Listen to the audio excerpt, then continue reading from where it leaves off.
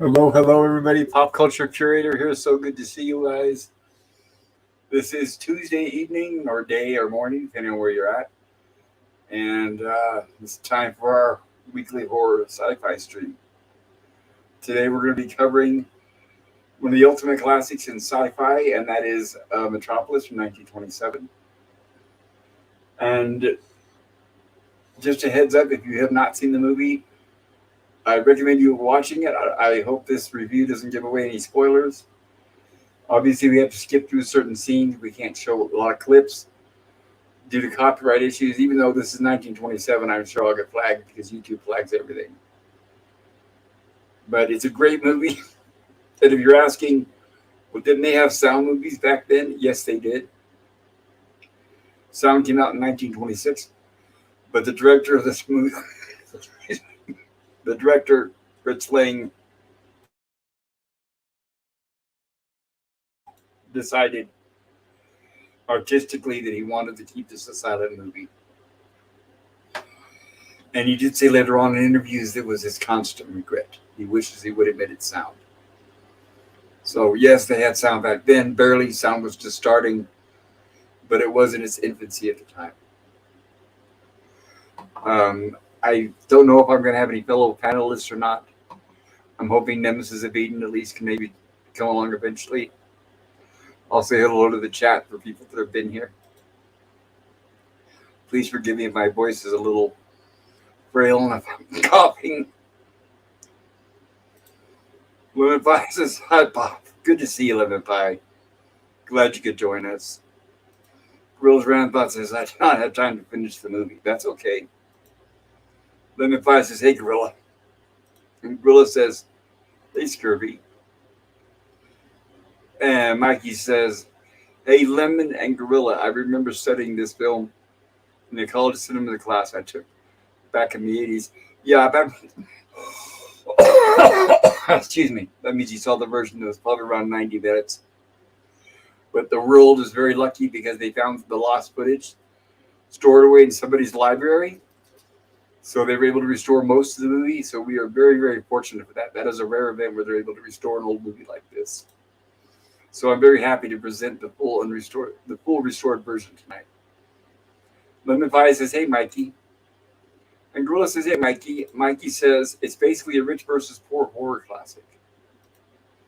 And Gorilla says, I couldn't tell you. I fell asleep 8 times trying to watch it. Gorilla, I think maybe you're not used to watching silent movies. That's being conservative. Mikey says the special effects for this film were revolutionary back then. Wow, 96 years old for the film. I completely agree. And don't need to show me saying hello to everybody, but I am saying hello to everybody. LOL Gorilla. This movie almost made me fall asleep in class too. And Mikey says 8.3 out of 10 on the IMDb, which I'm not surprised. It still ranks up there at the top.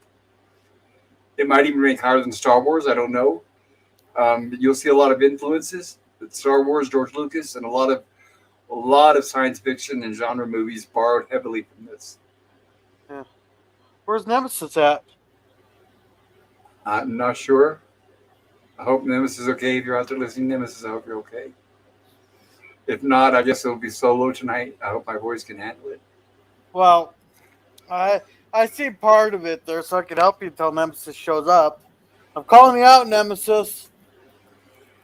Mikey says a social allegory. Metropolis depicts a world in which the privileged sons of society live in ease and luxury on the surface, while deep in the bowels of the city, a chattel underclass labors unseen. In the bowels of the city, a chattel underclass labors unseen. Mikey says directed by Fritz Lang. Yes, that is true. Lemon Pie says I'm all ready for Metro in 1997, starring Eddie Murphy. Oh, wait. Yeah, I don't think you'll be seeing me cover Eddie Murphy's movies anytime soon. No offense. I have to really think hard. What Eddie Murphy movie do I like? I think Trading Places was it. That was his first movie, and that was the last one he made that I liked. And there's a link, as you can see, if you have a good net connection and have seen the restored version, feel free to join the panel and discuss the movie along with the rest of us. Mikey says, you know my net connection, gee whiz. And Mikey says, I've seen the original NTCM restored version too. And then finally says I saw whichever version was on Tubi. Then that is the restored version. If that's the link that I put in the community tab, that would be the restored version. You can tell because it's like about 2.5 hours long. It was a Tubi source. Well, maybe not. I can't remember what link I put it through. No, I was kidding. Metropolis, Metro. I understand that. It's all good. Yeah, I did put a link, but I don't remember what the link was through. If it's on Tubi, you would hope that they would have the restored version. I can't see any reason why they would keep that old, chopped up version anymore. There was actually a big section of the plot that's missing when they cut it down to 90 minutes. And we'll explain that later on tonight as we go through. And I know it's a relatively long movie, so I'm going to try to skip through this as briefly as we can. I don't want to keep you guys up late. There are a lot of you have to work early in the morning. Yeah, and I got massive headaches, so. Oh, that's not good. You got like aspirin or anything? I got beer. That might help. Too bad I can't give you one of my oxys. There you go. Ship it on up. I'll ship you down to Duck. You can ship me up sweeter. Lemon Pie says, I think it was restored version on Tubi. Yeah. Based on link, yes. Yeah. To our agent that's currently watching us there, that was highly just a joke for entertainment purposes. Yes. And Sean Carter, hello. Good to see you, Sean. Glad you could join us. Sean says, good evening, all.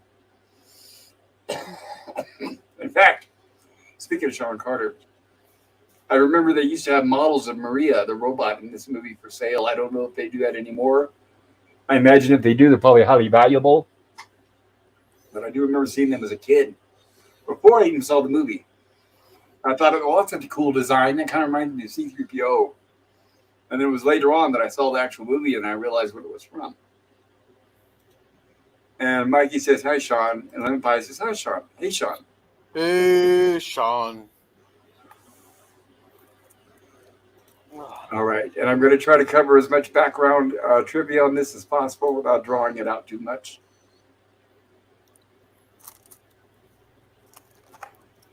And much Fritz Lang, the director who made this. Unfortunately, this is Adolf Hitler's favorite movie. Was Adolf Hitler's favorite movie because this was made in Germany. So much to Fritz Lang's dismay, Adolf Hitler and Joseph Goebbels were big fans of the film. Goebbels met with Lang and told him that he could make him an honorary Aryan despite his Jewish background.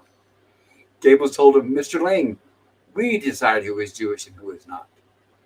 Lang left for Paris that very night and fortunately immigrated to the United States where he continued making movies, which I will be covering more of in the future.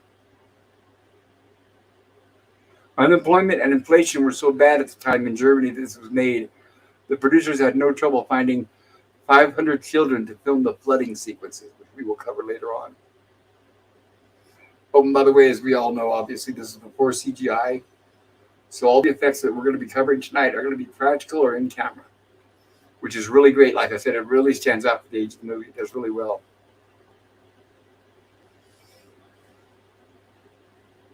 All right, I'm going to go ahead and get ready to share the movie with everyone. And at the same time, by the way, everybody, we will try to keep up on the chat as best we can. Like I said, it's a little over 2 hours, so I'm going to try to get through it as briskly as possible. Soon after the premiere, Metropolis was severely shortened and altered. Since then, more than a quarter of the film was assumed to have been lost. In 2008, an almost complete version of the film was discovered in Buenos Aires. The material was heavily damaged and, because it had been printed on 16mm film stock, does not have the full aperture silent picture ratio. And we'll discuss that, and you'll be able to notice.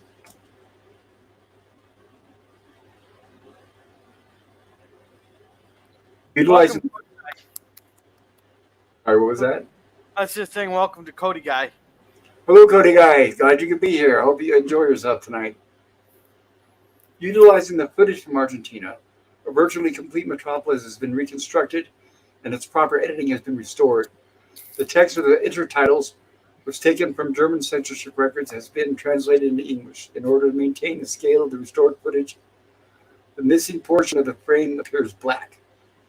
So would that be... Excuse me. So just to kind of recap what they just said, the movie was shot on 35 millimeter.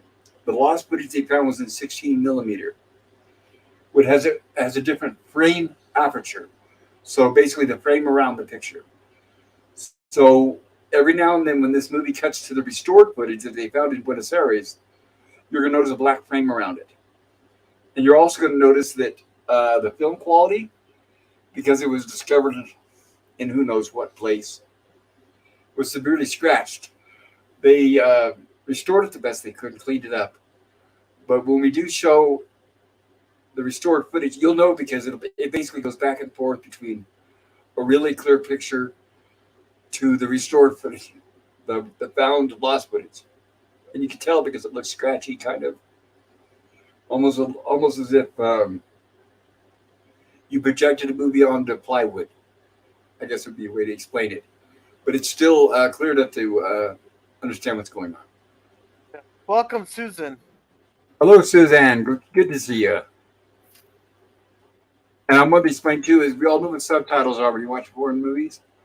Subtitles are when the characters on the screen are talking, it'll show the words at the bottom of the screen translating what they're saying. But in the days before that, when we had silent movies, they were called intertitles.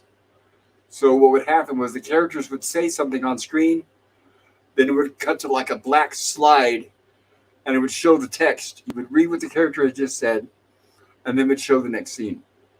And that's how they basically did it during the silent era. So that's a common practice. So if you wonder what's going on, what intertitles mean, there's your answer. Black frames indicate points at which footage is still lost. So they still haven't found everything. Intertitles in a different typeface, such as this, have been added to summarize the content of missing scenes as far as is necessary for an understanding of the story. Which is still great because, believe me, it's a lot more comprehensible than it used to be.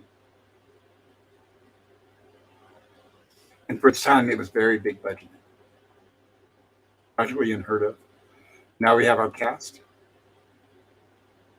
which of course have all since passed on. Nobody's alive, considering how old this movie is. We're just, 4 years shy of 100 years old.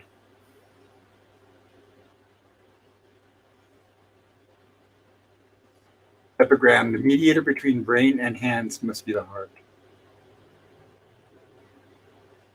And here we have our opening titles. In the city of Metropolis. So now, did they ever explain why the city was built underground?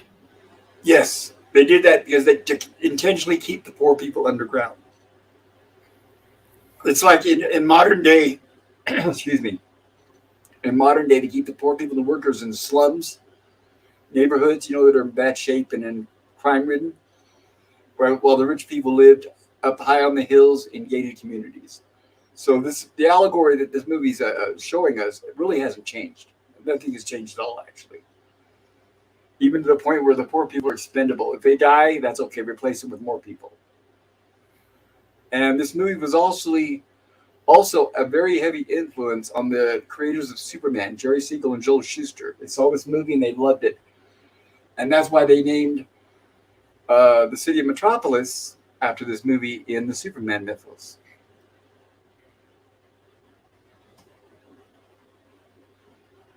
So what we're getting here is images of machinery and industrialization. Obviously, this was made during the industrial era.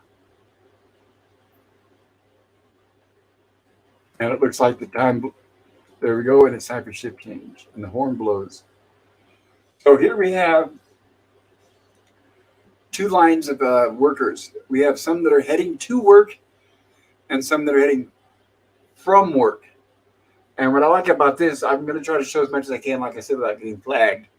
Yeah, well, if it's almost 100 years old, I think it might be in fair use. Yeah, but I'm not going to. I've done that before. I've tried showing stuff like this, and I still get flagged. Yeah, I'll just. And when they restored this, they may have recopyrighted it. So I'm not sure. But when these two people, when you see these two teams of people walking either way, right? The ones on the left-hand side are coming from work. So they're leaving the machines and they're heading home. The ones on the right are heading to work. And I'm going to try to show this without giving away too much. Hey, according to a couple sources here, it's in public domain. It just entered public domain this year. Oh, just this year, huh? Yeah, Well, January 1st, 2023. Metropolis, and this goes to you, bots. This is public domain. Well, bots don't listen. They don't have ears. I just don't want to have to go back and start chopping out chunks of the video if they flag me. Nope. I'll help you with the if you get flagged. I'll help you with the copyright because it is in public domain. Now notice the speed at which these two groups are traveling. Hey, how'd they get a video of me walking out of work, walking out of the factory? Right, exactly, right. And the ones, like I said, the ones that are leaving work are on the left, and the ones that are going into work are on the right. And you'll notice the difference of speed that they're moving. So the workers that are leaving are actually much more slower and exhausted. And the workers that are attending work or going into work have much more energy, at least for now, until they're done with work. There we go. I just want to get that point across. I like that idea that they showed that. And the horn blows, and the new shift chart starts. And they have an endless amount of elevators and an endless amount of workers. And here's an example of a great practical effect where they give the idea of the city is down miles below the surface of the planet. And they did this with, like I said, practical special effects to make it look like it was an endless chamber. Deep below the Earth's surface lay the workers' city. Oops, the one that looked too pixelized. But I like it because there's a lot of depth. It really looks like it's really big down there, really massive. Oh, it's so massive. Why don't they sleep down there also? Well, I guess it's for work. I guess their houses are in a different location. As deep as lay the workers' city below the earth, so high above it towered. I don't want this thing pixelizing. What's going on with my video player? I would just hit play on the black screens. Complex known as the Club of the Suns, with its lecture halls and libraries, its theaters and stadiums. There are so many allegories to modern day. All of us, and I know any of you listening, we know what it's like to the toil of going to work and going home, going to work, going home, living paycheck to paycheck. While the rich people are playing tennis, they're enjoying themselves, playing games, they're all laughing and frolicking. They probably either don't work at all or only work a few hours a week. This, like I said, nothing has changed and probably never will. Oh, somebody's here. There he is. Now I can go back to napping. Hey, Nemesis, good to see you. How you doing? Yeah. Nemesis might be working on his mic. Yeah. Fathers for whom every revolution of a machine wheel meant gold had traded for their sons the miracle of the eternal gardens. Yeah. Should we catch up on chat real quick? That'd be great. Thank you. Shaw says, "Oh, I will look." And Cody guys waving. Shaw says, "Hey Pop, I have only one more item coming.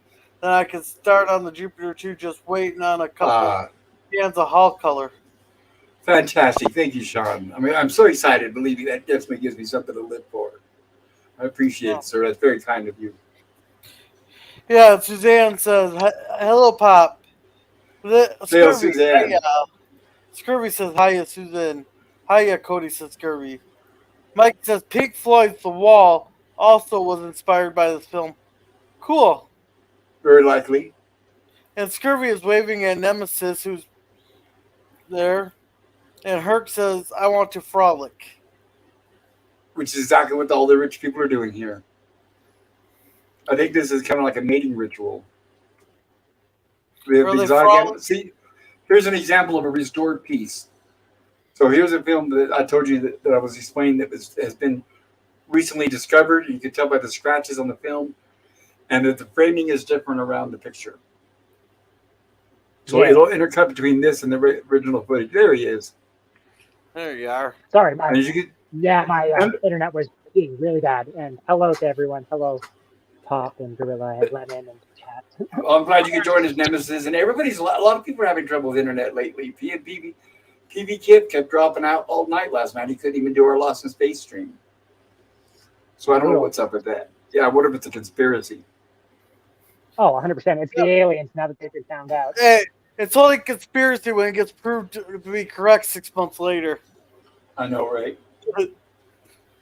Which of you ladies shall today have the honor of entertaining Master Fritter, Joe Fritterson's son? No, in other words, that she'll be stripping for him. They don't imply exactly how far they go, but this is an adult movie, and it even shows straight up later on we're going to see almost nudity. So it's definitely not. That? Well, if you don't remember, then I guess so. Shame on you, huh? Whoa. Yeah, geez, Gorilla. I remember it vividly. Tisk, bro. Tisk. This is before, by the way, I want to explain something. This was before we had G, PG, rated R, rated X. And even before that, back in the 30s and 40s, they enacted what was called the Hays Code because they thought there was a lot of things in movies that were inappropriate. So this was before any censorship was when this movie was made. The filmmakers, kept it within certain bounds. Even though they had Porto at the time, Porto's been around for forever. But they still kept it with the restrictions. So if I was to compare this to a modern day movie, I'm guessing maybe like rated R. Yeah. What is Portal? I'm sorry, what's that? What is Portal? Porno. Porno. Material. I thought you said Portal. I was like, what the heck's Portal? Porno video is where game. we have naked people, Gorilla. Well, I thought I heard a T in there. I thought I heard a T instead of a T and an L instead of an N and an O. Sorry about that. No, I meant pornography. Pornography. In other words, the best art. That's right. Because seriously, they had pornography that was silent before they had sound. If it wasn't for pornography, we wouldn't have film. If it wasn't for pornography, we wouldn't have videotapes. It basically drove everything. It was where all the money was. Well, you know what they say, sex sells. It does. It does. It always has and always will. So basically, all these women are dancing around, and they all want to compete for the hand of the son of the leader of Metropolis. I'm not sure if he's called. I know we'll cover this. I need to look it up. If he's called the president or the leader of Metropolis, but we will get to that. His name is Fritter. There he is. And he's frolicking with her around the fountain. And here is our introduction to Maria. And what Maria is, those are the workers, the children and the women. Now, what they've established so far in the movie, that only the men work, and I think the women are like mostly housewives. But Maria to them is kind of like a religious figure. They go to her for support. And it's not necessarily religion, but she's there to give them support. And it's similar to religion where she says, one of these days we'll be free and we won't be living in turmoil and poverty like we are currently. So those are the kids of the workers? Correct. Okay, because I call BS on this. What's that? Well, we've seen the workers come out of the factory there, how disgruntled, tired and sore they are. We've seen how they work. If I had to work like that my hips would be so sore. I'd be telling the missus, hey, unless you're doing all the work, we're not doing it. Well, apparently, even for Metropolis, they had labor laws. Back then, though, they did respect women. I know now women want an independent voice and they want to work on their own. But women were considered protected back then, even during World War II, as you know. Yeah. No, but I'm saying about them having kids, I'd be too tired to do anything, so she'd have to do all the work. So unless you're going to do all the work, I'm too tired. I think the actress that plays Maria is extremely beautiful. She looks great, even in an old black and white silent movie. And here's where she matches eye with Fritter, who notices her for the first time. And he's enamored with her. And here's where she's talking to the kids. Look, these are your brothers. Look.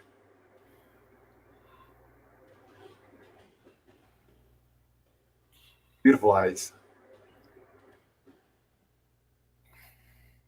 And of course, the man comes up and rushes her out. You guys need to leave. You need to leave. Of course, the servants.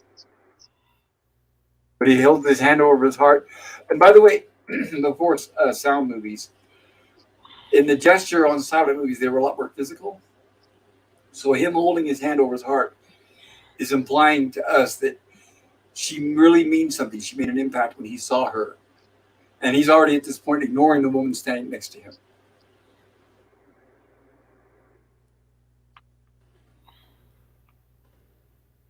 And they rush her out.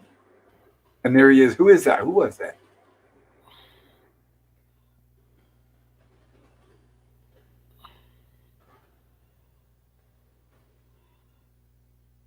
A lot of miniature work in matte paintings. Looks fantastic. But Yeah, this is what happened. Go ahead. What's that white stuff around the thing? Is that where it blurred out? You mean around the frame? Yeah. That's how they used to do it, to focus your attention on the center of the frame. Okay. And then later on, you saw that where they would change, like, I'll give you an example with Star Trek TOS. Remember how when the camera would show like a man, it was all sharp and clear, and then would show a woman, remember how it looked kind of fuzzy and semi-blurry? Remember that? Oh, they still do that. Yeah, they do, unfortunately. I think it's a cheap tactic, but it's similar to that, right? It's drawing our focus to the center of the frame. But this is what happened to Freder, son of Joe Frederson, master of Metropolis. That's it, master of Metropolis, when he went in search of the girl. And now we have the workers down below. Imagine that standing in one spot. This is why, by the way, I did try when I was young. I did try factory work, and I couldn't do it. Where you just stand in one spot and move from one thing to another. I tried, but it wasn't for me.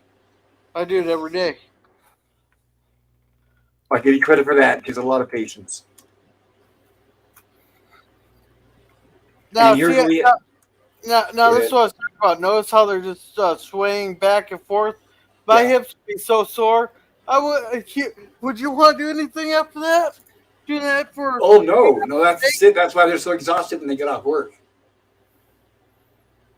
But also, they have to be in synchronicity. They have to be synchronized. If one of them stops or slows down, it throws the whole thing out of whack. So that's why it almost looks like they're dancing. They have to be synchronized like a clock to keep everything working perfectly. And that's why I wanted to show the video clips to establish that.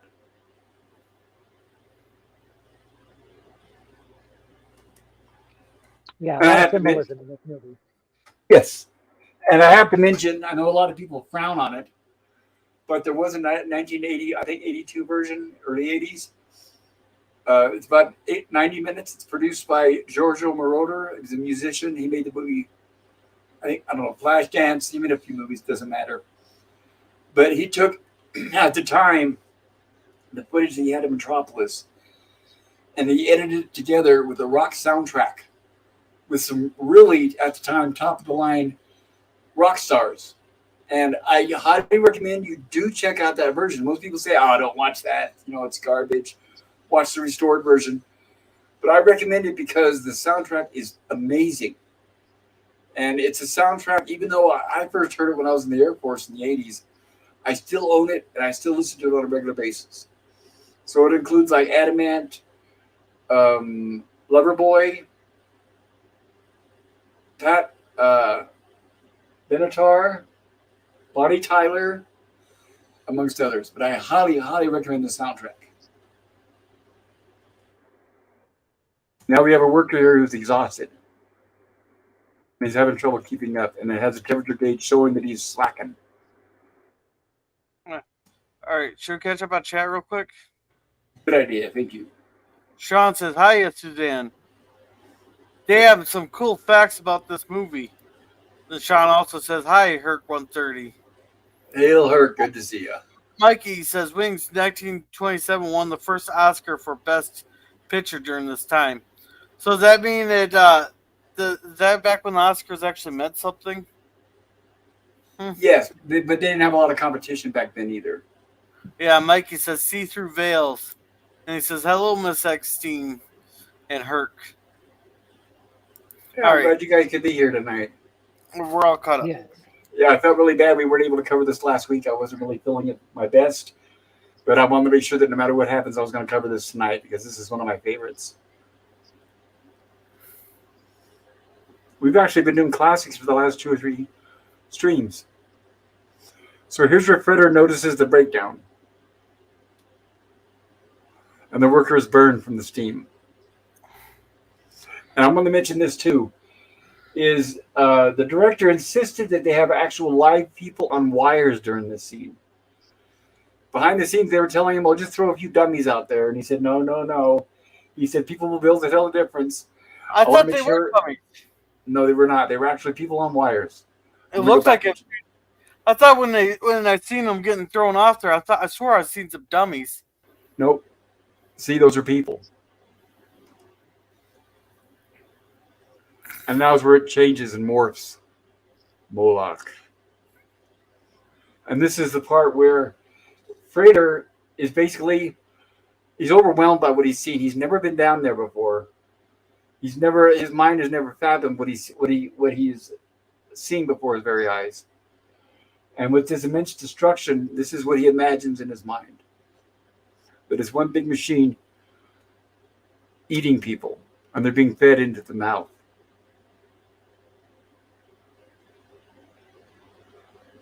And by the way, this is a full-size set, not miniature, none of that stuff.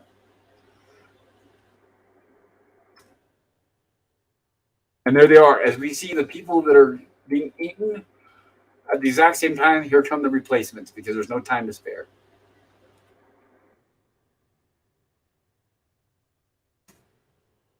And back to work. All off a few injured people, and then back like nothing happened. Which, as you can see by Freder clutching his heart, it is heartbreaking, and this is emotionally affecting him. Because in reality, rich people, they would not care. He'd be like, "I'm out of here. I don't care about this stuff." But that's what I like about this is, even though he's the son of the master of Metropolis, he does have a good heart, and he's not like a jerk like most rich people. And now is where he's rushing off to the new Tower of Babel to my father, and he wants to speak to his father about this. And here we get some background footage of the city. Master miniature effects. I love it. So they imagine that, of course, remember now this is 1927. So for them, air travel is biplanes. And I love it. It's the Art Deco of the era. It's fascinating. Yeah, it's neat to think what their interpretation of the future was going to be back in the 20s. Exactly right. When did the single wings come out? Because I know we had about like the Spitfires and all that were single wings in World War II. I'm not sure. We could look that up. I'm guessing maybe 30s, because I know we used biplanes in World War I, and we used single wing planes in World War II. So somewhere in between those two is when we got the single ones. I wish I could show this footage forever. And now we have the massive office of Joe Fredison, the master of Metropolis. This huge office. All of his workers around him. And his view of the city. And his servant Jehoshaphat. Go ahead. Okay, first monoplane was 1906. Oh, okay. But usually they're biplane. Well, when did the Wright brothers start flight? That was 1903. Gotcha. Okay, when did the monoplane replace the biplane? 1930s. When the first monoplane fighter, the German-made Fokker Endecker, was used during World War I, biplanes remained the most popular aircraft choice until the 1930s. However, the most military aircraft built in World War II were monoplanes, cementing the transition from biplane to monoplane. Makes sense. Thank you. So here we have Joe Friedrichs, the master of Metropolis, basically monitoring the city, which I guess like these days would be the stock market. Welcome, Mama Pan. Hello, Mama Pan. Glad to be here. Welcome. I hope you like what you see tonight. If you like it, consider hitting the like button. Maybe sub to my channel. Yeah. Well, yeah.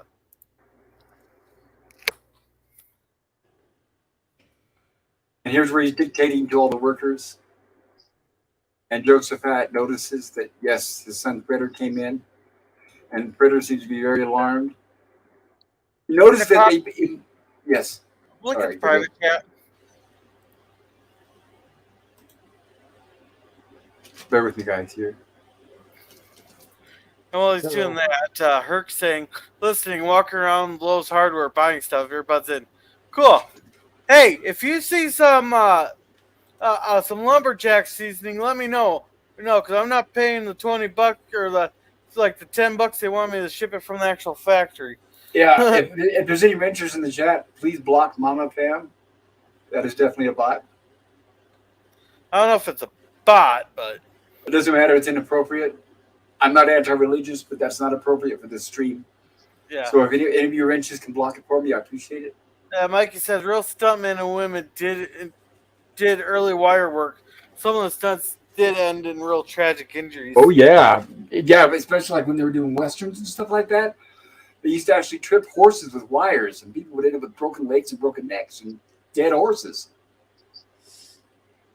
Wait! They actually put horses on wires? No. When they would show the cowboys all racing on the horses, they would have a wire running across the ground to trip the horses where it looked like the horse got shot or the cowboy got shot. And because of that, a lot of horses ended up with broken legs, and they had to put them down. So then they really got shot. Yes. And that was obviously this was before the Humane Society, but they eventually learned their lesson and they stopped doing that.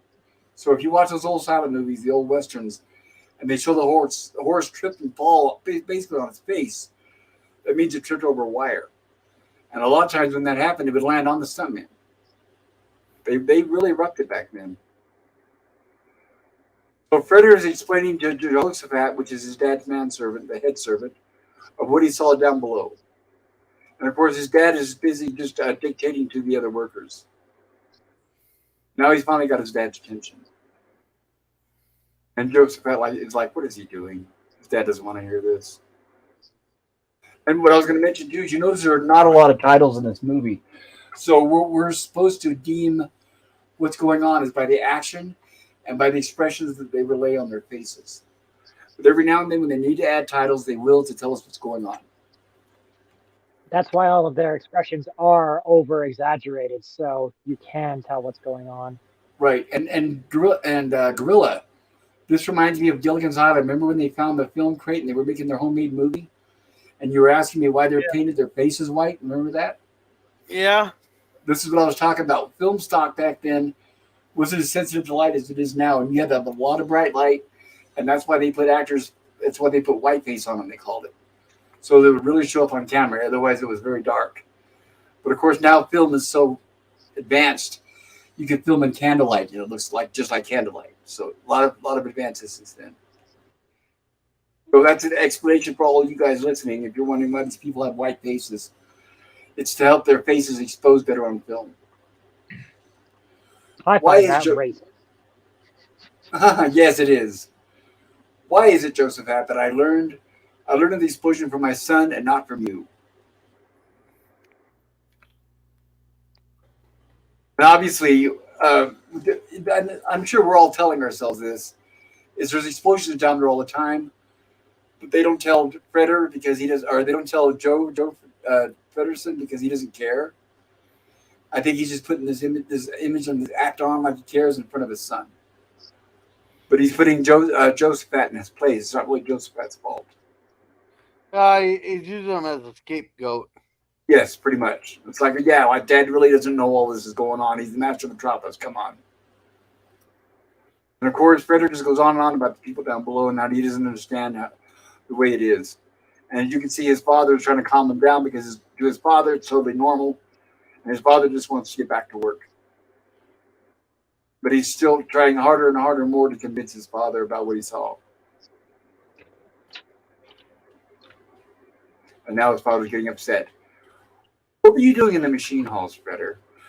And he says, I wanted to look into the faces of the people whose little children are my brothers, my sisters.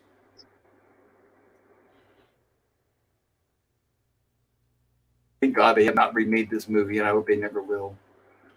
Your magnificent city, Father, And you, the brain of this city, and all of us in the city's light. And we get another shot of Metropolis, a few external shots here. I love those designs of those buildings. Look at that.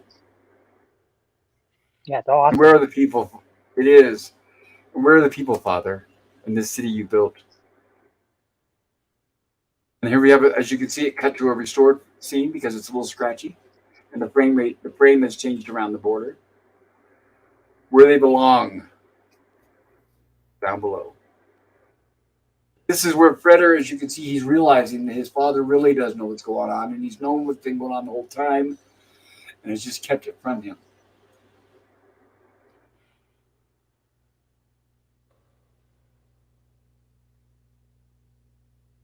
And Freder says, what if one day those in the depths rise up against you?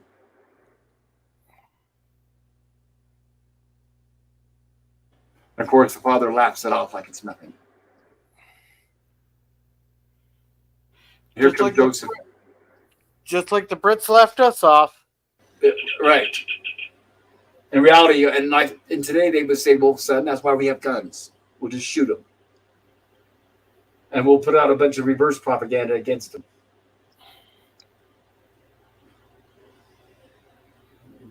Silence my phone. I don't want this thing to keep going off. I apologize, guys. The chief foreman of the heart machine, Grot, with an important message. This is the chief foreman of the workers down below. 2 more of those damn plans, Mr. Fredersen. Looks like he has his hand in his jacket like Napoleon.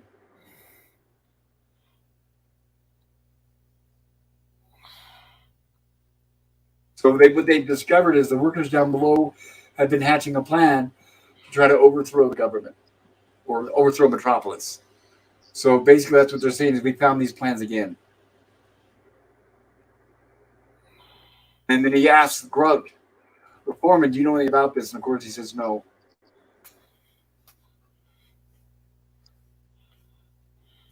Why is it, Josephat, that these plans were brought to me by Grote and not you? Actually, I'm not sure if it's pronounced Grot or Grote, so I'm going to say Grote. It's probably Grot because it has no E on the end. Well, it depends how the Germans pronounce it. Exactly, that's just it. It's because it's German. I don't want to mess it up, but I can't be perfect because obviously I do not understand the German language. And as you can see, I love this because they've already established that Josephat, the servant, is a sympathetic character. And he's just caught in the middle, and he doesn't really have any choice over everything. But Joe Fredersen keeps basically pointing everything at him. It's your fault. Why didn't you know this? Why didn't you do this? Why didn't you do that?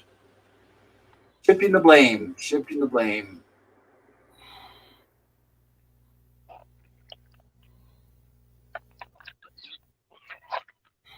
And now Josephat leaves in shame. But basically for him, if you've disappointed the master of Metropolis, there's nothing left to live for. Well, no, he's going to be sent down to the to work with the workers. It's basically a death sentence. It is, exactly, right. It would be like if you told one of the go ahead. Sorry. Go ahead. I was just going to say, it's like if you told one of the upper cross echelon workers that you're going to go work in like a salt mine, like they're not going to last. No, they're not. And they know that. You can see by the way Josephat was acting when he left that he knew that it was like, okay, it's over. Father, do you know what it means to be dismissed by you? It means go below, Father. Go below into the depths. Yeah. Hey, and welcome DVB and Digitime. Welcome, guys. Good to see you all. I hope you guys enjoy yourself. I hope you like this movie. Well, here, let's read the chats. Thank you, Gorilla.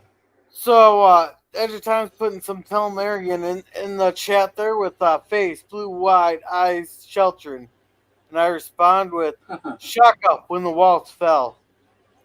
And Scurvy says, so Dad died his responsibility by focusing on who told him first.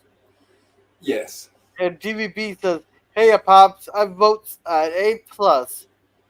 I second that. I agree completely. I haven't given my review yet, but I'm sure you guys were going to figure that's probably what I was going to say. And Scurvy says, DVB hail. Nemesis has hail DBB in Edge of Time.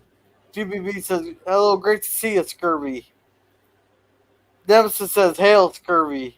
Scurvy says, Hey, hail, Lemon. Edge of Time. Oh, great turnout tonight. I'm so glad to see you all. DBB says, hail, Nemesis of Eden.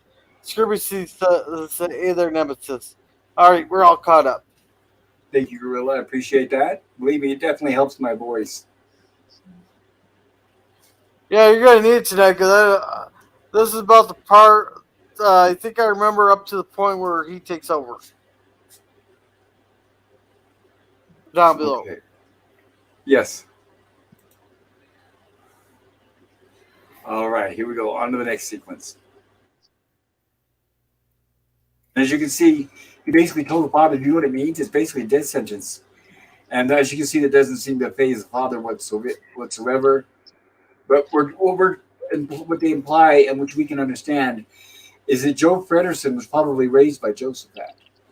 So I'm sure that's why I'm sure that's why Freder is very disturbed, and he goes chasing after him. And there's Josephat, basically sulking. And as you can see, this is what I meant. That's why I brought it up earlier when Josephat left the room. Is he pulls out a pistol and he's actually getting ready to shoot himself. Because he'd rather die than go down and work below, because he knows that that's basically just a prolonged death. And he'd rather just end up by a gun. But fortunately, Predator stops him at the last moment. Oh, I know. He would have made a glorious mess right on the staircase, right there. Would have made a great statement. Hey, well, he should have just done that in the office there. And yeah, in front of him, right in front of Joe Fredersen. Yeah, right. And not only that, at least he was going to take the fast way out. Not the slow death, like. Well, not only that though, like close the garage door. Right. Well, what I would have done is I would have shot Joe Fredersen then myself. So there you go. That's kind of what I was thinking too. Yeah, that'll teach him, right? Remember, through all this, they hear the ruckus outside, and we still have Grote, the foreman who's listening. And here's where he's basically talking Josephat out of it. He's telling him, look, we have a lot to live for. Do you know what it means to be dismissed like that? But Joe Fredersen, says Josephat. And he does understand. And now this is where Freder is understanding his father more and more than he ever has. He never realized how much control, anger, and influence that Joe Freder has over everyone. And that everything he says, it means a matter of life and death. So he's starting to realize exactly how mean and cruel his father is. Would you like to come with me, Josephat? Help me, he says. They make an agreement, which we'll find out more about later. And this guy here, by the way, I need to look at the credits. It's the thin man, the tall man. But in the chopped up version, almost all of this guy's scenes were cut out. So we're very lucky for the restored version, because a lot of what this guy does in the movie, we will be able to witness tonight thanks to the restored version, which has been lost for many, many decades. And that's basically his guard. So when he needs something done, Joe Fredersen calls that guy. I hate saying that guy. I really need to give you guys some context, but I will fill it in as we go. Go home, Josephat, and wait for me. I still have a long way to go tonight. So he's just getting started. He's got plans. Into the depths to be with my brothers. Today, I wish to be kept informed of every step taken by my son.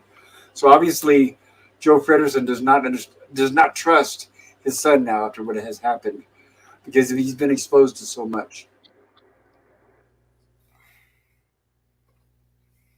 Now back to the depths where the workers are.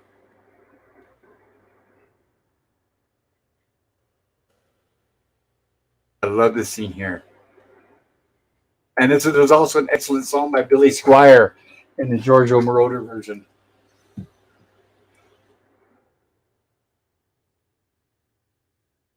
Brother, he says, and as the man collapses, Freder grabs him and helps him. The machine. Someone has to stay at the machine, says the worker. And he says, don't worry, I'll do it. Someone will stay at the machine. Joe Fredersen takes over. Freder takes over. Sorry. Yeah. Listen to Do me. they- I want to trade lives with you. Go ahead. Yeah, do they ever explain exactly they're all doing with the machine? No, they don't explain exactly specifically what each machine is, but what they establish is that everybody's like a cog in a wheel. Everybody's part is important. And without one thing working, everything's going to fail.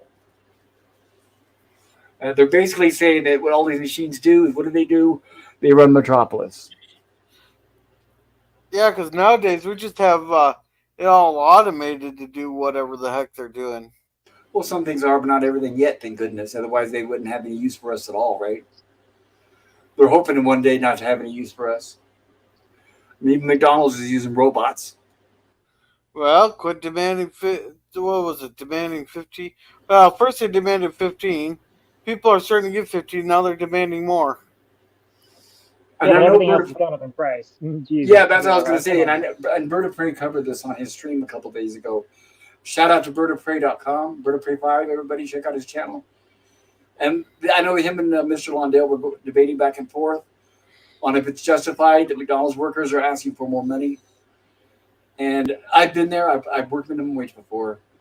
And honestly, in my opinion, it's like, yes, it's true that some people should not be overpaid based on their skills and their education. But when you have an economy these days where everything is so ungodly expensive that people, no matter how poor they are, no matter what to us seem like a meaningless job, are going to struggle and try. And they're going to try to want more money. So basically, if they would stop raising prices and inflation higher and higher and higher, people wouldn't be asking for more wages. I guess that's my impression. I could be crazy. No, minimum wage used to be the minimum that you needed to survive in life and buy a house and whatnot. Now it's not minimum at all.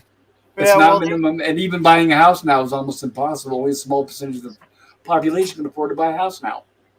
Well, we need to stop spending money and need to stop printing it. Well, it's not we, it's the government. We don't have any choice over it. Yeah, but they need to stop the BS, a lot of the BS shit that they stuff in these bills. Not going to happen. Not going to happen. Not as long as you have people running this country who are greedy and power hungry.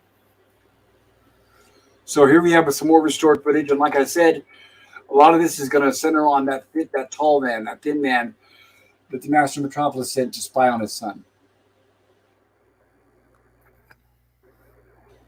And there's Freder helping, and he gives the guy this. This is Josephat's business card. Josephat GG Block, House 7, T stock, 7 stock. I'm not sure. I think it's a 7.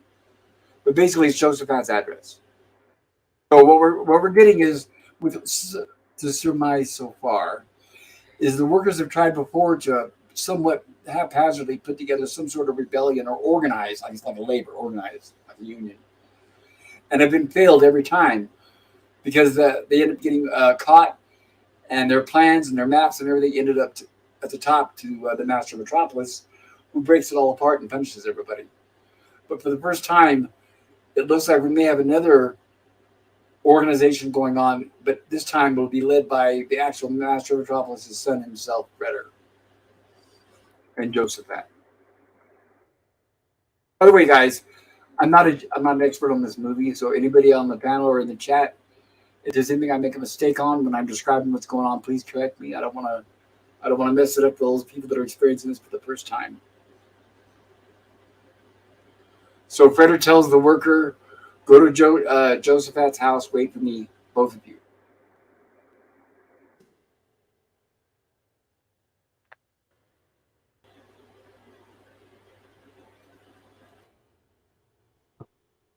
And you notice the lights.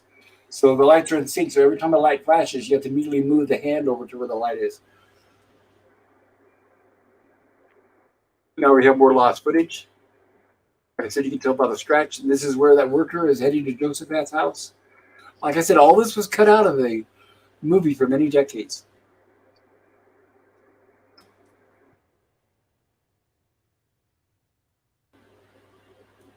And of course, the spy is noticing.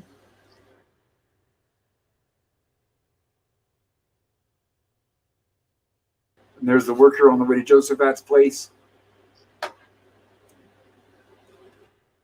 I hope I don't get flagged for this. And here's where he notices this ritzy, and I love it because she's obviously dressed 20s style like a flapper. And unfortunately, he gets lured and distracted.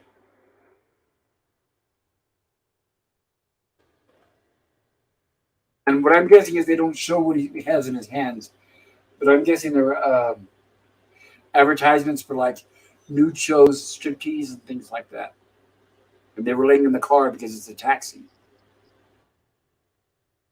No, they got thrown out of the air and they landed in the window and he That's picked right. them up. Thank you. I appreciate You're you clarifying that.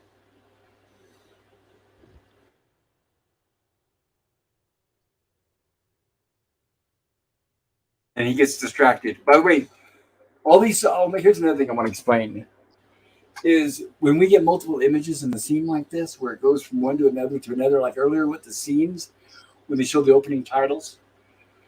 Back then, it was so primitive. What they would do is they would film a scene, then actually with the camera rewind the film, then shoot the next scene and double expose it. It's called double exposure. So back then, that's how they used to have to do it. Now they don't have to. Of course, it's all computer, and they can superimpose and blah blah blah blah blah. But that back then, they actually physically rewinded the film in the camera, and then shot the scene a second time in order to get these blending effects. Yeah.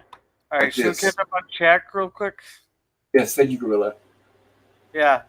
DVB said, when I went to film school about 24 years ago, they showed this film on the first day. Oh, I'm sorry, DVB. It's hard to believe this. That'll test you to see if you're a true cinema buff, right? So Yeah. I praise your teacher, whoever that was. No offense. Yeah. It's hard to believe this film was made in 1927. Amazing. Almost 100 years ago. Yep. Nemesis says, time sure flies. Mikey says, hey, DVB, I saw this film too in a college cinema course back in the 1980s. Then he says, awesome, Mikey. Scurvy says, this is a tangent, but what was the intended original soundtrack, or was there none? Tubi had an annoying, repetitive, piano-ish music that never changed over the entire movie. All right, that's a good question. I want to address that. Okay, back then, obviously the movie was silent. They had intertitles to establish the dialogue between the characters. But the movie theaters actually had, when they shipped a reel of film to a movie theater, like let's say, you go to a theater to see a movie, they would ship the movie reel and plus live musical notes, and each theater had its own orchestra. So it was actually an orchestra score, and they restored that score for the restored version. So I know it may sound repetitive, but what you heard is the actual soundtrack restored from the original Metropolis. But back then it was performed by a live audience. A live orchestra that was based right below the screen in a pit. Now, obviously, the music is all mixed in with the movie. But no, back then there was actually a pit below the screen with an entire orchestra that performed the music in sequence with the movie. I hope that answered the question. Alrighty then. Nemesis says they're a very bombastic music score. You just got screwed, Scurvy. Scurvy says, I wonder why Tubi didn't have that. I guess that guy at my McDonald's can earn 15 once they don't have to ask me 3 times what I ordered. Hey, Scurvy, when I go to a Burger King there and they don't screw up my order, I go buy a lottery ticket.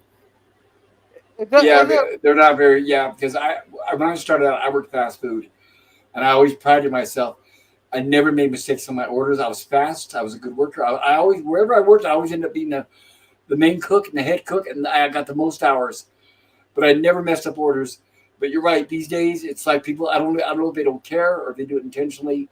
But yeah, it's mistake after mistake after mistake. And I think a lot of it's they don't care because they don't even move with any urgency now. I mean, you can go into In-N-Out Burger, and that's why the line's an hour long, because the people are moving like they're on their deathbed. And I don't understand why the managers put up with that. Anyway, go ahead. Yeah, though that system hasn't proved it as good as me buying a ticket every time Jill swears on one of her streams. I guess not. Jerry says it goes both ways. People should take pride in their work. I'm also for a solid wage. And Mike said, right on, Scurvy, someday. We can always hope, right? I mean, think about it. They thought about that 100 years ago, and we haven't gotten there yet. Yeah. They thought about during the Roman days, and we haven't gotten there yet. And Mikey here says the police band sang the song Synchronicity 1 and 2, partly based on this movie too. Sting said it is one of his favorite movies. Yes. So here we have a vision of Freder is actually seeing what's going on. And that, once again, like I said, he clasps his heart, showing that it's affecting him. Go ahead, Nemesis. This isn't Frieder. This is the Oh, that's right. That's factory right. worker that The worker, dressed the up as factory Frieder. worker. That's right. The And factory what worker. they just showed before was a bunch of different concubines, basically. Like there was a black lady, there was a Latino girl, there was a Chinese lady. So he was all of these foreign women and money and parties. He's He's this overwhelmed. He's factory never seen worker this is being before. overwhelmed. Exactly. Yes. This is his first time upside or whatever on the surface. So right, that's why, and that I can see the temptation of why he was pulled away from going to Josaphat's house, because this is just too much. He's never seen it before.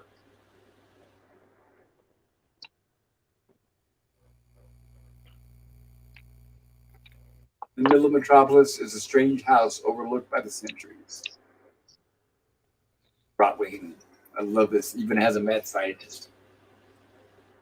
What an unfortunate name. Jesus Christ. What did he get? Philip? Here lives Rotwing, the inventor. Now, would that be kind of like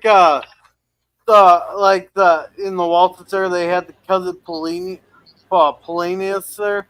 Would that be the same way his name is? I'm not sure. I don't recall. I haven't seen Walton's. I do catch your streams when I can, but I don't remember that character since I saw it in the 70s. Oh, we got a lot of chat here just popped in. And welcome. Welcome. Sorry. Wait, sorry, who was that? Jill. Hello, Jill. Good to see you. And Hello, thank you, Jill. I had a blast earlier today, so thank you, Jill. That really lifted my spirits. Scurvy says hi there, Jill. Jill says hi, Scurvy. And Scurvy says the lures of upper level Metrop. And Absolutely. Pickles, and welcome, Pickles. Welcome. He says, oh, nice evening. Hey, LLDG. Good to see you. And Jill Hey, says, buddy. Jill agrees with me. You don't have to worry about playing this movie this time. It's public domain.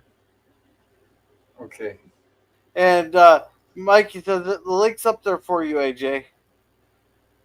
Well, let me explain.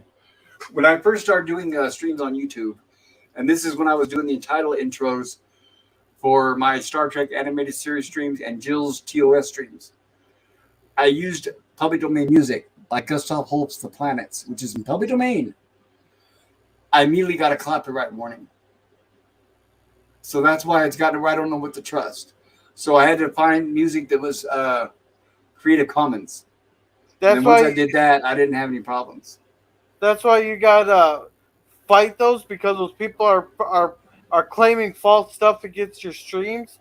I know, but I've got some streams though that I did fight and unsuccessfully. Like my Creep Show, I mean they pretty much ripped that off. They took up. I think they pulled it from my channel, and I didn't even show a lot of. I know it wasn't public domain, but I didn't even show lengthy clips from Creep Show. But yeah, they really went after that bad, which was too bad.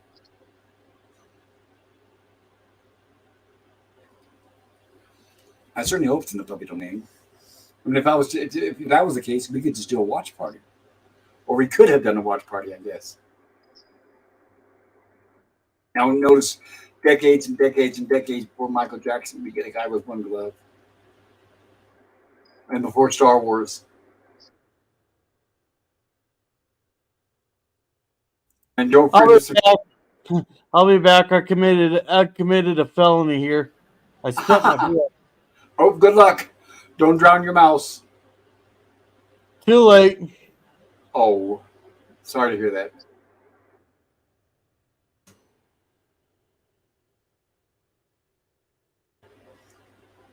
And like I said, in the scene, you can tell by the scratches that this is one of the scenes that was lost for decades, and it just blows my mind they cut these scenes out because they're enormous and they're highly influential. It's sad, but I'm glad they found them. So this is basically a shrine to Joe Fredersen's dead wife. Now I'm going to make sure I pronounce this right. So first I'm going to spell it. Her name is spelled Hel, and I'm guessing it's Hel because there's only one L, so the L's not drawn out. And so this is his shrine to his ex-wife Hel, who died.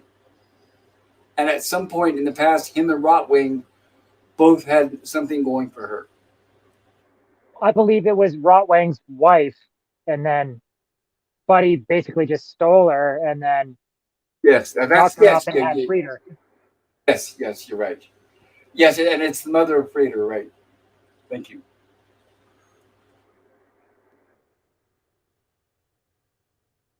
I'm glad they cleaned this up. Born for my happiness and mankind's blessing. Lost to Joe Fredersen. You're right.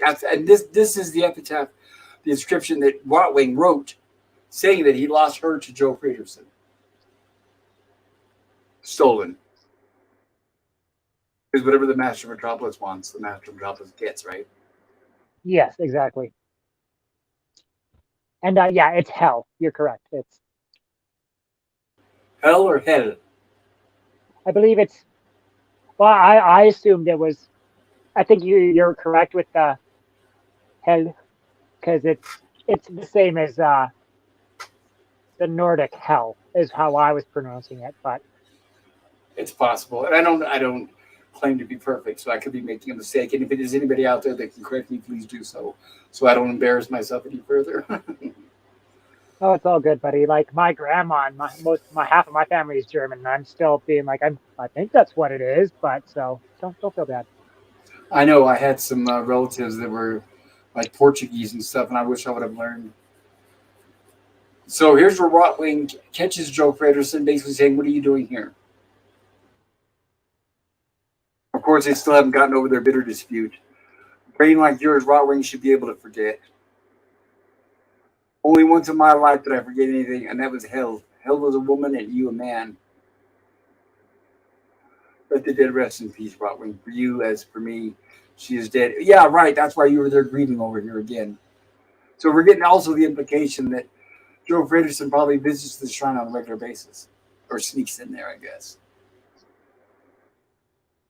But Rotwing says, "For me, she is not dead, Joe Fredersen. For me, she lives."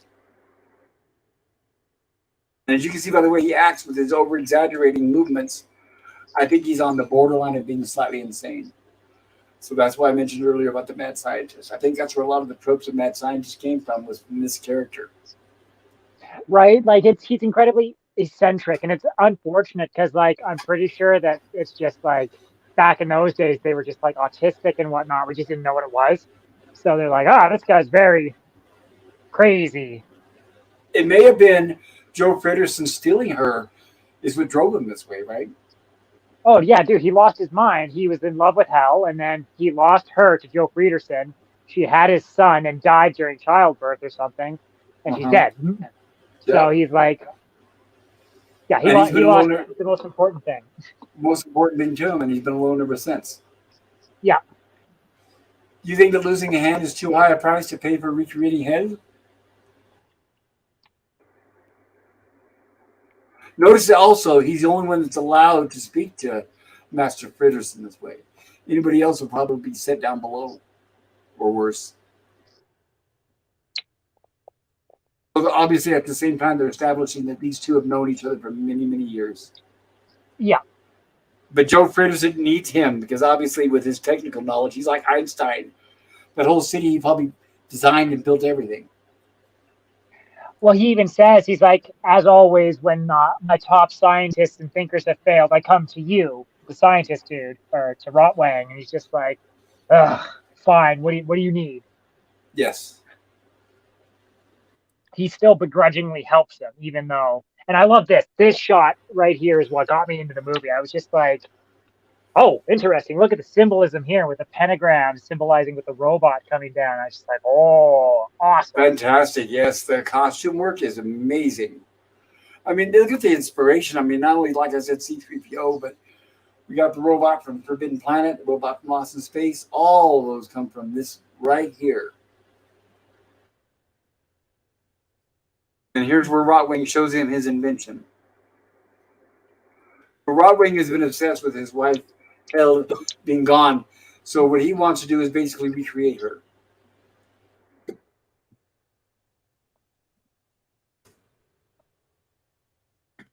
And it is alive.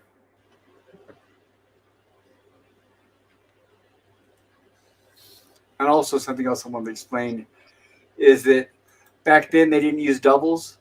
So they didn't have a double inside that suit to play the robot. So they had the actual actress playing Maria inside that robot.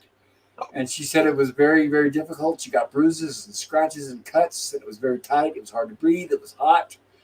On and on and on. But the director, Fritz Lang, wanted perfection. You can tell by the way she walks. Like, she's so delicate. The few steps that she takes, you're just like, oh yeah, like that's got to be super cumbersome. Not as much as the robot from Forbidden Planet, of course, but like. Yes. And then yeah, just look at that design with like the semi halo around the top, even though like you had the pentagram pointing down, symbolizing evil, because that's what it touches on religious aspects going on later on in this movie. It's really fascinating. It's amazing, yes. And if anybody who has ever seen the original concept paintings for Star Wars, they were painted by Ralph McQuarrie. The original C-3PO looked almost exactly like this. He looked more like this than he does in what we saw in the Star Wars movies, which is a lot of what made Star Wars what it was.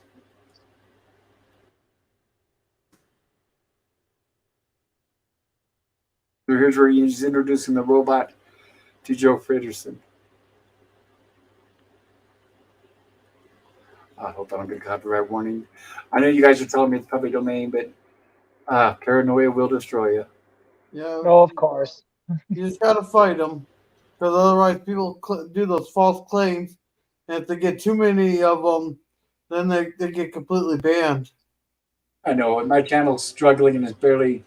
I know I've been out since it was deleted and I had to restart it, but about a year and a half now, and I don't want to have to start over again. I don't know if I have it in me. No, the people who make false claims like that get their channels banned. Well, good. Oh no, that's great news. I didn't know that. That's why you gotta fight them. Yeah, they're trying to make it so you can't just like harass people anymore. Well, it makes sense if it's an independent channel that's claiming strikes against you, but if it's like CBS or something, it's a losing battle, right? No, not necessarily. I've won all but one of my Warner Brothers one. Yeah, you've had some pretty good luck with the Waltons.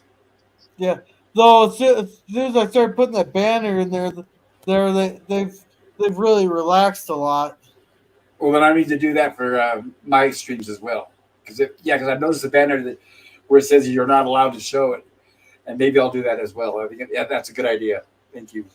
Yeah, my banner just says, since Warner Brothers hates us talking about their shows and all that, I won't be able to show any clips. Right. And I've only mentioned it verbally. I haven't actually had a banner across the bottom, but I should have banner will probably help.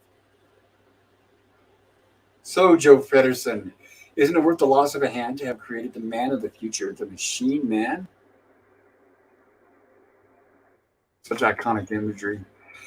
Even in the 24 hours, and no one, Joe Fredersen, no one will be able to tell a machine man from a mortal. Yeah, we'll see. But like, well, and this harkens back to a discussion I've had on my previous streams. And no offense to anybody out there, because I know a lot of you guys like the remake of Battlestar Galactica. But this harkens back to what I've mentioned before, is I prefer when they go through the effort of putting somebody in a robot costume, rather than everyone just coincidentally happens to be in human form because of evolution or whatever excuse they want to use. So that's why I really get tired of that. I grow tired very fast of robots and aliens that are just so coincidentally happen to be in human form when we all know it's just to save money. It's a cheap tactic, and I think it's very uninspiring and non-imaginative. I don't know. That can be said about most aliens in almost anything. Star Trek, Star Wars. Like, I know. We make them look like humans because we want to be. We need to have some sort of reference point, right? Like. Well, yeah, there's always going to be right. They're always going to be excused, but we all know the reality is behind the scenes is to save money. Oh, of course. Like, Yes. and we all know in reality, if we saw aliens, they're not going to be anything like what we can conceive them to be. Exactly. They're That's not going just to how look it's going like to be. us at all, right? Yeah. They're not going to bother trying to take on our form. Yeah. Oh, we got a lot of chats here. Thank you, We sure Gorilla. do. I'm Gorilla. I appreciate you helping me keep on that. So thank you. Yeah. Mikey says, "Hey LDG." Jill says, "You're welcome. I'm glad I could achieve that. You helped make it happen. Thank you, It's a great Mikey." time. Yeah, Mikey's. Thank you, Mikey Super. I need to help my daughter a bit first. And Sounds here's good. some guy named Nemesis of Eden who has a broken PS4 who doesn't stream it. Broken. Oh, I'm No, sorry it to was. hear that. It's not my PS4. It's It's Scobie's, someone else's. right? And, yeah, and yeah, I'm not using it anymore. So What let's just happened leave to it it? at that. Oh, stuff and things. Oh, well, sorry to hear that. I know you used to do a lot of gaming streams with that thing. I hope you can get back on your feet with that. Well, I Yeah. mean, yeah, I just need to get my own. That's all. Yeah. All right, And great, Gorilla. Nemesis is batting balls at tennis balls at LDG. You got it. Tennis balls. Tennis balls. I can't believe someone actually made that commercial. Continue. I'm going to attend to my dogs really quick. I'll be right back.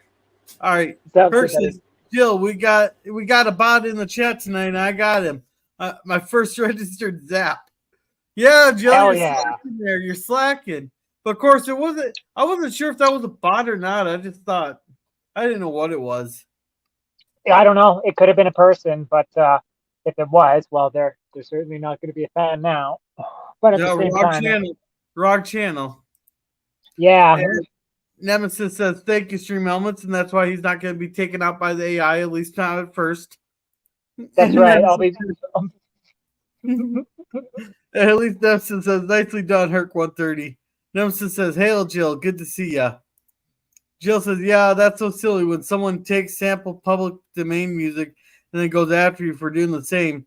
That's not cool or correct." That's amazing, Herc. Sorry I missed it. And Jill says, "Hi to Nemesis." Scurvy Hi, says, Jill. not sure if it was a bot, but Pop ordered a SWAT down and Herc was fast.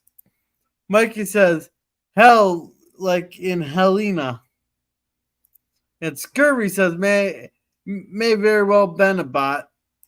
Religion bot. A new one on me. Yeah, I kind of miss the old Russian sex bots, but they're a little busy right now. And Scurvy says, "Isn't it odd that Frederson comes to this guy for help considering their history?" They have such a complicated relationship. It is very interesting because, like, well, there's things that happen later in the movie, but you can tell he's like, as soon as he sees him, he's like, "Oh, fuck you, man." I'm sorry. So that's like, yeah, like, what are you doing here? So there's definite animosity here, but he still begrudgingly helps him out because I think he still loves Hel, his wife, even though she was stolen by Joe there. So yeah, it's we find out later that I don't know, spoilers, I guess. I'll give you 3 seconds. 2, 1. We find out that he's actually working against Joe Frederson with the robot.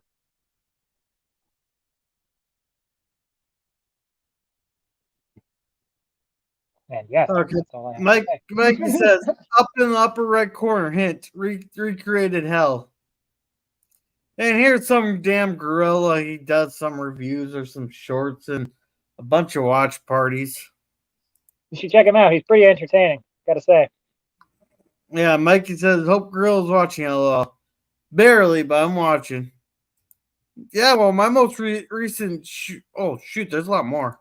DVB says, "Back in the day, YouTube was flooded with bots at times. It's gotten a lot better." The DVB says, "Hail Anti-Drew to Jill." The Jill says, "Hail DVB." And spoilers from 90. Fact check, Jill. I'm fact checking you. It's 96 years old. Oh, I am doing a political fact check. And Lemon Pie says DVB a long time ago in ancient times, 6 months. And That's about DVB right. says Yep. hello, Elder Chill. No, I won't fact check. They'll fact check you stuff like that. That if it goes against what they wanted to. I'd have to like jump out of like, I don't know. I'm somehow broadcasting StreamYards through Twitter. So I'd like have to close my StreamYards to go and check on the internet. It's frustrating. Give me a month and I'll have a new device and I'll be able to like text What do you and need stream. checked? Oh, we were just fact checking the date of the movie. Yeah, it's 1927. Yeah. And the year's 23. It sure is. Maths are hard, yo, but you did it right. Yeah, DVB says about 2 years ago it was really bad and it's gotten better over time at Scurvy. Scurvy says there's a spoiler review embargo in effect until this finishes opening weekend. Ah, shit. Sorry, bro. Okay. I won't talk about it anymore. Hey, at least my mouth didn't die of alcohol poisoning. Oh, dude, I'm really happy this time. Yeah.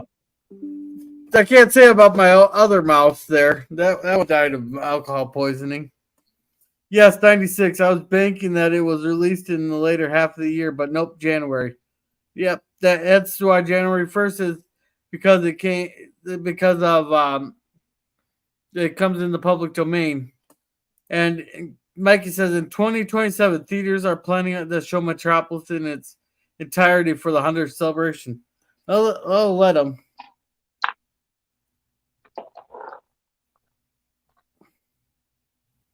All right. So. Okay, how we doing? We just got done. Beautiful. Thank you so much.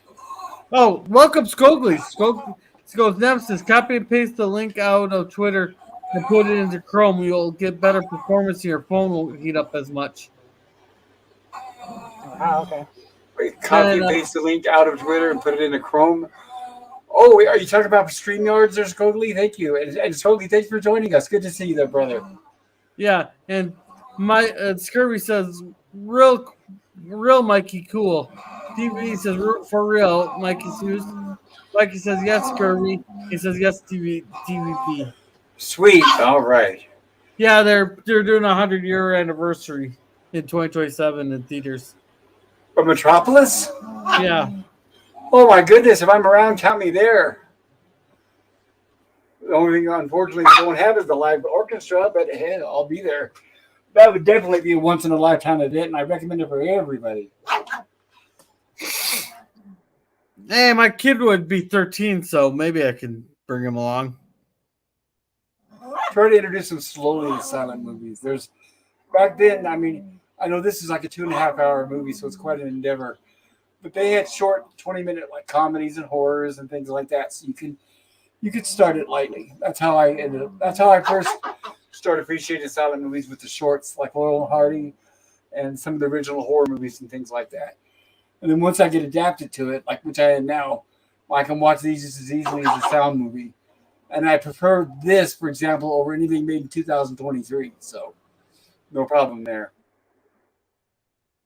And Rotring reminds Fredersen, the woman is mine, Joe Fredersen. The son of heaven was yours.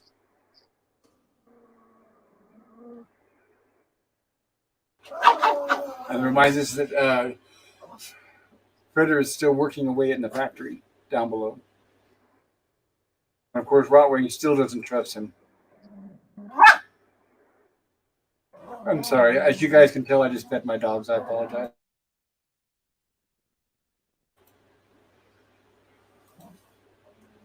That's why I realized I was like, oh, I usually feed them before the stream, but I had forgotten because I was so busy, and then I saw the dirty looks, and then I was like, oh, that's right, I haven't fed them, so they're eating now. What brings you to me, Joe Fredersen? As usual, when my experts fail me, I come to you for advice. And he shows them the map. For months now, we have been planning these plans in my workers' clothes. What do they mean? So obviously they're establishing that they even search for the workers' clothes, which is sad. No privacy whatsoever.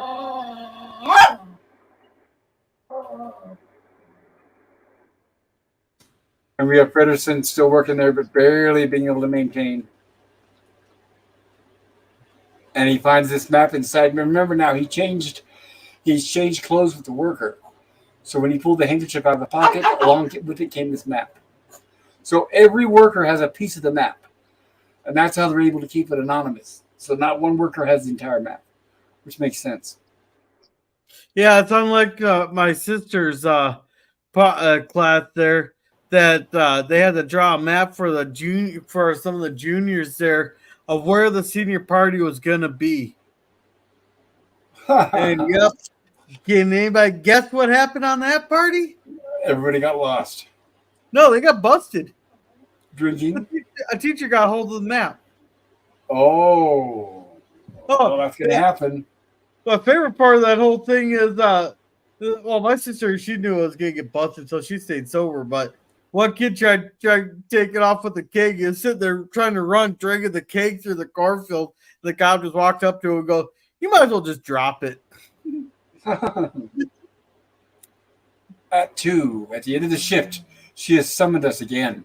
So this guy that came down the ladder, not realizing that this is Joe Fredersen's son, thinking it's another worker, is saying, "We're going to meet tonight with her at 2 a.m. Stop it! Sorry, guys. Hey, I got questions. One of your dogs very protective over the food bowl? No, actually, what they do is they do wait in line. There's 3 of them. They take their turns. But the one that's second in line is always barking because they can't wait in anticipation. Oh, because we had a dog that was very protective of the food bowl there. She was. Oh yeah, you got to break that early. I never let one of them dominate over the other. I broke that early, and if you don't break it early, they'll just do that forever and ever. And I don't allow them to do that. My dogs are very, well, I hate to say the word, but polite, except when they're barking.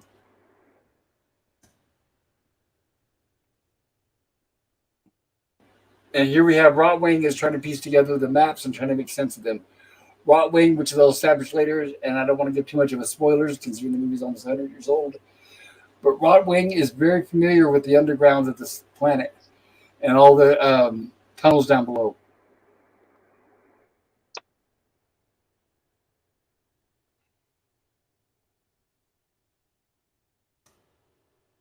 And Predators, of course, not being used to this, is exhausted and not being able to keep up. And temperatures rising. Here's another superimposition shot. Let me show this. I'll go back a little bit. So it looks like this, and then they superimposed a clock over it, showing that he's running out of time, which I really love that. Father, I willed 10 hours never end. So 10-hour shifts, guys. No fun. Probably 7 days a week. And the shift whistle blows. Finally, the shift is over, and here come replacements or the relief. And just casually, they take over. And now he understands why the workers are so exhausted when they leave at the end of every shift. Now, what we didn't get to see is that around that dial were numbers. And it pans out at one point, and there's a clock in Joe Frieder's office. And every time the light flashes on the clock, it's Frieder moving the thing. So it's literally, there's one worker who fucking his whole job is to do the seconds on the clock for 10 hours on a day. And he has to do it every second.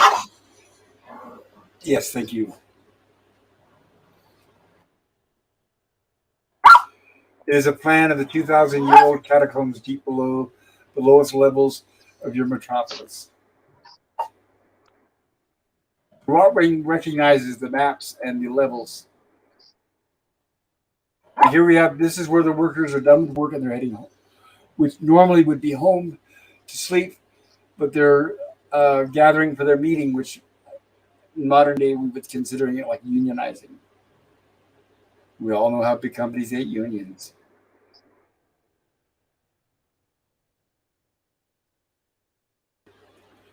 I should like to know what my workers are doing in the catacombs. Of course he would.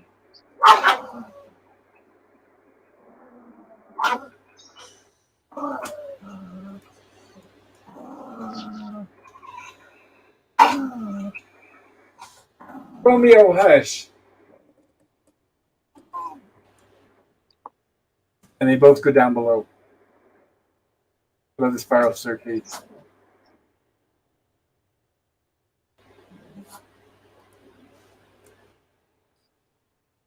And this is his secret entrance to the catacombs down below.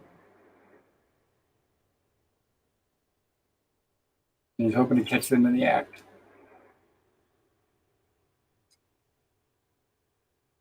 The workers are exhausted, but they're going. And we'll see why. And as you can see, most of them are extremely exhausted, and they're just sitting down. They can barely move. And look, lo and behold, what we have here. Maria. So here she is giving an inspirational speech to all the workers. And this is what they gather for at 2 a.m.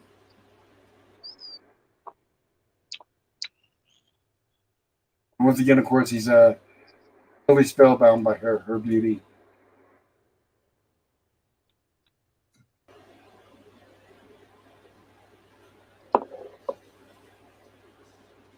And of course, Rotwing has his little spy hole here.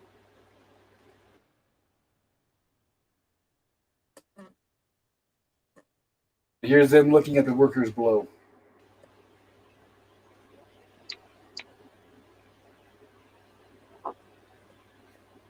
And like I said, I know they have crosses behind them, but they don't mention actual Christianity or religion. I think it's more like a faith. Well, they didn't mention Satanism or anything either, but they do. They really do. Well, they do, and they mention the Tower of Babel too, which is out of the Bible. Yeah, so there's a lot of biblical references in here. They're going to talk about the woman clad in purple, sitting on the two-headed beast, three-headed beast. Yes. And he's going to incite wrath, just like out of the Book of Revelations. Today we'll tell you the legend of the Tower of Babel. I know Jill and I, we had this discussion on Jill's channel a few weeks ago, whether it's Babel or Babel. I'm guessing since there is not two L's, it's Babel. The legend of the Tower of Babel.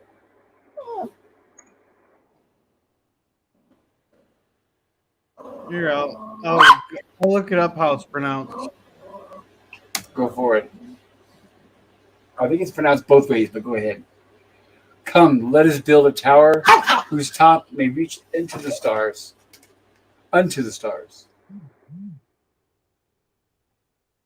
Now on the top of the tower we will write the words, "Great is the world and its creator, and great is man." And here's a depiction of what the Tower of Babel looked like. And the designers are imagining it. So this is once again, it's like it shows that the architects sitting around imagining how they're going to design this thing. Yeah. Hey, Pop. Yes, sir. Babel. Babel. Can you hear that? Is that B-A-B-E-L? B-A-B-L. Babel. B-A-B-L? Yeah, Babel. Right, but this is B-A-B-E-L. Well, that's what I put in, but that's how they said it. It's pronounced Babel. Put in B-A-B-B-L-E. Two B's, you said? Yes, B-A-B-B-L-E.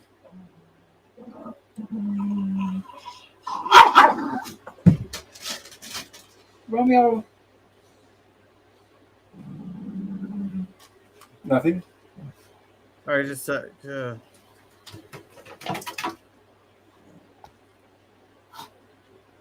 Oh. Dang. Oh. That's okay. Yeah. But the minds that had conceived the Tower of Babel could not build it. Babel. The task was too great. So it's the same pronunciation. Yeah, but yeah, it's pronounced the Tower of Babel. Got it. Thank you. I appreciate that. But the minds that had conceived the Tower of Babel could not build it. The task was too great, so they hired hands for wages. And this is what I was talking about earlier. These days, just film a scene like this is very simple. They'll film maybe 5, maybe 10 people, and then copy and paste. And it's called crowd duplication. So you give it the effect that there's like hundreds, if not thousands of people. Yeah. They didn't have that technology back then. And because of unemployment was so high and wages were so low in Germany at the time, these were actual actors and people playing this. Real people. Yeah. All right. So should we catch up on chat real quick? Yes, thank you. Go ahead while I let this play All a right. little bit. Skogly says the StreamYard link, yes. DVB says, good to see you, Skogly. I'm there, Mikey Seuss 4. Mikey says, me too, DVB. I'll be 62 years old then, LOL. Here's Sean Carter's channel for model work. Hell, Sean Carter's channel. Everybody check that out. Here's Sci-fi model guy. here's LDG's link for if you need IT help or need a place to hang out. Right, he's got a magnificent underground there where you guys will stop in anytime and say hello. Yeah, he really loves it when you stop in at 2 o'clock in the morning and wake him up. Well, I try not to do that.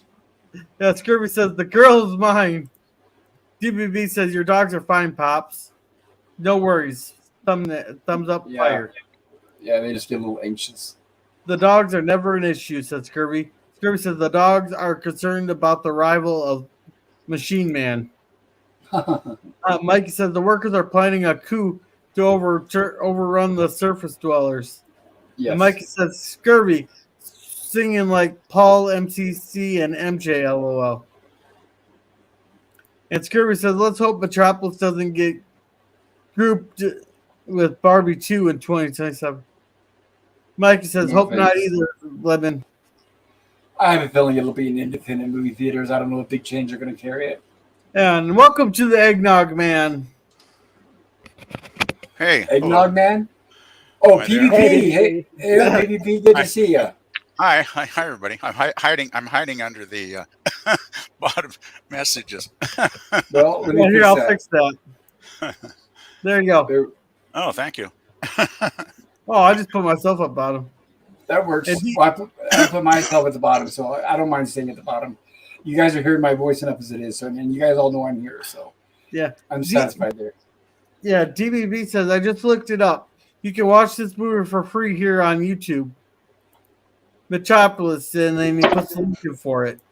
And Scurvy says, nice DVB. DVB says, probably because it's in the public domain. Yeah, very likely. Thumbs up and fire at Scurvy. Apparently it's firing so he's shooting fire out his thumb at Scurvy.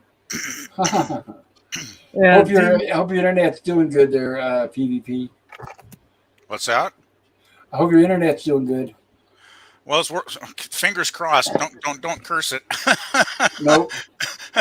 I couldn't believe it last night. I got home. Everything looked fine. I logged onto YouTube. I logged onto Twitter for the link. And as soon as I tried to log into Twitter, I got the spinning circle of death thing. And I thought, uh-oh. Because the weird thing is sometimes it'll say internet is connected when it's actually not. It takes like Right. maybe a minute for it to actually show up as being offline. So, Uh-huh. yeah, that was not fun last night. Well, I'm glad it's working now, so I'm glad you could join us. Yeah, well, I'm glad I got to join in here because I had quite a bit of fun watching this movie the other week. So I'm glad to hear that. And PvP, I apologize for cutting the stream short on Sunday. oh well, no, that's okay. You had that tornado warning or whatever, right? Oh, well, it's someone jumping the gun. False Oh, alarm. False alarm. Little rotating clouds, and they start issuing the warning. Of course, they didn't even sound the siren until it was 10, 15 miles past us. Yeah, that's kind of goofy, eh? Well, It's not going to do you much good once it's already gone by. No, well, they have Exactly. the same thing where my sister lives. The tornado already ripped through town. It was gone. They've already had videos up on Facebook by the time they sounded the siren. Then, Really? of course. Wow.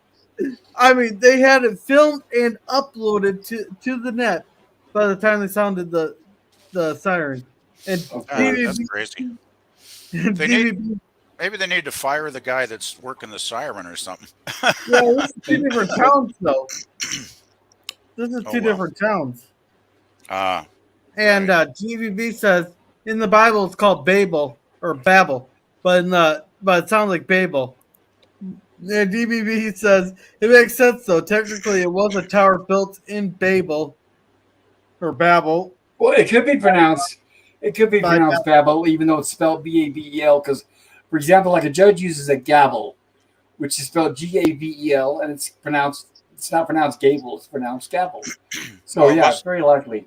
wasn't it the Tower of Babel because like Babel, nobody could understand each other's languages or something? Well, originally I thought it was the Tower of Babel, and it broke everybody apart where they babbled to each other where they couldn't understand each other. I thought maybe it was two different Yeah, words, but maybe not. It was, that's what I always I thought it believe meant. it was Yeah. supposed to be the origin of languages and whatnot because God didn't want the people dictating where they could meet because they were building the tower to meet God. He didn't like the fact that it was built in one specific spot. He decides where you meet, not the humans. So he discoursed different Yes. languages across people and made it so they couldn't speak.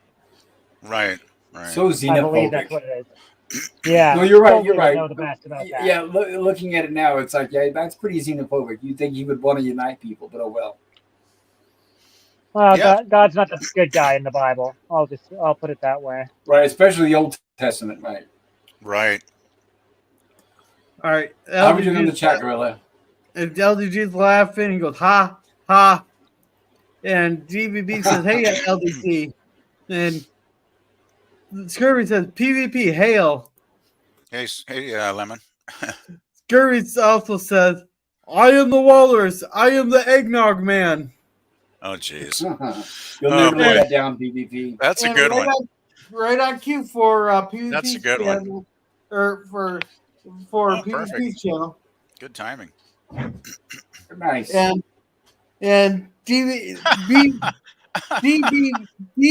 says goo goo glob. Now, Yes, please.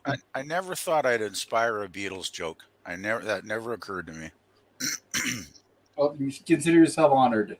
Yeah, I am. That's pretty creative. I like that. It's good. Yeah. And DVB says babble rhymes with gavel. Yes. And DVB says I'm from America, so what do I know? LOL. I know we're lucky to struggle just to have one language. Yeah. And Anti-Derivative Jill says I found that both pronunciations are correct, so I go with how the show or movie pronounces it, but that doesn't help with a silent film. You're right about that. Yeah, Jim's good right. point. And DVB says good point, Jill. I guess Jill's too busy to join the panel tonight, I'm assuming. Yeah, we're all caught up. Oh, her daughter. Yeah, take care of her daughter. That's okay. That's all right. I just thought she might show up because I know Jill's a big sci-fi fan. So Well, I'm glad she's here in the chat. I'm glad she's really enjoying Well, this yeah. process. yeah, that's true. But the hands that built the Tower of Babel know nothing. I'll go ahead and call it Babel from here out to avoid confusion. But the hands that built the Tower of Babel knew nothing of the dream of the brain that had conceived it.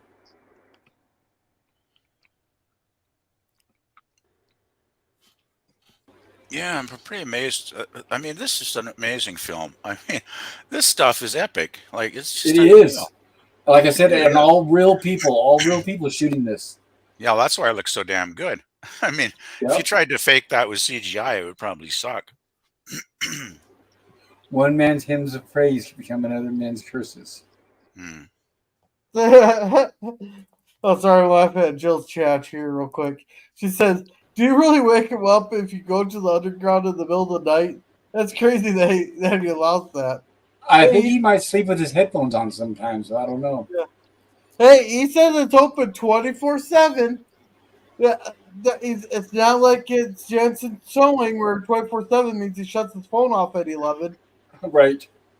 Well, no, the guy was at a party one night and he advertises 24/7 towing. He sat there and kept hitting the door on AAA calling him for a tow. Because he's at a party.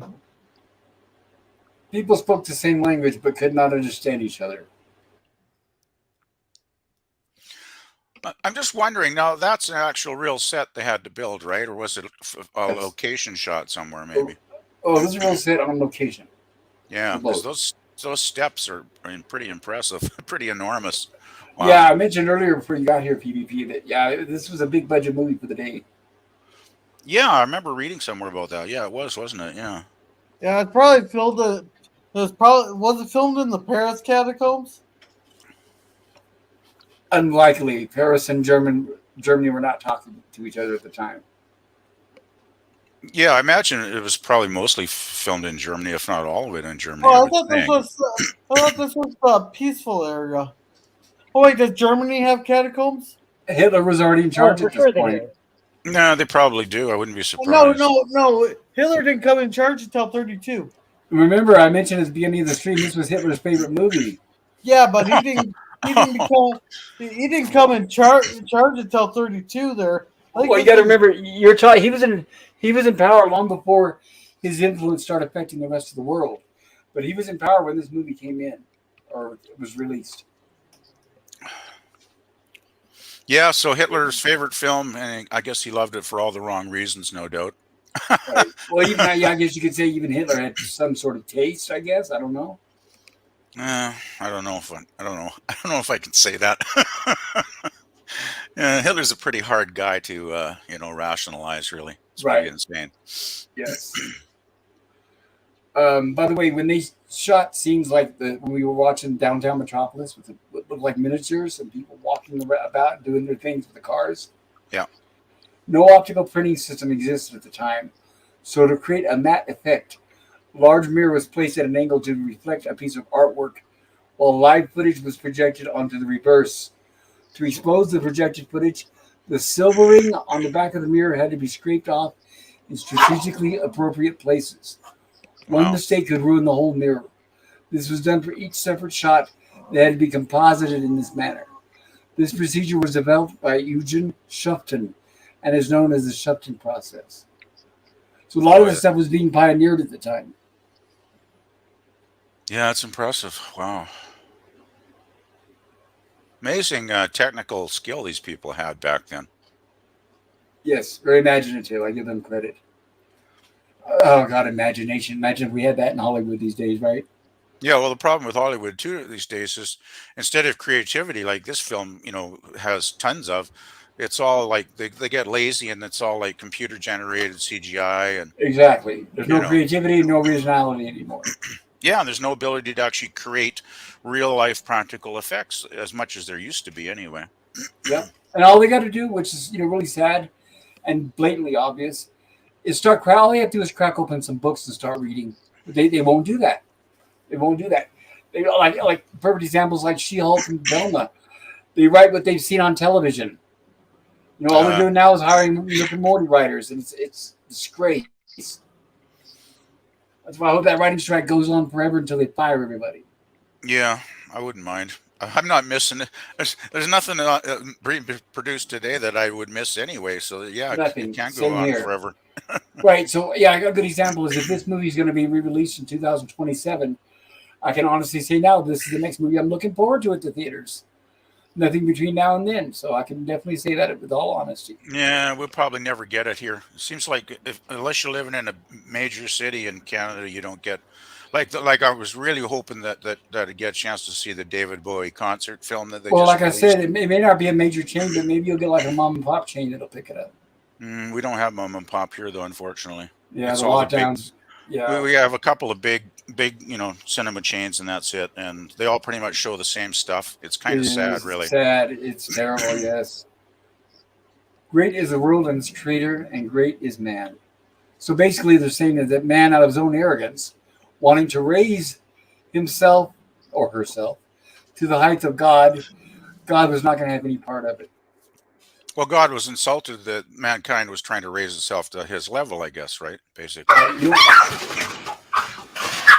You don't come to me, I come to you. Exactly. And head and hands need a mediator. That's However a really expressive great line. eyes.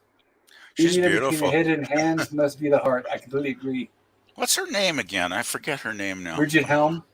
Yeah, Bridget. She was gorgeous, really. Man. She was. Oh, and by the way, I'm gonna mention this too. Is the guy that plays Prater, Joe's son? They had another actor that they were already filming the movie with, and she spotted the guy who's in the crowd of extras. The guy who's playing Prater, the son, and she says, "Let's pick him. He looks like he's more talented and he's more attractive." So this guy was actually like a last minute replacement. Really? And in my opinion, did a great job. Yes. I think everybody in the movie is really good, actually. Right. That's another advantage of silent movies is when you have a bad actor, it's not as easy to notice. Because a lot of times it's the voice that gives it away. That's a good point. Good point, Pop.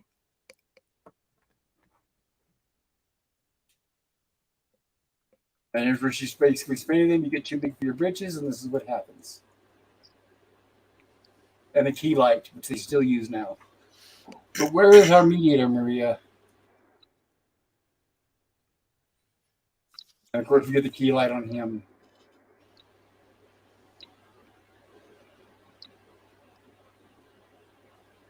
Wait for him, he will surely come. See, they don't mention, like I said, they have the crosses and the mentions from the Bible, but they don't specifically say Jesus or a second coming or anything like that, which I think is good because they don't want to really narrow down the audience. Yeah, good point. Yeah. Yeah, they even thought about that back then. There's something about this old style silent movie acting that I find very effective. Like, yeah, I find it very alluring. Yeah, it's almost like overacting in a way, but to me, I actually enjoy it because it's so expressive, right? It's very emotional stuff. Definitely. That's right. Yeah, exactly. You don't have to have physical spoken dialogue in order to be affected by the movie. Mm. We will wait, Maria, but not much longer. So they're running out of patience. Meanwhile, I'm still being spied upon by Master Frederson. And he doesn't like what he hears, obviously.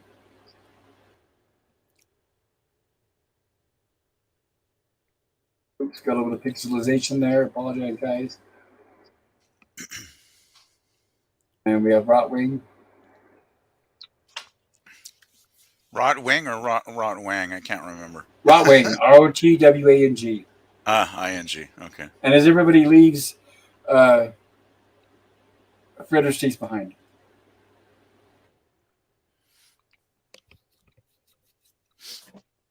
And Rotwing notices the fascination between the two, or at least with him and her. She hasn't really noticed him yet. And he calls out for her.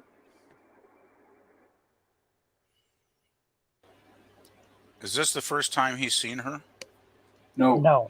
I can't remember because it's been like 2 weeks since I watched the film. This is the second time he's seen her. This is what brought him down below in the first place. Oh, okay. This is the lady from the first with the kids PvP. Right. The very right. sequence. Right. Yes. When they were in when they were in the Eternal Gardens. Yeah, I remember now near the start of the film, right? Yeah. Yeah, should we catch up on chat real quick? Yes, thank you. And I want to say really quick, she reminds me kind of like the Edith Keeler character. Okay, go ahead, Gorilla. Thank you. All right. DVB says, Stream Elements, is this real life? And DVB is laughing about something. And DVB says, Stream Elements, you're in a simulation. And DVB says, why do bots always ignore me? Stream Elements. It's something I said. Lucky guy. And Scurvy here says he probably simply liked the idea of a workers' revolution and the occultic imagery. DVB says, if you agree with everything I said, I just say nothing at Stream Elements. DVB's laughing. DVB says, well, I got to go. Take care, Pops. Everybody. Well, you have a good night there, DVB. Yeah, thank you for joining us. I'm glad you came along. Thank you, DVB. Take care. Yeah, night. And Chill says, it's like miming out with actual props and items around. The acting. Yes, that's true. Well, I guess the acting basically was like stage acting, right? Yes. Back in the early days. Yes, that definitely. Where you've got to project, a distance, right? So. Yeah, so DVB says smash the like. And Skogly says stage actors. And Jill says, also, I learned in silent movies people are not very good at opening doors. Scully says, are used to physically emoting more because they're harder to see. People didn't get the close up of their faces on the stage. Exactly. And I guess they still hadn't kind of figured out that maybe on film you could tone the acting down a little bit, to a more subtle level as they did eventually, in Yeah, the but following yeah, year. that's a good point because what happened was when you're on a stage, you have to project, and there's two ways of projecting. It's with your voice and also with your movements, because there Mhm. might be people way in the back of the room that can't see. And Exactly. oftentimes, when you have very successful stage actors and they're hired to do a movie, the director has to tell them, "Hey, tone it down, tone it down. The camera's only a foot or two away. You don't have Mhm. to exaggerate your movements or talk so loud." So yes, it's something they have to adapt to. Yeah, and I guess it's still early enough in the movie business where they still maybe hadn't totally figured that out yet. Because when did talkies come in? It's a few years after this. 26, Oh, so they'd already 26. come out. Oh, Right, the jazz singer, 1926. okay. Yeah, and Scurvy says, Jill, LOL. And Scurvy says, Rotten Wang. That sounds like a male disease. It would be very horrible. Yeah, I believe it's called syphilis. That probably was a big thing back in those days too, before I had It penicillin. was. Oh, It oh yeah, was. yeah. A lot of royalty had it, and aristocrats had it. Welcome, Hey, Jill. hey, Jill. Hey, hello. Hello. I'm glad you could join us, Jill. So good to see you. Yeah, great to be here. I knew I had to see this movie when I first heard about it as watching lots of sci-fi is my mission, and this is very important in sci-fi history. Definitely, yes. Yeah, And I'm it's sure a you can key. see a lot of influences in later science fiction too, as well. It's a keystone film of sci-fi, really, to me at least. Yep. It's a major Definitely. major film. Oh yeah, Well, would this yeah, be but considered actually the first really epic science fiction film? Yes. Yeah, I Because kind of before figured that. before this, like Trip to the Moon, they were like 5-10 minutes long. Yeah, Yeah. hmm Even though I'm yeah, not knocking those movies, they were still fantastic. But yeah, this is the first epic scale yeah. sci-fi movie, right?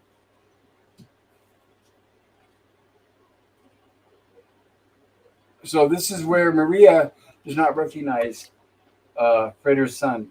So she says, "Oh, mediator, have you finally come? You called me. Here I am," he says.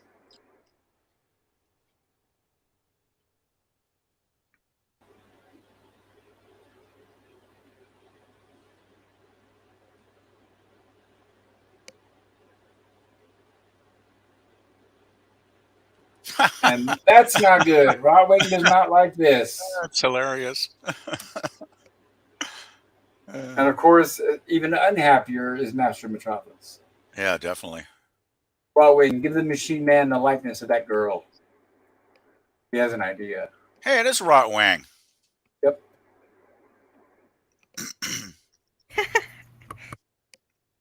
I shall sow discord between them here and her. I shall destroy their belief in this woman. Yeah, that's pretty evil to do what they eventually do. I won't spoil it, but Yep.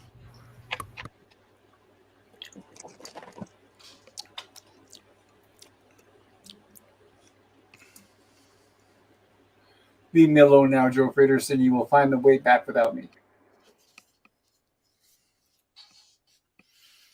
is he the template for mad scientist? Do you think? That's what I think. yes. Yeah. Anytime I didn't want to think about his name, I just thought of him as Mad Scientist. So Yeah. Yes. It's probably better that way. I Right. always thought that was a heck of a name they came up with. Why I don't know, but Driven by his anguish for his lost love. You fool! Now you will lose the one remaining thing you have from hell, Huh. your son.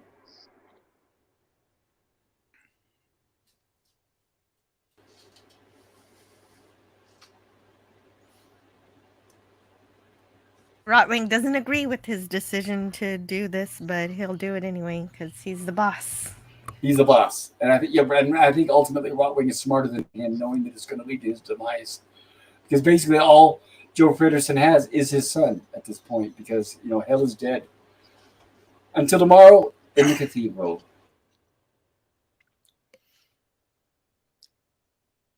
So innocent.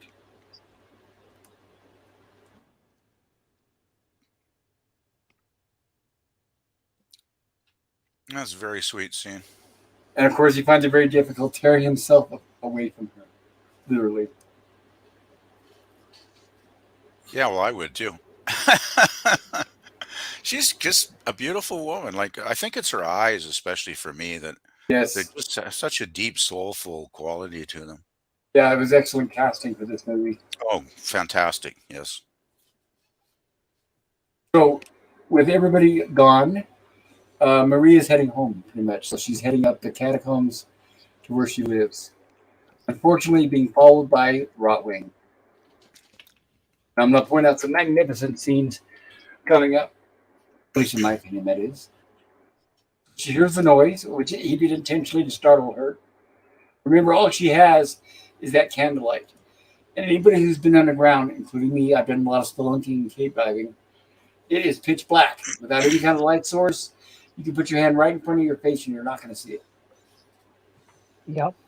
And what I like is it establishes that. These days, when they show people underground in a cave, you can tell there's studio lights all over the place. And I don't like when they do that. It takes me out of the movie.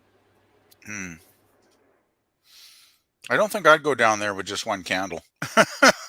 Well, remember now, she's been this way before. She's never had any reason to worry. Oh, okay. It's only now because she's being followed by Rotwing.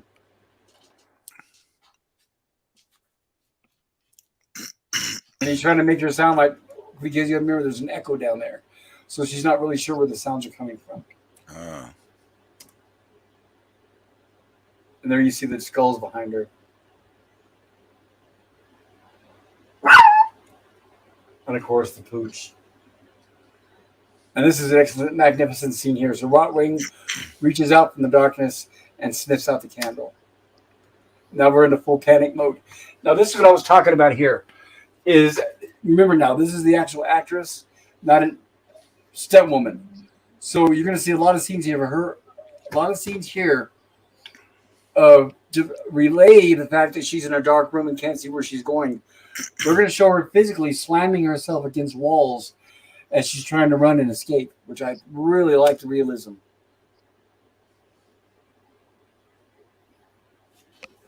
Now, was this a stage set? Like, did they build this, or was this an actual catacombs, do you think? That I don't know.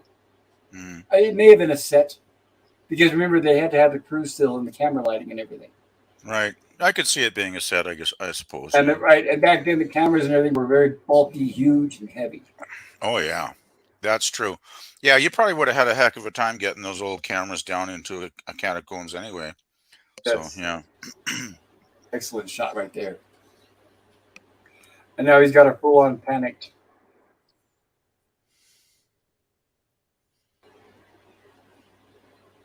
Remember now, this is the first time she's laid eyes on Rotwing, so she doesn't know what's going on or who he is. And this is what I was talking about, her slamming into walls. Yeah, that's pretty dedicated acting. Right, because it makes sense the way it's filmed, is that she runs, slams into a wall, and then he catches up with her with the beam of light after she hit the wall, which totally makes sense. True. Handheld work by the way, guys. This is a very, very, very rarity for a movie this era, because the cameras were so big and heavy. But now obviously we did not have a Steadicam back then, but this is actual handheld work.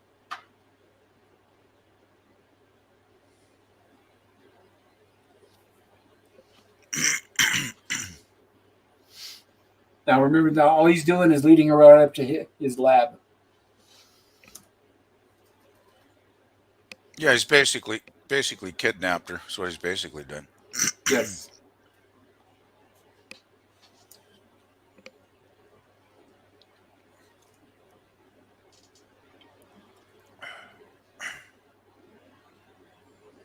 And by the way, I want to mention too is that this I appreciate it and I love it. I do not like movies and TV shows that use shaky cam all the time. I think that's despicable, and it's a bunch of people who are not educated on how to even shoot anything. Yeah, But it kind here of gives me a headache after a while. it does. It's useless. Yes. Yeah. I think it was a fad. I'm pretty sure. I remember there was an era back in the late 90s, early 2000s where every TV show used shaky cam, and I hated it. But I don't think they use it as much anymore. I think hopefully, most of them have grown it. Into the prelude. Intermezzo. Man, this is amazing. This must have been filmed in an actual building somewhere. Yes. So what's this broken up into like 2 parts or something? Well, usually the movie is in 3 acts. I'm not really sure yet. I think back in. Well, we're about halfway through. Yeah, there were 3 parts. They called them different weird names. The thing was too, like when I was a kid, and they had movies like Gone with the Wind and Lawrence of Arabia showing in the theaters.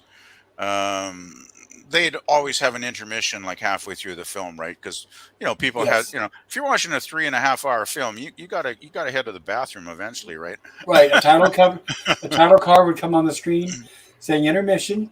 The Yeah. music would play, or people Yeah. can go to the bathroom or go to the condiment stand and get concessions and stuff. Concessions, yeah. Like I think like Lawrence, I believe, was like a 15-minute musical interlude.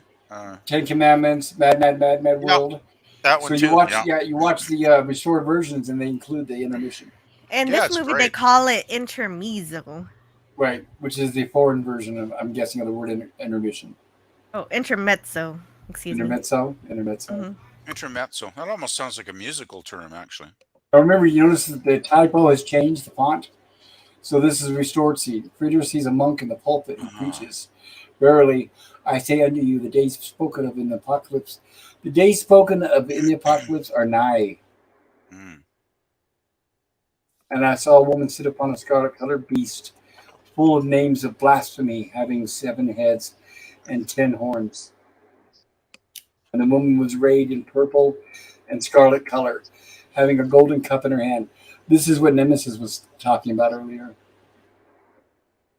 And upon her forehead was a name written, a mystery, Babylon the Great, mother of abominations of the earth. And I saw the woman drunk with the blood of the saints.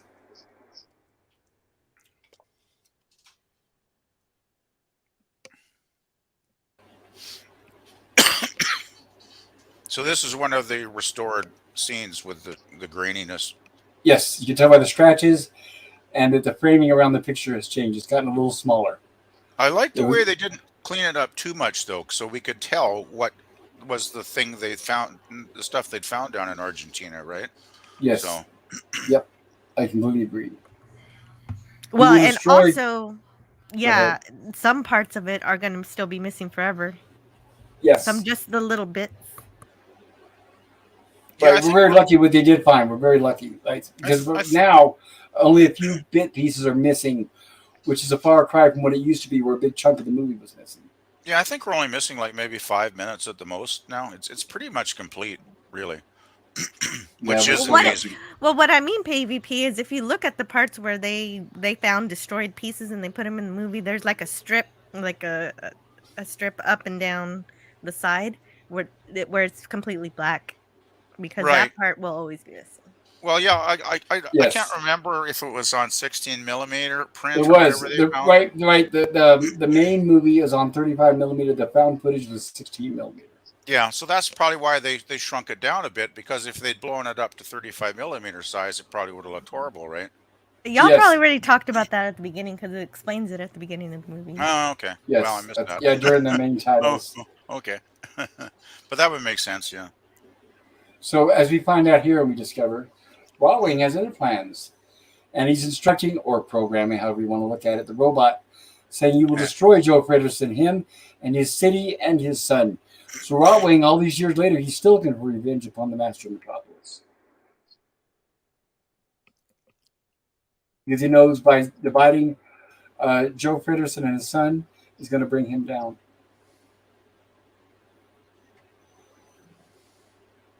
Well, the son's already an independent thinker, I think, anyway, at this point Yes. in the film, right? He's not interested in being controlled by his father. This is a really cool scene. Right. This is where Fredder has an hallucination. Yeah, this is pretty amazing. Yeah, with the 7 deadly sins.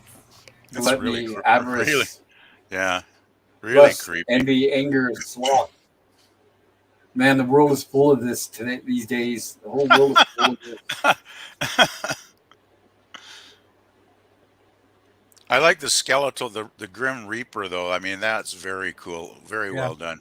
I'm actually reading a book there where this kid has to go get these keys from each of the Morrow days because each one has each day there where they can go into the our realm, Uh-huh. and each one represents a different deadly sin. Like Monday, he can only come to our realm on Mondays.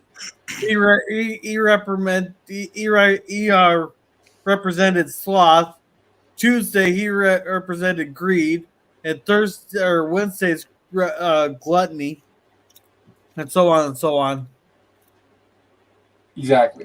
That's a really good. Yeah, that's a really good concept. I never thought Right. of that. And every time I see these days on social media where people refer to as body positive, that's gluttony.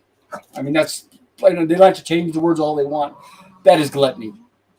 And I'm talking about Lizzo as a perfect example. That is outright gluttony. Yeah, I'm well, not- I'll I'm not tell you, afraid- and I'm not ashamed to say that. there's nothing positive about being overweight. I could lose No. a few pounds, and believe me, my knees would probably appreciate it if I did. Everybody would, right? Imagine what it would do.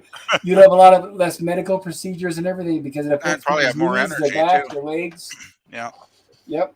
Yeah, I'm just too darn well. Basically, my knees ache, so it's I know I should get out and walk, but it's just like, ugh, it's That's a bit of okay. a grind. You can do what you can do. If Well, you I'll had come probably- earlier, you wouldn't have scared me. But now I beg you, stay away from me and my beloved. I actually remember seeing a still of the skeletal figure, the Reaper, somewhere where they actually had the stage hands, like getting the costume prepared on the actor. Yes, there was people in the costume. Yeah, they're going to show that. And here's where he pulls the workers. Now remember now, like I said earlier, he exchanged clothes with the worker and replaced him at work. And this is the hat of that worker. Mm. And he's at Yasuora's house of sin.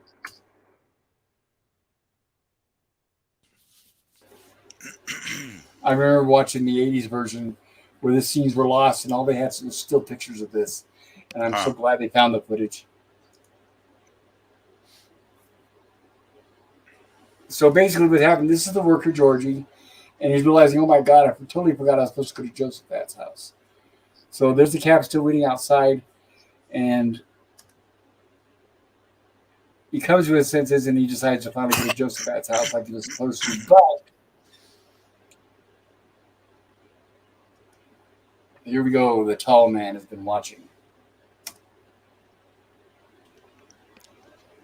They should call him the creepy man, if you ask me. He's very creepy. He is, and like I mentioned earlier, most of his scenes were missing before they restored this movie. Really? Which was sad because that was a lot of the plot. And so I'm glad they were able to find those scenes. Mm. Yeah, it's pretty awesome, man. Wow. I'm looking up now to see if I can get it exactly.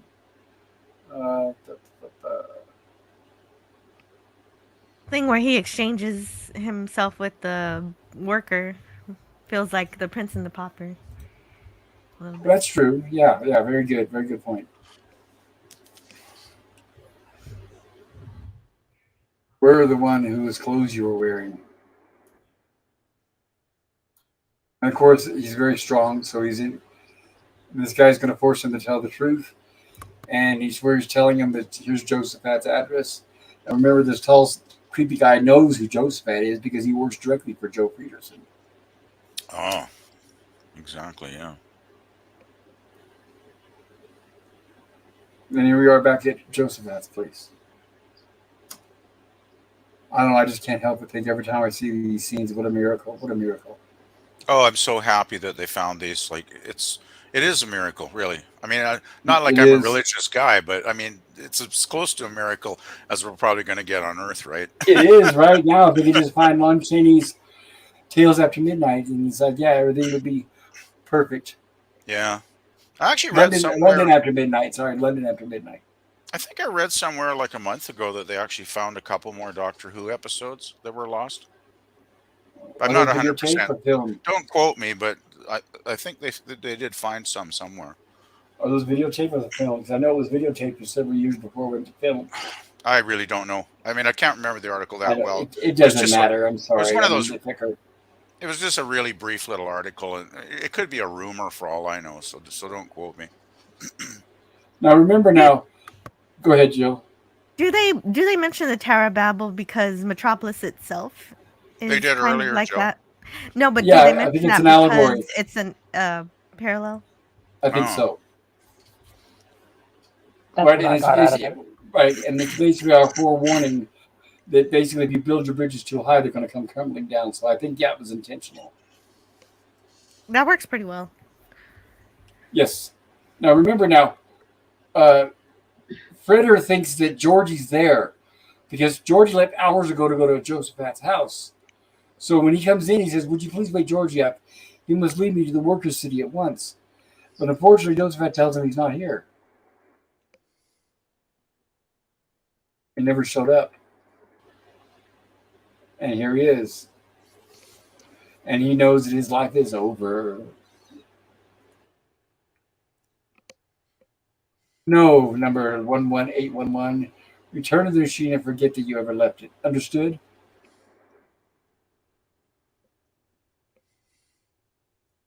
Also kind of reminds me of the creepy priest from Poltergeist 2, 3, when it came knocking at the door.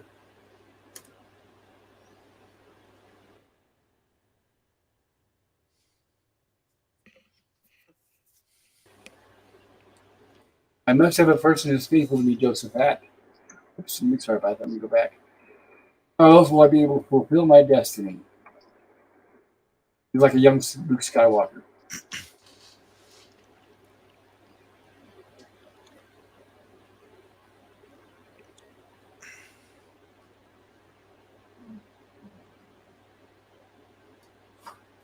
I have to go on, Josephat, to look for the person for whom Georgie was supposed to have led me. Poor Georgie. Tonight, Josephat. Tonight when I return. And as he's leaving, guess who we have as a visitor here? And Tall guy. Josephat knows this is not good. Notice how it's a public elevator with no doors. I love that. Everybody on their way to different socialize or events. yeah, you'd never get that kind of elevator allowed these days, would you? Yes, Do those yes, elevators stop? yeah, I'm sure they do because they stopped to let these people on and off. Okay, it looked like they just kept going and going and going. Well, because they weren't stopping at that floor, like an elevator would. It would keep going unless it stops at your door or your floor. Actually, thinking about the elevator, I do find that a bit confusing, actually, Pop, because one's going up and the other one's going down. And how would they synchronize to get them both to the floors they want to go to?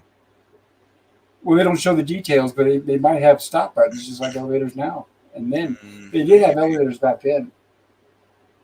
Yeah, I don't know. Giant pulley elevators. I didn't think about Yes, that, but that is a bit, for me, a bit confusing, actually. right. Giant pulley and sometimes dangerous without brakes.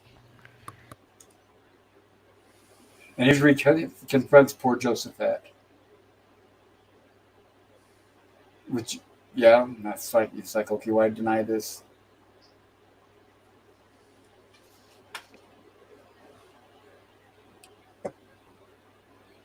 Cigar? I don't think he wants a cigar.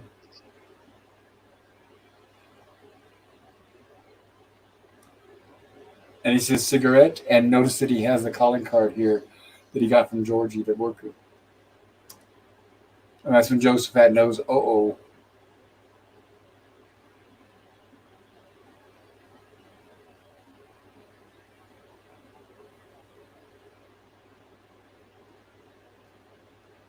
loose and fat cigarettes.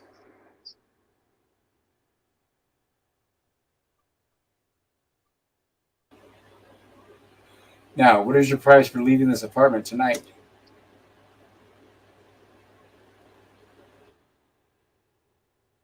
No, so he refuses. But of course, all it takes is a little few threats, unfortunately. And he tells him to leave. And he has no intention of going anywhere.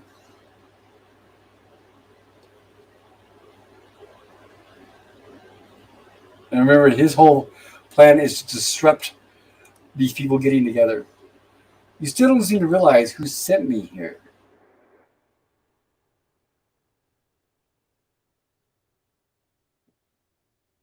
This man does not want his son to find you still here tonight. And that was where Joseph at starting to realize everything.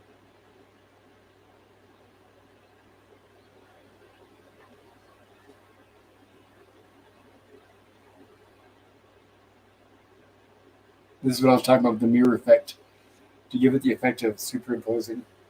And they struggle.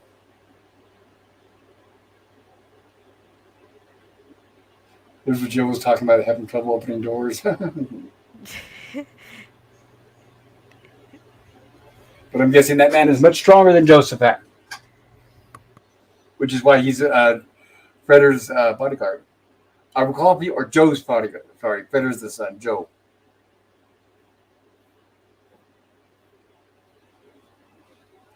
And poor Maria is all she's thinking about is freedom. And of course, she's held captive in Rotwing's laboratory.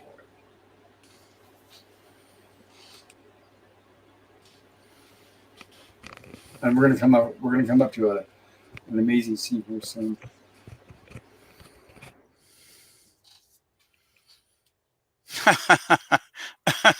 It is time. Oops, let me go back. Sorry. It's time to give the machine man your face. Of course, she doesn't know what he's talking about. Yeah, and that's no way to convince somebody to help you with their Convince. All right, like she'll do it willingly. It's the old table trick here. Sorry, go ahead, Gorilla. Should we catch up on chat real quick? Yes, thank you, Gorilla. Yeah, go for it, Gorilla. Here, Jill, read yours. kind of attached to my face. Anti-derivative Jill says, yeah, like Edith. She will take care of others and wants to help them help themselves improve their lot. So that was a good comparison. I think so, yes. Yeah. And Scurry says bye, DVB, and Jill says good night, DVB. And Sean says gaining weight equals positive, losing weight equals negative. All right, that's all. That's all four of them. Thank you. I appreciate that, Gorilla. Oh, we got a pop. We have a return. Nemesis of Eden returns. Hello, Nemesis. Good to see you again. Hello. Hey, Nemesis. Glad you're back. Hello. And Maria is, of course, while struggling with Rotwing and screaming for help. And fortunately, Fredder happens to be in the area where he can hear her screams. And he follows her to Rotwing's house. Maria. Actually doesn't do any good. He can't work the door here either. No, I'm assuming it's locked. Yeah. I guess if you're a mad scientist, you would want your privacy, though, and probably lock the doors. So. Yeah, and I'm guessing within the world of Metropolis, that symbol means scientist. You know, kind of like an address on your door or like a title, like president or something like that. I suppose. That is a pentagram, though, is it not? Come to think of it. Without the circle. Without the circle. Okay. And Fredder is taken aback and stunned by what he sees inside. So You're it's right. Star of David. But but that's the imagery you're supposed to think of is the pentagram. Makes sense. Well, I was thinking Star of David because the Star of David is the exact same thing, only without the circle. Well, the Jewish star has 5 stars, 5 points? So Yeah, that's what this one has. Yep. Well, the Star of David has 6, so. Oh, does it? So it's a little different.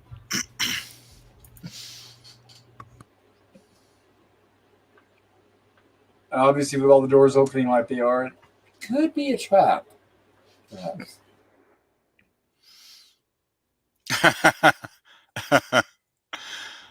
Yeah, he's really not good with doors, is he? We'll never trust an inventor. Obviously, he's going to be smart enough to have automatic doors and locks. Go in one way to go, and that's downstairs. And he wants you out.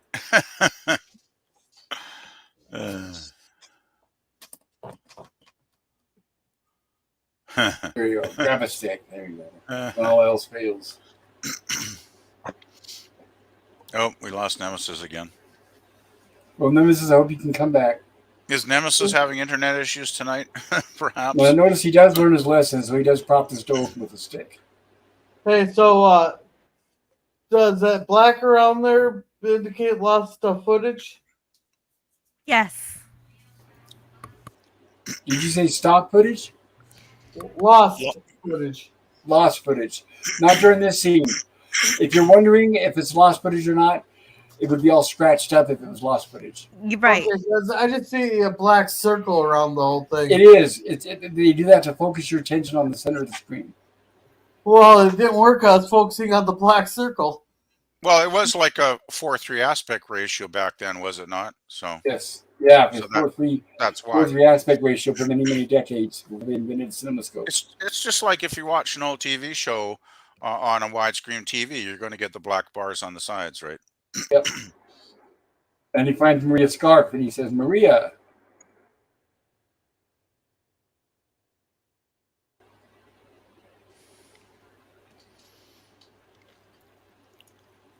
At least he is trying the different doors. Man. Meanwhile, down in the lab, Maria. Wing's got Maria attached to all these crazy wires and everything.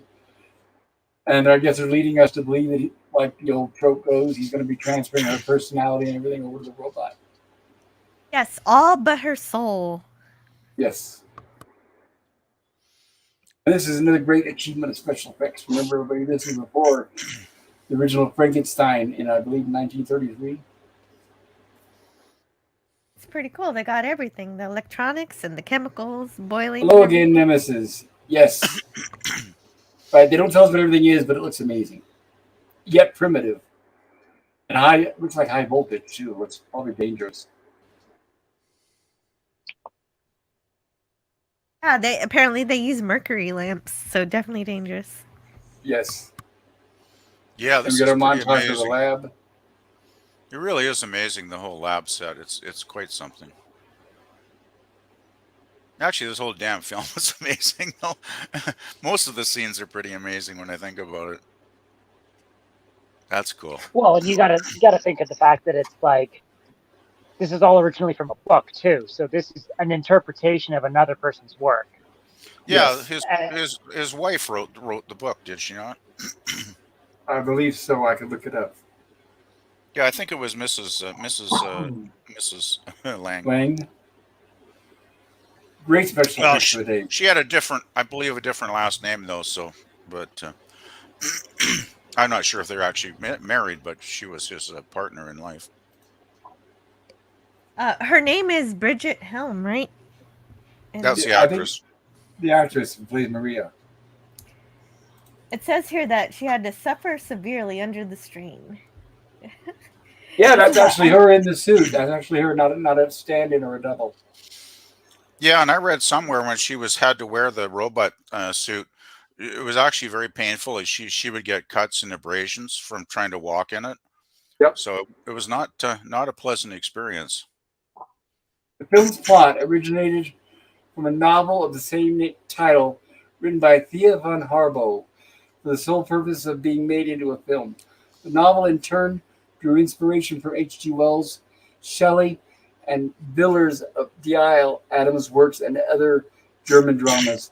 The novel featured strongly in the film's marketing campaign and was serialized in the journal Illustries Blatt in the run up to, Blatt is the name, B-L-A-T-T. In the run up to its release, Harbo and Lang collaborated on the screenplay and derived from the novel, and several plot points and thematic elements, including most of the references to magic and occultism present in the novel, were dropped. So they kept some of them, but not all. It also says here that some of the production they had fun putting coins into the machine that she was in, or the robot outfit, Suit. and Uh-huh. yes, and she would collect the coins and use them to buy chocolates. And these days they would be complaining. I mean, that's an impressive bit of trivia there, Jill. Well, Pop, She wasn't pleased. it depends on where they're putting the coin. Well, No. the coins are gonna drop down to the bottom where her feet are. So I'm guessing Yeah. they probably gave her blisters. Well, it depends on where the coin slot is what Gorilla's trying to say. Oh boy, this is a very cool scene too. Wow, is this like? I don't remember too many female robots in sci-fi. Is this like the only really cool one? We have Blade Runner, which this movie was also influenced, obviously by Blade Runner, where there's no city and everything.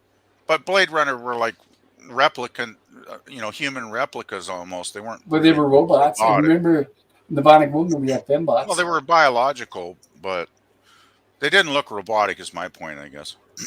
And then we had Harcourt Fenton Mudd's wife.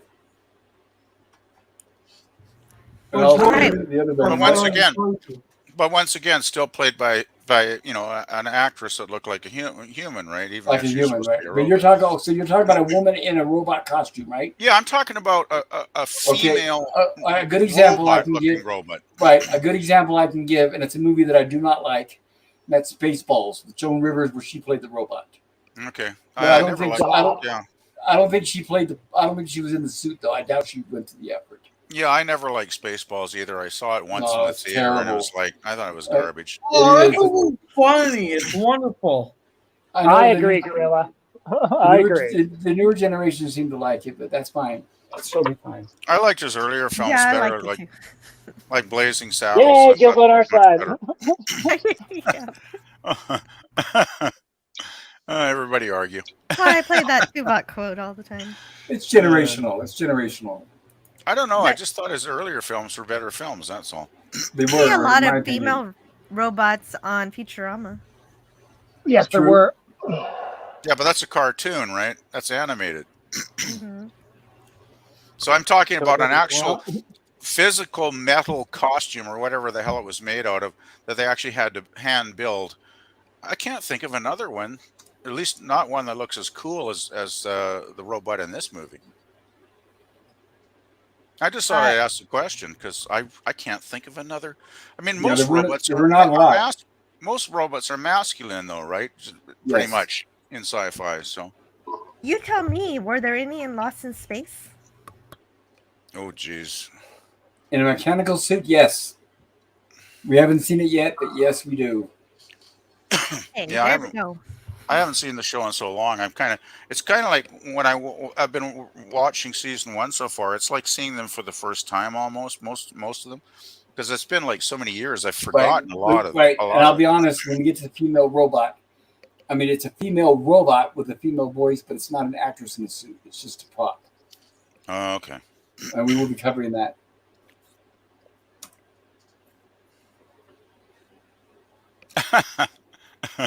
So, of course, Feder is questioning him. I tell you, she is with your father. And, of course, Rotwing lies. She is the most perfect and most obedient tool which mankind ever possessed.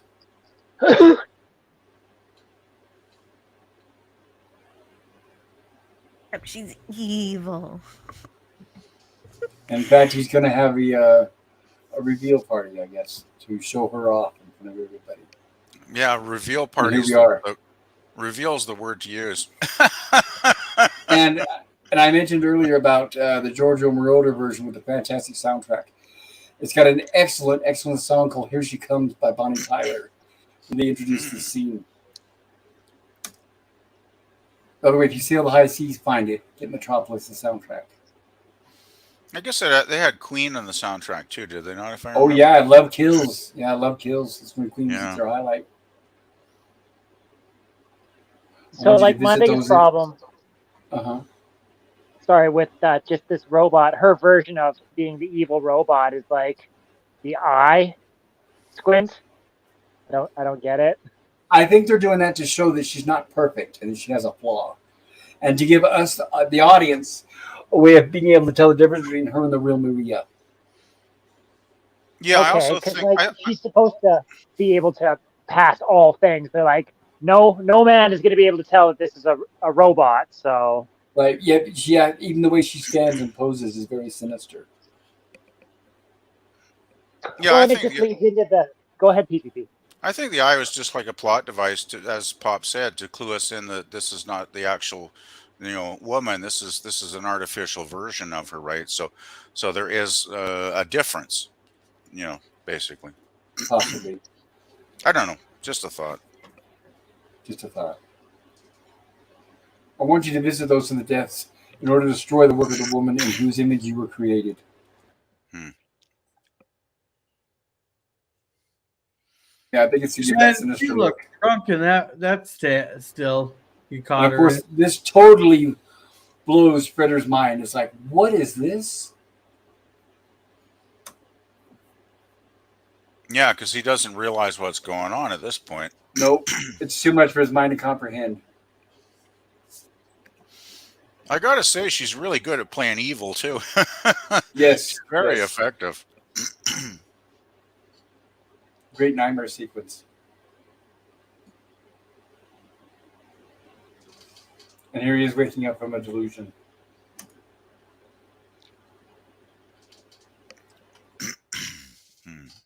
The doctor's standing around. Uh-oh. He'll be fine. He'll be fine.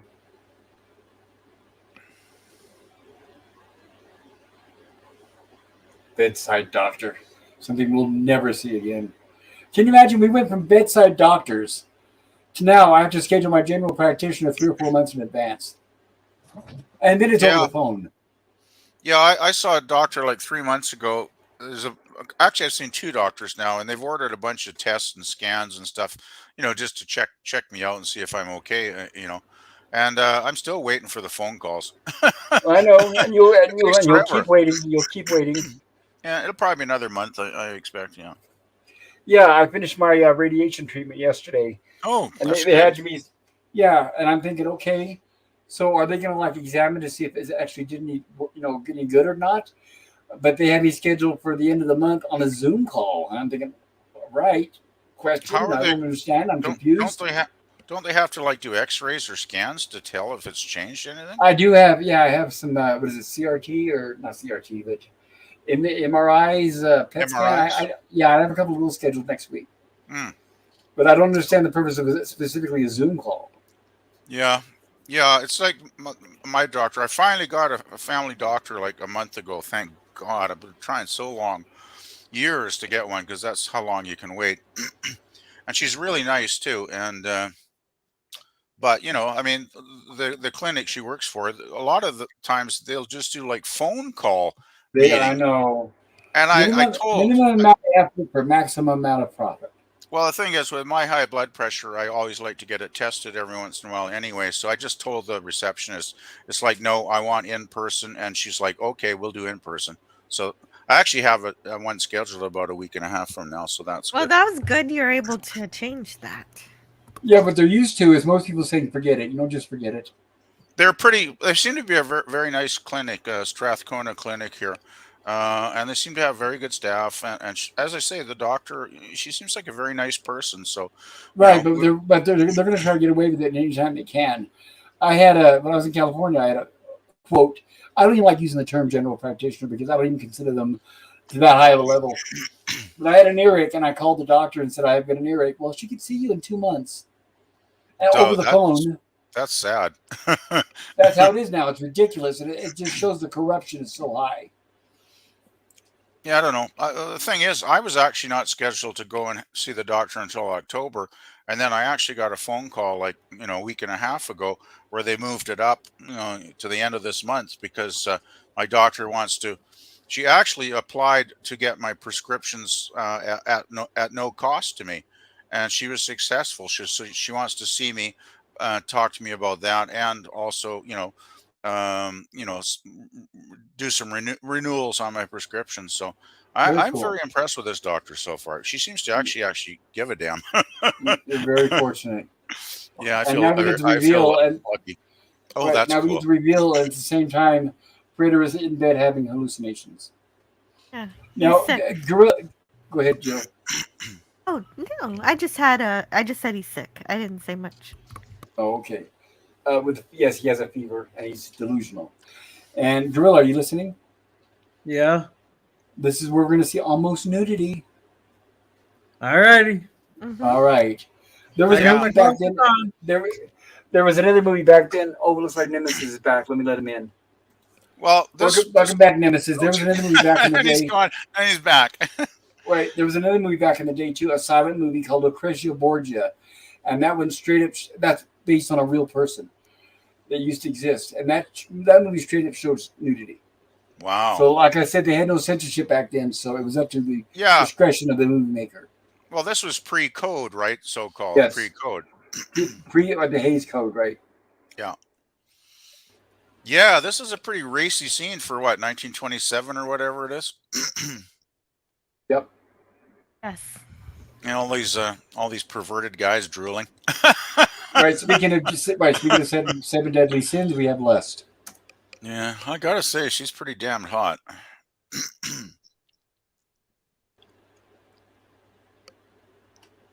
That's a hell of a bed. Wowza.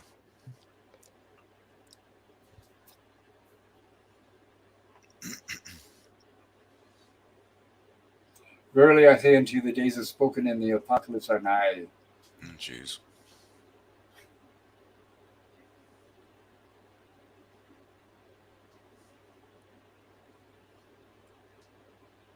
Yeah, they're not leaving a whole hell of a lot to the imagination here, are they? Right. I will say she's very scantily clad. And like I said, this is where they superimpose, where they would shoot a scene, physically rewind the film in the camera, shoot the next scene with like another face, rewind the film, shoot with another face, and so on and so on. And that's how they got the different layers of different people in the frame. Ah, superimposed, yes. I actually have a still camera that I can do Like that here with. is a perfect example right here. That's cool. This All has- those I know- eyeballs. Right. These days, this is an easy effect. Obviously, that can be done with a computer or an SCG, a special effects generator. But yeah, they had to actually physically spend a lot of time refilming this scene over and over in order to get this effect.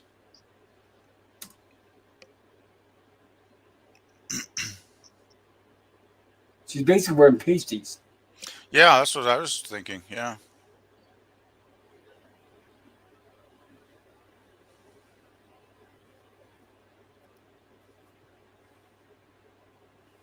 And here's what's I want to mention this because I've seen the chopped version. I saw it many times over and over and over the years before they restored it. And when Fritter was having these hallucinations, they did not show this scene here with the guy that we're looking at here. So every time it showed Fritter sitting up in the bed, wide-eyed and noticing, it would cut to Maria. So it made it look like he could see what she was doing, which was very confusing. So in the restored version, we can see what's going on, and she's in a different part of the city having this performance, and he's in bed having this hallucination. Totally two separate things. So another good reason for the restoration. Yeah, this version makes far more sense. Yes.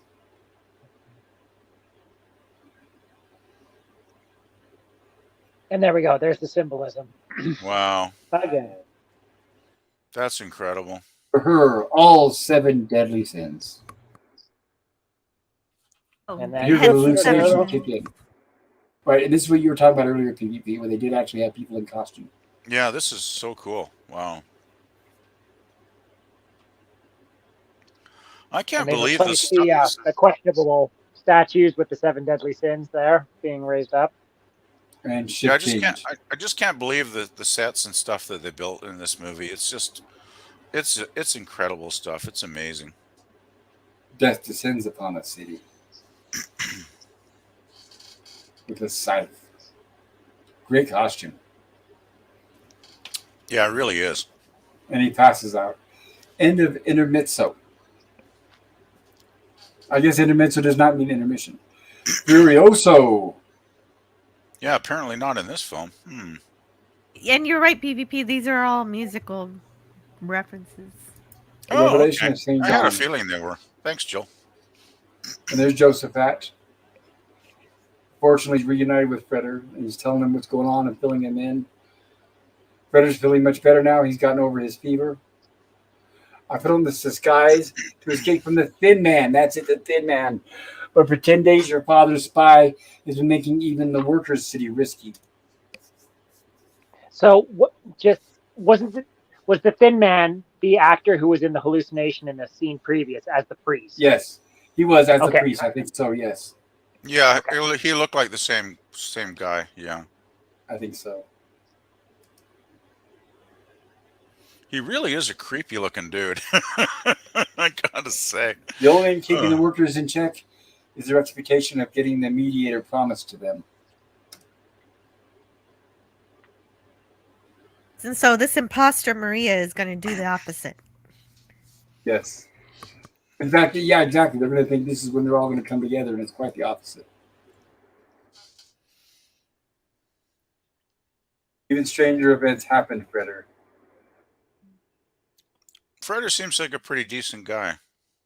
Yes, considering who his father is. Yeah, On the yeah. evening Beginning, Jill. from the beginning, he didn't even realize how bad it was down there until he went there himself, and he went through the effort of actually going through a 10-hour shift himself to see how bad it was. Oh, Yes. I couldn't imagine that. Which, and like I said earlier, is something that these days a rich person would never do. They would just write it off and forget about it. Yeah, they'd probably just go on their yacht and party. Or Right, something. yeah, especially knowing that if they knew everything they had to lose, they'd be like, oh, don't worry, I'm just not going to think about it. There were a few good ones who will get their hands dirty. You hope so. There's always an exception to any rule, I suppose, right? On the evening you fell sick, and that was Josephat's telling him about this performance. All right, I gotta go lay down here. All right, well, I hope you feel better. I hope you get rid of that headache there, Gorilla. Oh, you got a You know headache? you had a headache? Oh, that sucks. Oh, I'm sorry to hear that. Yeah, Gorilla. me too. Yeah, thank you for helping me with the chat tonight, Gorilla. Yeah, not a problem. Yeah, glad you were here, Gorilla. I hope you feel better soon, man. Headaches suck. I hate headaches. We'll go away by the time I wake up. Hey, I'll put stop in. a cold Right. compress on your forehead. That might help. I'll be fine. I'll stop in for your Waltons stream this week. And really quick, Gorilla, give us your opinion about the movie before you leave. And tell us about your channel. I still haven't finished it and all that. It's like, Oh, jeez. I kept falling asleep while watching it. Yeah, me too. It's Well, I hope someday you guys do finish it. I No, hope you do. I did finish it, but I just had to keep rewinding it. Wow.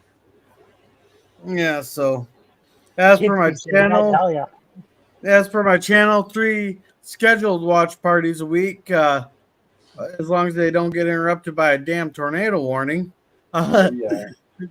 Justified on Wednesdays, Babylon 5 on Saturdays, and then on Sunday, themed movie months. This month is songs made into movies. I'm not sure what we're going to be doing Sunday. Walton's reviews on Fridays, and then random shorts. And if I find an ancient city sometime in the next couple days, I'll be doing a Minecraft stream. Sounds great. All right, Gorilla, take care, and I hope you feel better tomorrow. Yep, Have we'll a good see night, ya. Gorilla. Yeah, I feel better soon. Take care, buddy. Good night. Bye-bye, Gorilla. Lemon Pie says, good night, Gorilla. So does Herc 130. Yes, I just got back into the stream, says Herc 130. And our Derivative Jill says, subscribe to Gorilla's Random Thoughts. Yes, everybody, check out his channel. It's magnificent. Herc 130 says, good night, Gorilla. And Mikey says, just saw the entire film. So great. And thank you, DBB. Yeah, it is good, isn't it, Mikey? This is only my second silent film, and it was quite the second one to watch. Oh, what was the first one? I don't remember. It was something about a train, and there's lots of train ones, so I can't figure out which one. Okay. I just want to say, Jill, You should check out more silent films because there's a lot of really great silent. People forget how great silent films are. Well, they don't even know how great silent films are because there's a lot of really good films made back then. Yeah, I and don't doubt it. like I mentioned earlier, you could taper on, start with some of the shorter movies, 20 or 30 minutes. That might help. Yeah, try the trip to the moon one. What's that? George 8 minutes. Millais? Yeah, George yeah. Oh Millais. wait, Extra long for 8 okay, minutes. maybe I've seen 3. I've seen that. Yeah, that's the French guy. Yeah. That's it. Right. Mikey Sees 4 has the other movie I saw in the chat. But you should consider checking out some of the silent comedies like by Charlie Chaplin and The Great those Train guys. Robbery was the other side. Oh, Buster Keaton. What'd you think Yeah. about it, Buster Jill? Keaton. I thought it Buster was great. Yeah, he did it. It was Another funny. example. Yeah, another example. He mastered stunt work. He did his own stunts. Yeah. He was a genius. I love Buster Keaton. Big Do you fan. remember, Pop? Do you remember the stunt that Buster Keaton did where the house falls down around him? Yes. Yep. That is absolutely one of the most incredible things I have ever seen because he could have so easily been killed if he'd miscalculated by a few inches. It's amazing Do you know why he Amazing called stuff. himself Buster? because he was going to get busted No, by his stunts. when he was young, Charlie Chaplin came to visit the family, Oh, and Buster Keaton was upstairs, and he rolled down the stairs, and without being injured, of course, he bounced back up like everything was fine, and Charlie Chaplin said, "What a buster!" oh, that's cool. I never knew I- that. Okay, I'm a kid of the '90s, so I wonder if Buster Bunny is named after Buster Keaton I'm not sure from Buster Tiny Bunny is. Toons. I have Oh, no okay. idea. It's a bunny pair who modeled after Bugs Bunny. I'm aware of Babs. I'm aware of Tiny Toons. Was it like a Buster. physical comedy type character, like Yeah, Buster Keaton? it was Looney Tunes, but Then it Oh, sounds like it 90s. sounds like very likely then. So did Buster Bunny do a lot of his own stunts? I yeah, well, he imagine was so. animated. Right. So Well, you know what I obviously- mean. Well, he could have He been did. inspired by Buster Keaton then. You never know. And Mikey says, YouTube has Metropolis for free. And Mikey says, I just saw the entire film sped up during the stream. Sorry, I stepped away. No problem, Mikey. Oh, another silent comedian I want to mention is Harold Lloyd. His Yes. films are amazing. Absolutely amazing. Safety Laughs is a good example that stands out. Yeah. And he does, I think, quite a bit of his own stunt work too He back did. then. Yeah, a lot of his own stunts. He was very Yeah. rich. And Yeah, by the way, there a little trivia for us old folks is he had this huge, he was very rich, Harold Lloyd I'm talking about, very rich, and he had this huge multi-acre property in Beverly Hills. He titled it Green Acres, which is where the show got their name from. Cool. Wow. That's cool.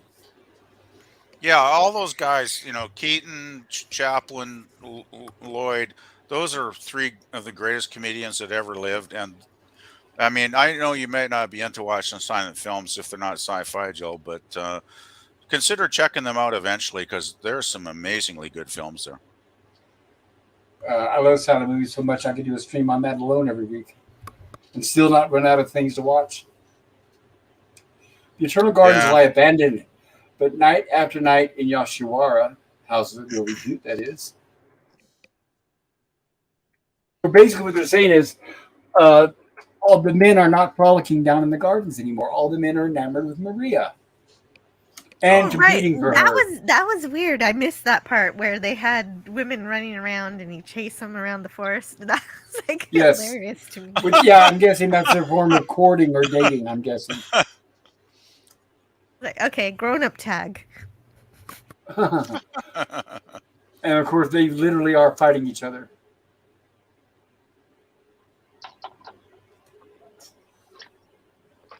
That's I yeah, heard that's pretty music. crazy. Do appreciate your translations, Pop Culture Curator, because some of this language, I'm like, what? My pleasure. And I may not be completely accurate, so like I said earlier, if anybody can correct me, please feel free to do so. And this woman, at whose feet all sins are heaped. So remember now, Joe Fredersen, the master of Metropolis, used this to tear apart the workers, and Rotwang is using this to tear apart Joe Fredersen and all of Metropolis. his revenge for what of Hale being taken from him is also Joe, you, Maria. yeah, Joe thinks that the mad scientist is doing what he tells him to do, but really he's making the robot so that he's controlling it, not the boss. Right. It's like Joe Fredersen is playing 2-dimensional chess and Rotwang is playing 3-dimensional chess. Ah, good one. Yeah, it's weird though. You know, they hate each other so much. They obviously don't care that basically by destroying the city, they're going to both suffer in the Yes. long run, right? So sometimes I guess they figure that's what it takes. Yeah. The same woman who those in the depths look up to as a saint. So he's still having to be convinced by Josephat that it's hard for him to believe, but yes, Josephat's telling him yes. Remember now, Josephat does not know that it's a robot. So Josephat thinks that's Maria doing this. The only people who know is Joe Fredersen and Rotwang. Shift change once again. That's cool. Many now go to the city of the dead to visit the woman they have judged to be true as gold. And she's anything but. Because he's not the Mediator should woman. probably be there on this occasion. So he says he basically wants to be there.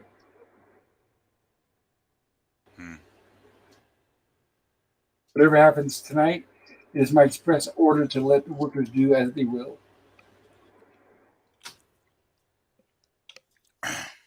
Poor Maria, still in captivity. Yeah. Joe Fredersen wants to let those in the depths use force and do wrong so they can be justified in using force against them, says Rotwang. Yeah, exactly. That's like how when there is a demonstration and then there's plants that amplify the violence. They're not really part of the people. Yeah, kind of like what we even heard about January 6th, yes. Yeah, exactly. And then the police have a reason to go in and make things worse. Did I miss something about January 6th? The United States thing. Okay, I missed that completely. I have no idea. Jill was talking about how they'll plant certain people within the crowd. Oh yeah, I get that. Their way, right. I just don't know the significance of January 6th as a Canadian. Well, because they're saying there were a lot of federal agents planted in the crowd to cause the uproar. Oh, okay. Right. Yeah, that's unfortunate. Oh, well. They have evidence of it. There's actual video footage and evidence. Interesting. Okay. Not a conspiracy theory, folks. When you spoke to your poor brothers, you spoke of peace, Maria. Today, a mouthpiece of Joe Fredersen is inciting them to rebel against him.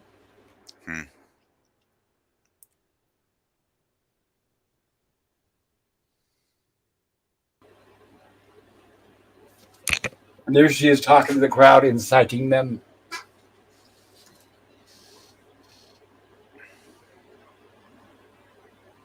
She will destroy their belief in a mediator.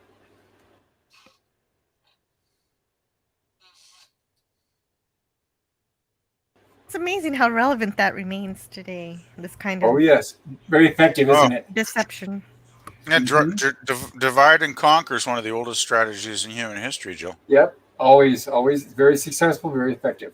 Works every time. Sadly, you wish people would learn, but it seems that every generation hasn't learned that lesson yet. So no, in fact, that's why they're working harder. That's why now they're working harder than ever to erase history. They don't want people to remember. Well, that too. Yeah, that's right. That's not the first time that's happened. I can think of correct. USSR and all that shit, China, yes. and all that stuff, right? So, yeah. You know that I have always spoken of peace, but your mediator has not come. You have waited long enough. Your time has come. Uh-oh. But she's talking about fighting, of course, and they're... She's getting them all worked up. But I had tricked Joe Fredersen. Your double does not obey his will, only mine.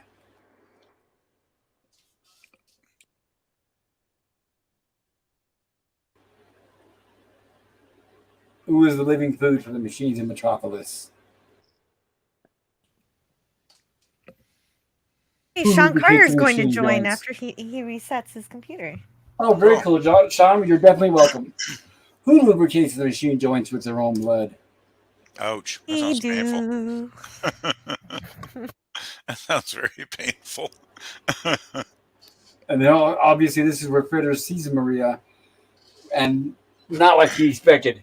Who feeds the machines with their own flesh? Yikes. Let the machines starve, you fools. Let them die.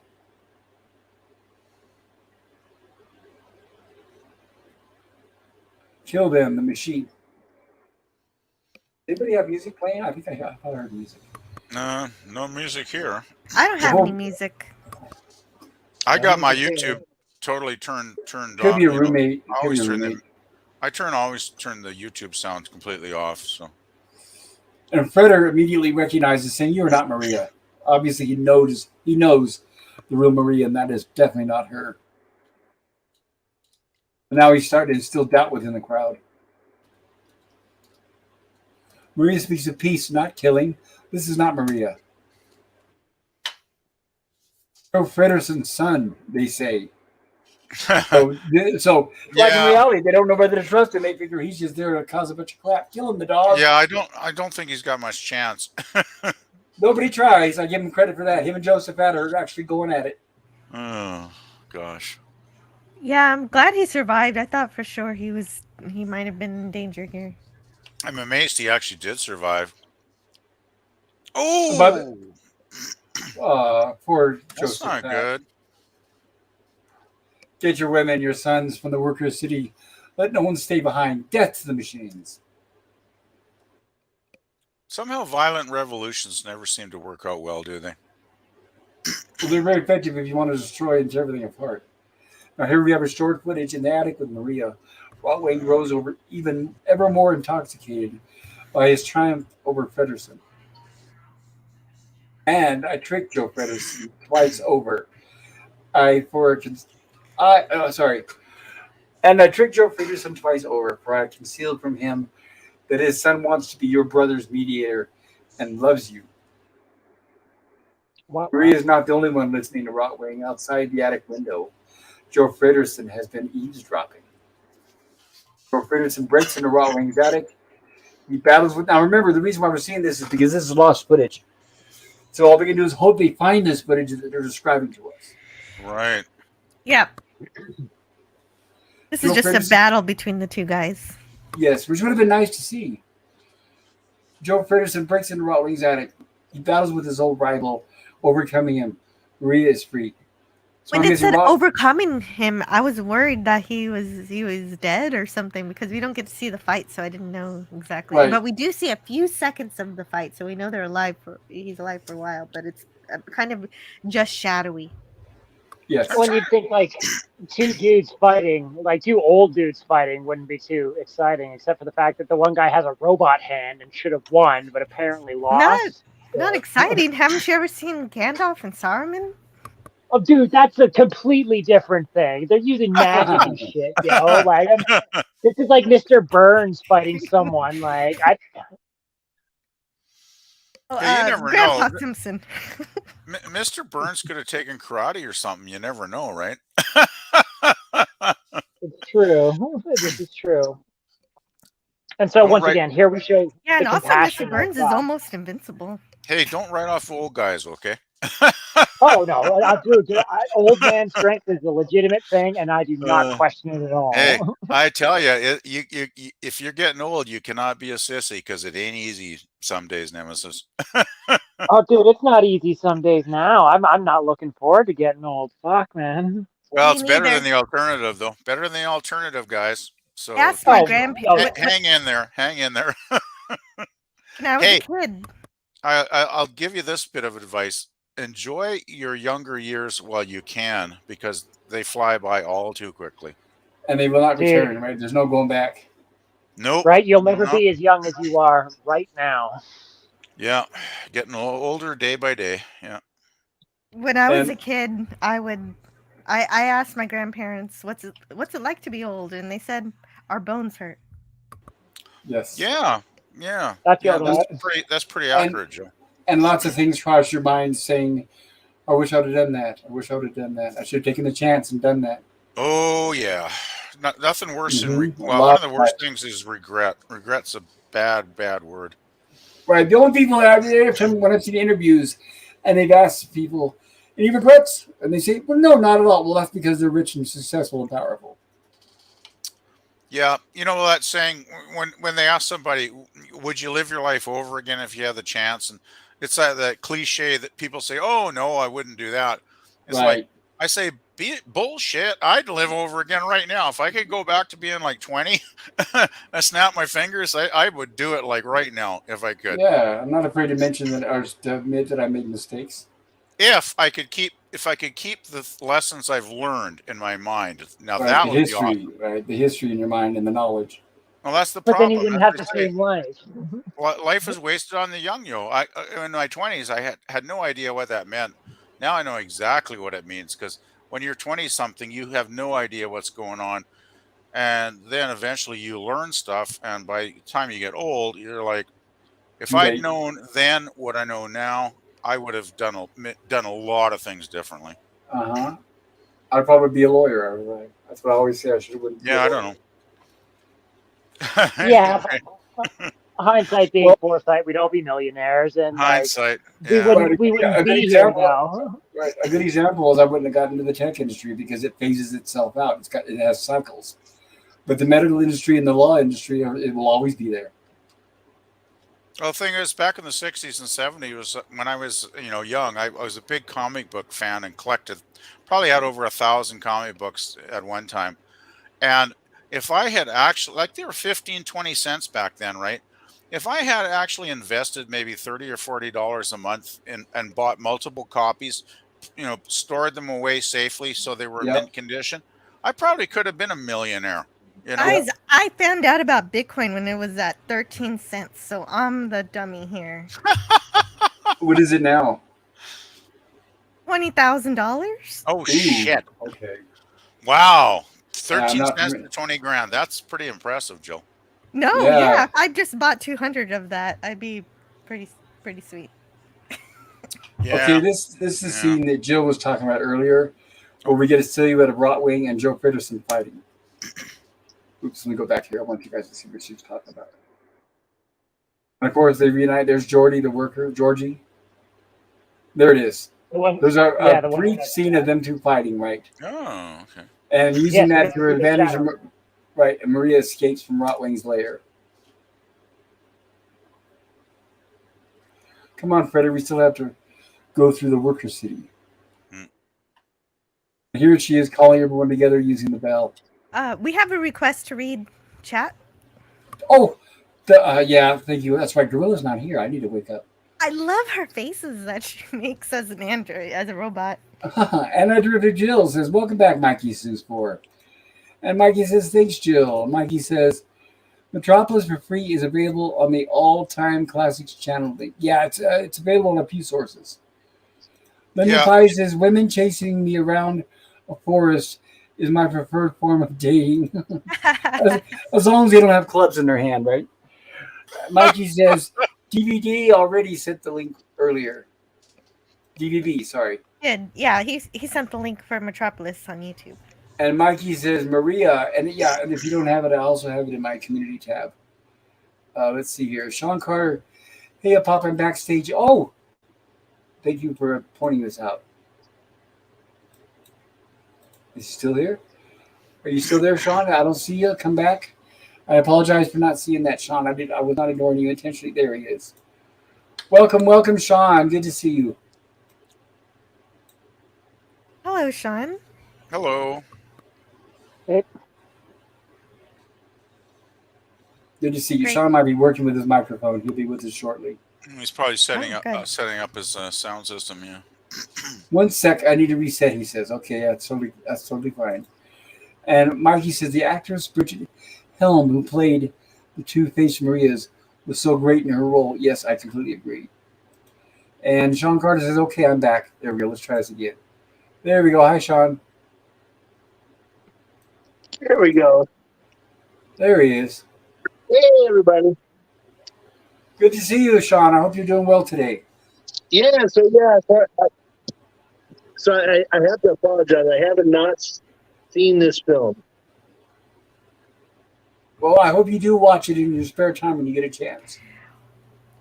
And, I definitely will. Definitely do. I'm reading from a magazine from a long time ago, and it has a little saying from Brigitte Helm here. She says, "It seemed to me as if I were always dreaming. I was always very much attracted to the stage as a child, often played leading parts in our school performances. And at the time, I was only 12, but people found I had talent. So, she's been acting for a long time." Oh, very cool. Thank you for sharing that. And I can see it too. She definitely has the magnetic personality. Not pun intended, I guess you could say. Mikey says, "Welcome back, Sean." And Mikey says, "Regrets can crush your spirits if you let them. Just learn from your past experiences and grow as you turn older." And Mikey says, "And at River Jill, please check the chat." Oh, there we go. That's what her reference was. Okay. Thank you, Mikey. But now we have the whole town in disarray. Now everybody's coming out of their homes. And Maria seems to be enjoying it. And my player's going to start acting funny.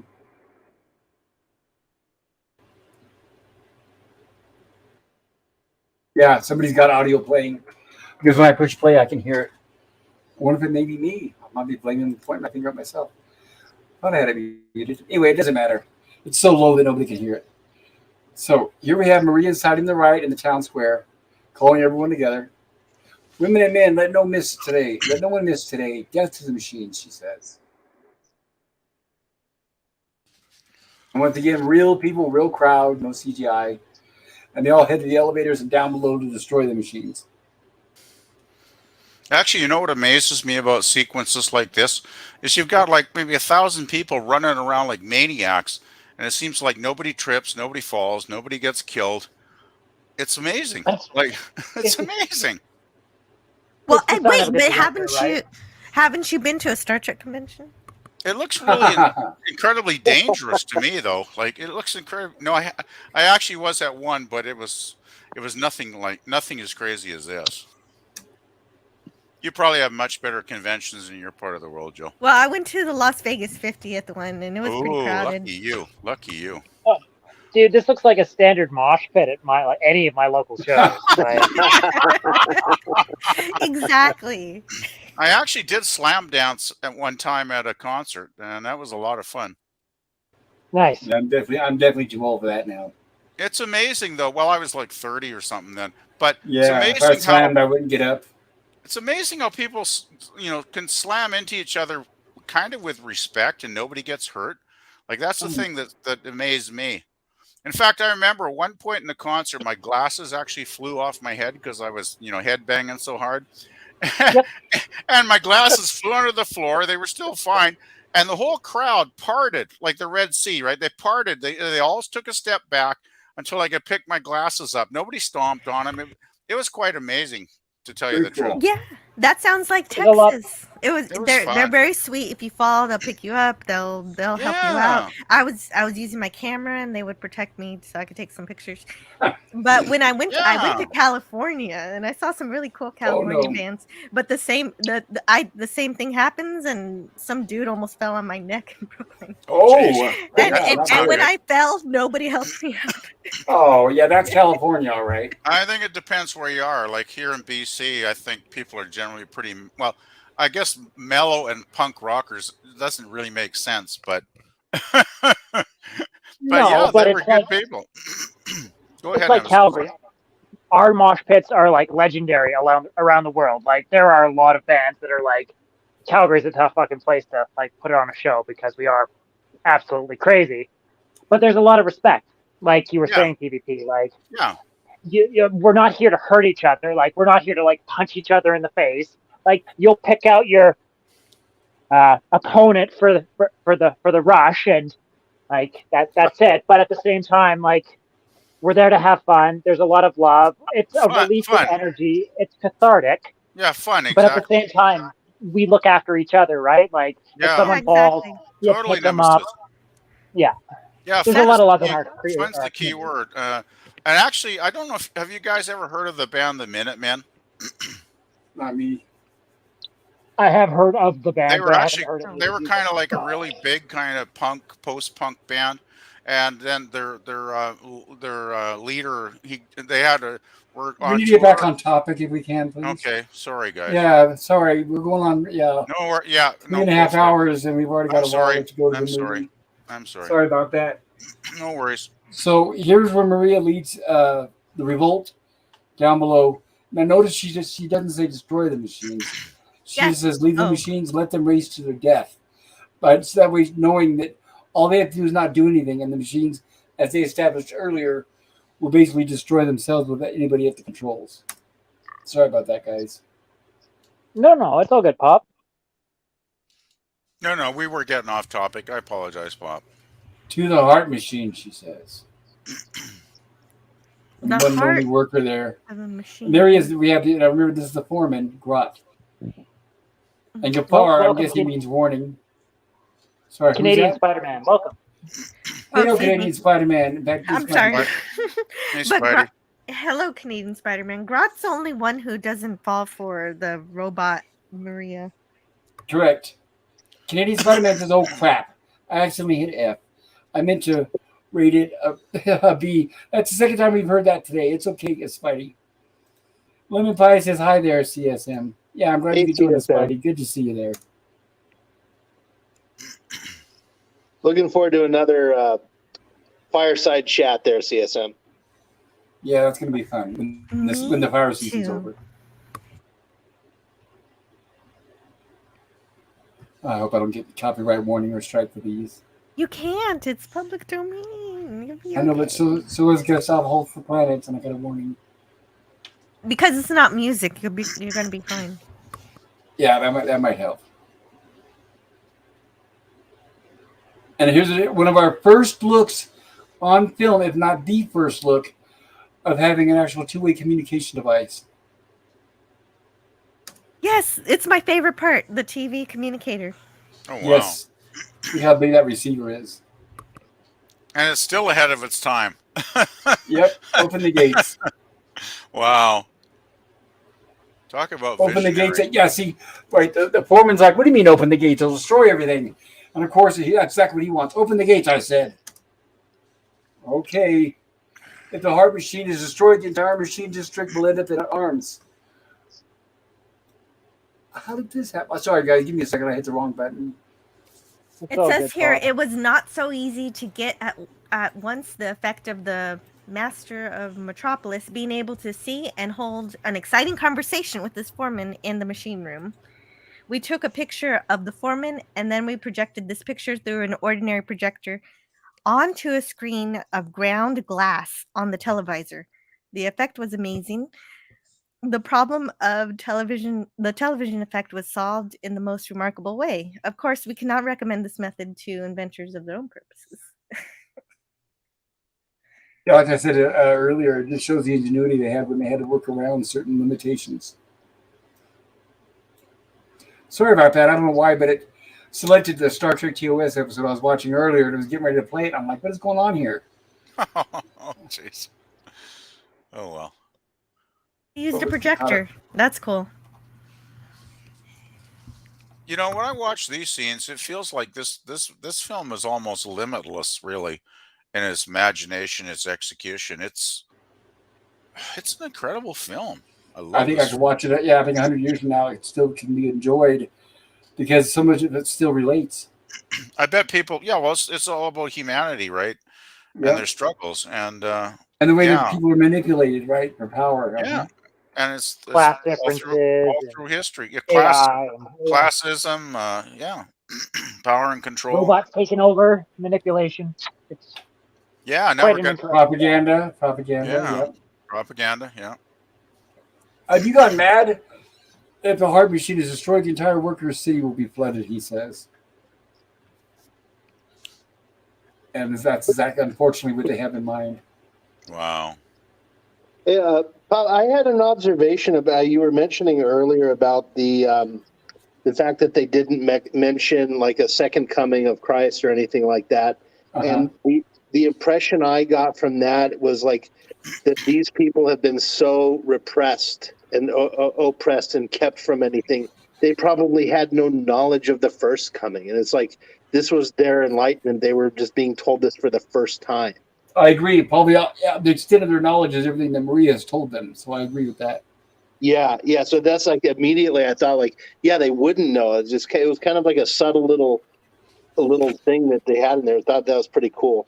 Yeah, it is, and just like with Edith Keeler, she's more educated than they are. Yes. So she knows the right things to say, right, good or bad. She knows the right thing to say to reach their emotions. Mm-hmm.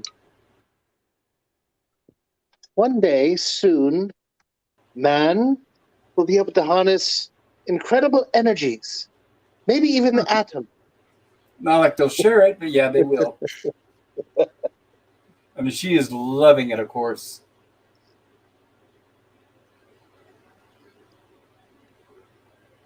And the movie even has a great climactic. I love the climax at the end. It's fantastic. And there we have the real Maria coming down. And she sees all hell breaking loose. And of course, the workers are loving this because this is what they've always dreamt about.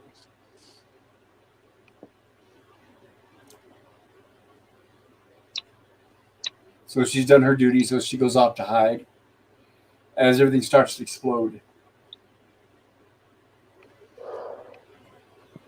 Yeah, they love the fact that they don't have to feed those machines for 10 hours a day like slaves, but they're not going to love it much longer. Nope. Well, I don't blame them. I would do the same thing. Oh, I mean, it's horrible. Like their lives, they're basically slaves, and it's horrible. Yep. But still, the city does basically self-destruct here. So. Yes. And Maria's like, "Oh my God."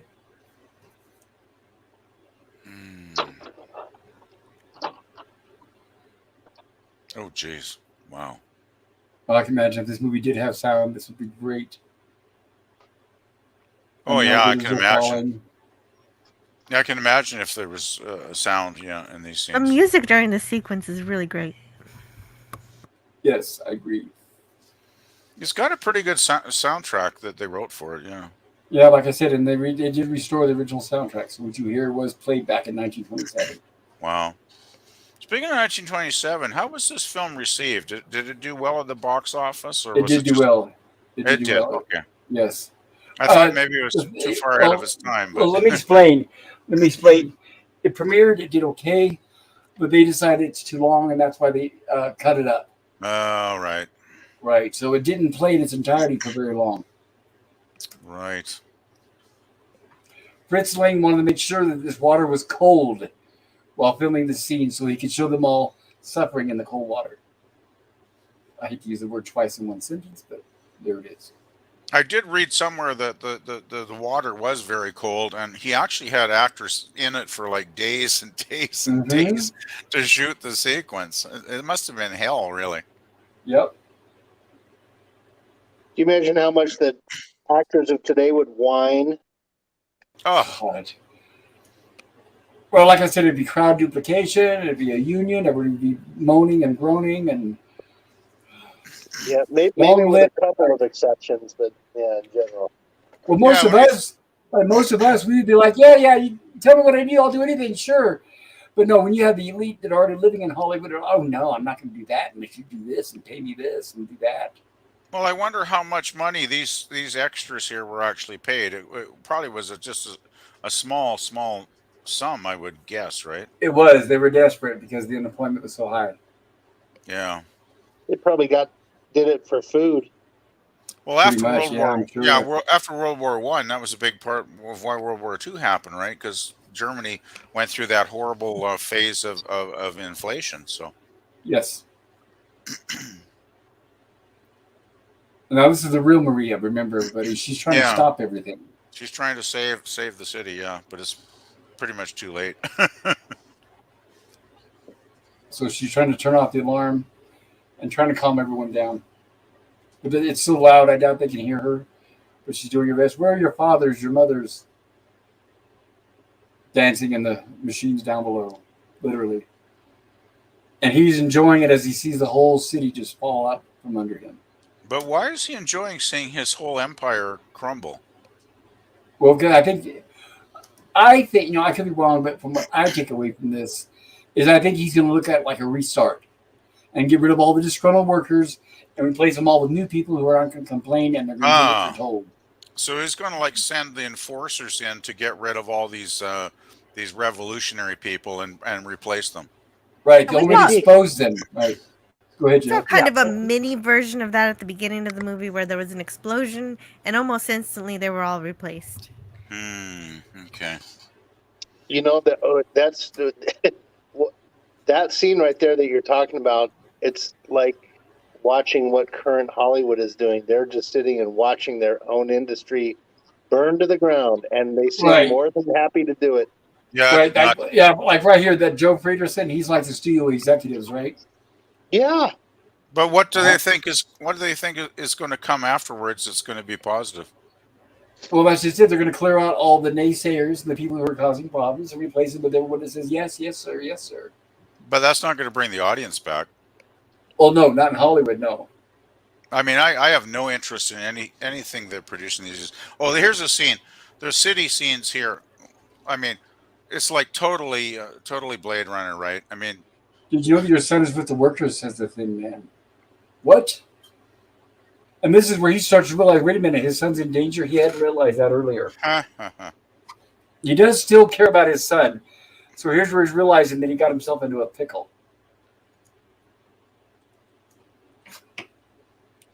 And there's Fritter and then Joseph Hatt still with him.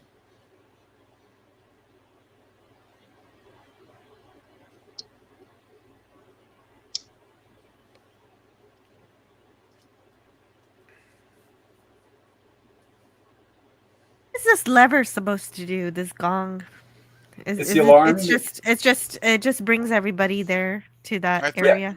Yeah, I don't know if it's like an emergency, kind of like a fire alarm. I'm not sure. Okay, that makes sense. I think it's the alarm going off when the machines aren't being tended to, so they all break down when the city floods. Right, that's when it's an emergency alarm, like a fire alarm, possibly. Okay, that makes sense. Why all the children know to go to it. So the gong does not get people off stage. No. That's a good one. I remember Chuck Barris. That was a fun show. The Gong Show. Gene, the dancing machine. We just passed away a few years ago, and he was paralyzed. He was in a wheelchair. Oh, shit. Sorry to hear that. Well, what happens? Life is life. Yeah, life is life. And Curator is united with Maria. Yes, you are Maria. He knows the real Maria. Yeah, now have a big kiss. There you go.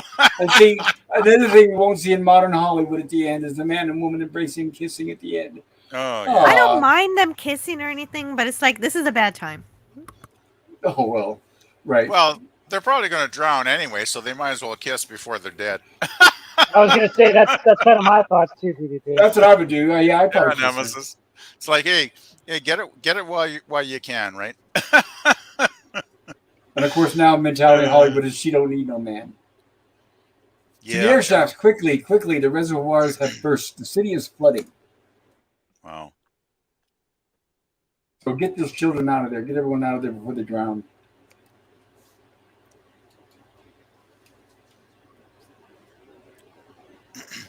I guess there was no laws about child actors back in those days, was there? Oh no, there were 700. There were 750 of them in this movie. Wow. Yep. Yeah, there weren't even child labor laws back then. Well, that's what I meant. Yeah, that's what I meant. Like there would have been no regulations at all.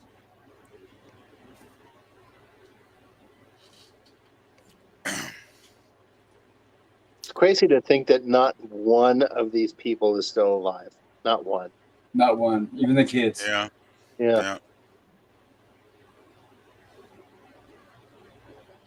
I guess that's the thing about great art, though. As they say, it's timeless, right? So even like, like the Mona Lisa, you can look at it 500 years almost now, 100, almost 100 years later, we're still loving it.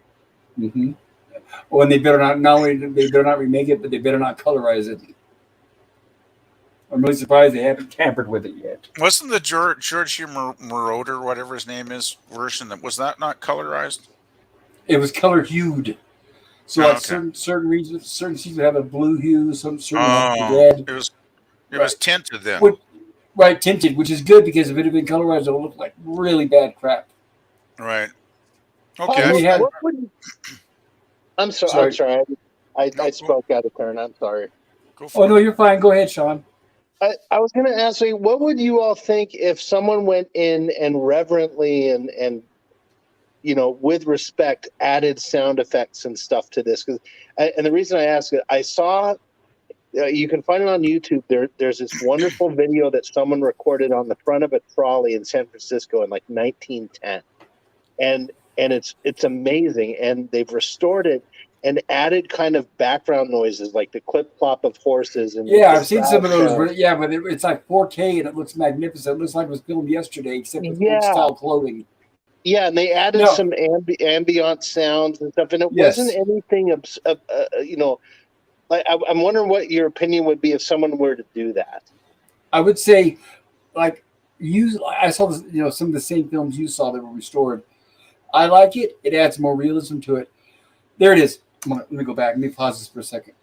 But in the case of this movie being silent was specifically a choice by the director, so I would not go for it. Okay, so there were talkies when this was made? 1926 is when talkies came out, and this is 27. Okay, And- okay. Fritz Lang decided he wanted it silent, and in later interviews, he said he regretted that. But I wouldn't want to change a masterpiece. Even if he said later on, yeah, I wish it was sound, I'd still rather keep it as it was because that's what his original vision was, at least in my opinion.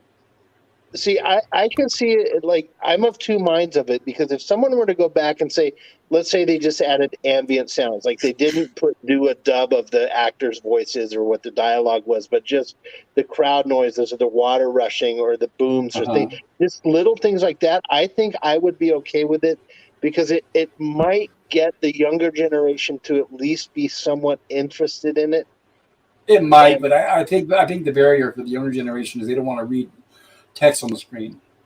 I have mixed feelings about No, that. I don't think you're right about the younger generation not wanting to read text because anime is very popular. Well, yeah, and they do it on their Well, that's phone true. all day, so. But I anime is a form of cartoon, so live action, reading text Well, on live action. I think there's a few barriers for younger people why they might not watch this. One, it's 2.5 hours long. Two, it's black and white.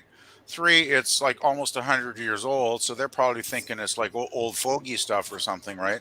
So, Well, I think I wouldn't be totally against adding a few sound effects here and there, but I don't think that's going to increase the audience. I think the audience for this film are basically people that are lovers of classic sci-fi. Oh, sorry, go ahead, Joe. It's old fogies film for anybody watching it. It's 96 years old. But you know what I mean? Like a younger person might think a 1927 film is going to be archaic or something, right? Right, and Sean, I wanted to point out if you watch the 80s version by Giorgio Moroder, he did add some sound effects. Oh, okay. So the 80s was silent as well? Yeah, well, it's always been silent. But what he did was he created a rock soundtrack. Oh, neat. And he also added a few sound effects throughout the movie. Like the bell. There was definitely, you could hear the bell when they were sounding the alarm. Yeah, if they want to add stuff like the alarm and the water rushing and maybe some of the explosions and stuff, I mean, I don't think that would be a major, damage to the film. But personally, I just enjoy it the way it is, to be honest. So, but I want the director's original vision is all. Yeah, but Yeah, it knowing defeats the purpose by putting any sound effects or anything on it. Like this is the way it's supposed to be. And where do you stop? Really? Like George Lucas. Right, exactly. Right? You pull a George Lucas. Lucas. He's the perfect example of that. Where do you stop? Right? Yeah, that's true. Like what Lucas did with Star Wars. That's yeah. Well, that was his. He could have done whatever he wanted. But I hear you, Nemesis. But that's why I'm like of two minds of it, because the director did say he wish he would have done a sound. So, and almost in a way, it's like he's giving permission in a way to do it by saying he wish he would have done sound. But no, I don't think that's how that is. If that's how you want to translate it, sure, but that's not what I hear out of that. Yeah, no, and that's why I posed the question. I just want to know what everyone thought of it, because I thought it was interesting. Apparently, there's mixed feelings. We got a ton of chats that we should catch up on too. Thank you, Nemesis. Yeah, there are. Thank you, Nemesis. Oh yes. Okay. Canadian Spider-Man says, "Oh crap, I instantly." Oh no, I think I read that one. Hi there, CSM. Hello to you. Lemon Pie says Canadian Spider-Man. Hi, CSM says Mikey. Lemon Pie says, "You all are doing a great job. Great discussion. Thank you, Lemon Pie. No, And it thanks, helps Lemon. to have people like you here." Mikey says, "Excuse me." Mikey Sue's 4 says, I gave this an A earlier. Already knew this was a classic. Thank It you, Joe. certainly is. Certainly is. PvP, would you like to read this? The YouTube version has a great orchestral soundtrack as opposed to Marauder's electronic sound from the 90s. Maybe you mean the 80s? I'm not sure. 80s. And I'm guessing the YouTube version probably has a restored soundtrack. If it's the restored visual film, it's probably the restored soundtrack because they did that at the same time. Yeah, I don't think I watched it on here, but I can't remember where I watched it because, as I say, it's been at least a couple of weeks. Yeah, I watched it last week. There's a few sources where you can find the film if you look for it. Over 1,000 extras did this movie. Most came off the streets, said Mikey. So true. Well, they had 8 leading parts, 750 smaller parts, 25,000 men in the crowd, 11,000 Jeez. women, 750 children. A city, Yeah. almost a city. And I remember reading, too, there was a handful of minorities in a few scenes that they added. So, yeah. It was a very mixed cast of actors. Diversity, people. Well, it was diverse back in the day when diversity. It's always was been not- diverse, right? It's just Hollywood using that word like it never happened. Yeah, when it wasn't an issue, right? It just was a Exactly. fact. Yes. Mikey says, and this is during the Great Depression, too. Lemon Pie says, yes, this is during Weimar Republic, Germany, hyperinflation and unemployment. Yeah. Well, then It's it really not. spoke to the people. Well, right, like all the kids are malnourished and whatnot. Everyone looks actually hopeless. You can see it in their eyes. Yes. So yeah, it's a real encapsulation remember- of that time. Yeah, I remember Nemesis reading about the Depression years back in Germany then, and I mean, this is crazy, but I remember reading that people would need a wheelbarrow full of money to go to the store to buy a loaf of bread. Yeah, there's Oh, I saw photos the of that. pictures of it. Yep. Like that's just nuts, right? Like, I mean, inflation's bad here now, but it's nowhere near that bad. Yet. Yeah. That's because they were literally Well, just printing money then. Well, wait and Because see. But And that's Mikey, insane. thank you for reminding me about the chat, Mikey. I appreciate that. And Mikey says, yes, Lemon. Very true. And Canadian Spider-Man says, Jamie Farr used to appear on the Gong Show a lot, if I remember correctly. Yes, he did. Yes, he Yeah. did. Canadian Spider-Man, hello to you, Mikey, Susie Farr. And Mikey says, yes, Canadian Spider-Man, Farr was hilarious. Also, Chuck Barris, the conspiracy nut, LOL. Chuck Barris was actually in the CIA. Canadian Spider-Man, the Mona Lisa was? was a lot smaller than I expected. Yeah, I've heard that before. Yeah, I Wow. heard that too. Lemon Pie says, I love Farr as a clinger, yes. Corporal Max Klinger says Max. Says Mikey says Farr. And Canadian Spider-Man says he was perfect in that role. Yes, he was. Talk about diversity too. Remember now, I think he was like Armenian or something. Yeah, the first cross-dresser in TV history, I believe. Well, no, Bob Hope did it before that. Well, you know what I mean in a regular series. Yes, right, every episode. Mikey said, Jill, let's just get caught up when possible. He was talking And about Lemon Pie says, I think adding in sound now would be a mistake, says Lemon Pie. I agree. And Mikey Lemon. says the jazz singer was the first talking film, Al Jolson. Correct. All right. You good on that one? Yeah, I'm pretty happy with the film the way it is, to be honest. Like, I don't need any alterations. So, For my- so in this magazine, there's somebody called Theodore Luz who was in this flood, and he says, I had some of the pleasantest bathing in my whole life in the studio plant of Nebelsburg, where a large tank was built for the flood scenes in Metropolis. The water was especially kept at a very low temperature for us actors, in order that we should not become too exuberant. We We want to had have a good time, everybody. Come on. We had to dash into this water from morning to night with about 500 children. Sometimes we got some grog, chocolate cakes, and some icy dough. Oh, Mr. Grog. Lang, Wow. yeah, grog. doesn't Mr. sound Lang, yummy. Mr. Lang and his staff, with cameras, etc., were established on the float and moved amongst us, urging us to seek out the biggest and most powerful jets of water. But in spite of all this inconvenience we were put to, I would not have missed those thrilling days for anything in the world. Even when I got my feet wet, I felt that it was worth it. That's There's cool. dedication. That- Yeah, that's that's my- dedication. That's great. Where'd you find that quote, Jill? That's very cool. If you don't mind me asking. Hello? Oh, it's from the Metropolis magazine. This thing was There published was a long time magazine? ago. Yeah, it's really old. It's yellow, Wow. and I can't tell from when it was made, but it was Fantastic. pretty old. Well, I do So- appreciate you sharing that with us. Yeah, you're looking on a web page, are you, Jill, or do you actually have the Yeah, magazine? okay, I'll post it. Here you go. Yeah, put it in the chat somewhere. Fun fact: this is Or the unless you wanna- second stream. This is the second stream in 1 week where Jill has talked about Grog. You talked about it with your Master and Commander stream the other day. There's the link, everybody. And I drew Jill put the link in there. Yeah, I see it. Check that out if you get a chance. Thank you, Jill. Welcome. Let's see here. Mikey says some extras took baths in the water. It was free. Levi says keeping exuberance down is always a challenge filming movies. Well, just remember the same thing they did to The Exorcist. They kept that room air conditioned to give the realism, also to give the actors the tension of shivering and everything. Rest in peace, William Friedkin. Mikey says, or TV shows too, Lemon.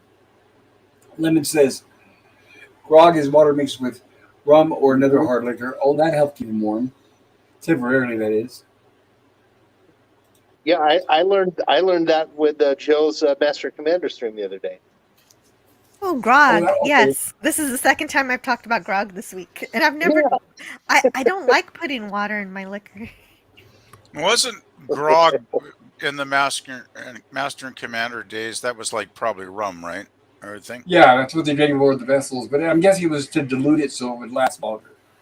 Yeah, I'll put Well- ice, but not water. Yeah, too. Well, you Seriously, I didn't mean, get hungover from it too, because there's no sugar in it. That's what my dad used to do. You know, like 2 fingers of water and however many fingers left of whatever alcohol there was. Gotcha.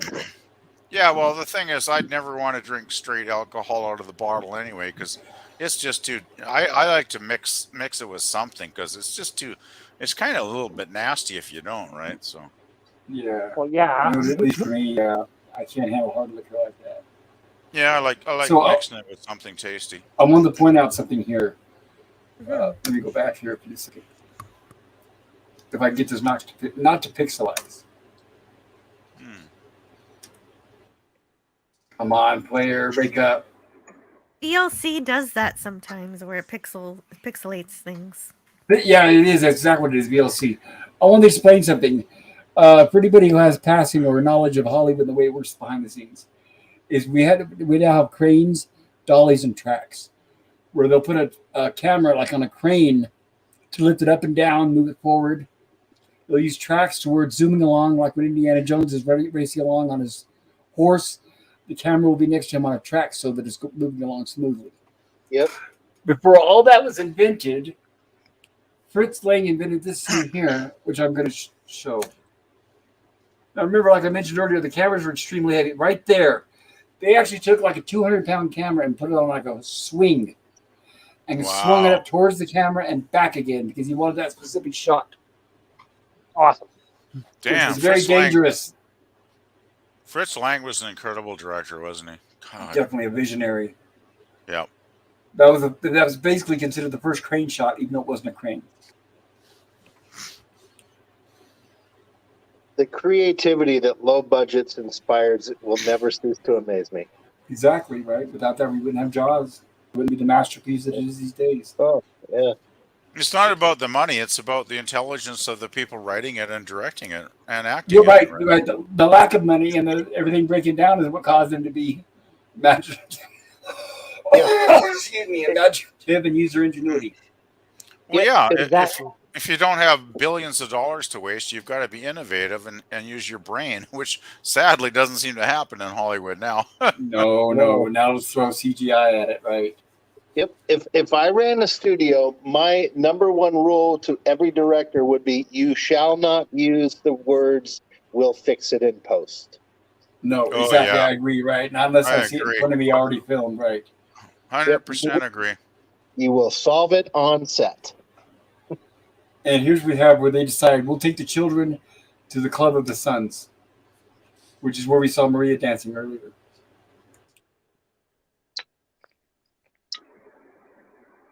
And This is one of the most unintentionally funny shots in the movie. These dudes just circling around, holding hands, playing fucking loop-de-loop is absolutely hilarious to me. It is pretty funny. Can you rewind that? Were they like doing the ring around the rosy right there? Yes, they were. That's yeah. The thing is, too, is that not sped up a little bit? Because they look like they're No. like really, yeah. really going hold fast. on. Here's how we could tell. Watch this speed at which the smoke rises. Because use something to base it off of as a reference point. Okay. Looks normal. Yeah, it looks normal to me. Huh. Yeah. So they're they're going hard and fast. Right, they're They're frantic. Right, Wow, they're actually running that damn fast then. Jeez, they must have been exhausted. I'm glad he didn't speed up the camera, because a lot of times when they do that, it gives it away. Well, I must know, where is my son? Tomorrow, thousands will ask in fury and desperation, Joe Freitas, and where is my son? And the realization kicks in. Yes, finally. No, yeah. I don't want to hear it. Now, after all this, yeah, he starts to realize. And the And is this still trying to dude maintain looks some. Go ahead. I was just going to say, he looks like Bam Margera from Jackass. I thought maybe Brendan Fraser's great-great-grandfather. I thought he looked like John Rhys Davies. Where are your children? He finally gets their attention and makes them realize the city lies underwater. The shops are completely flooded. Of course, they were all celebrating. They hadn't even realized. Wah, wah. Who told you to attack the machines, you fools? Without them, you'll all die. Yeah, it's like, hate them or not. Without them, you're going to die.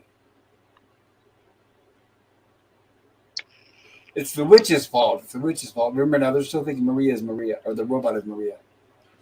And there's the robot, still celebrating, having fun. Let's all watch as the world goes to the devil, she says.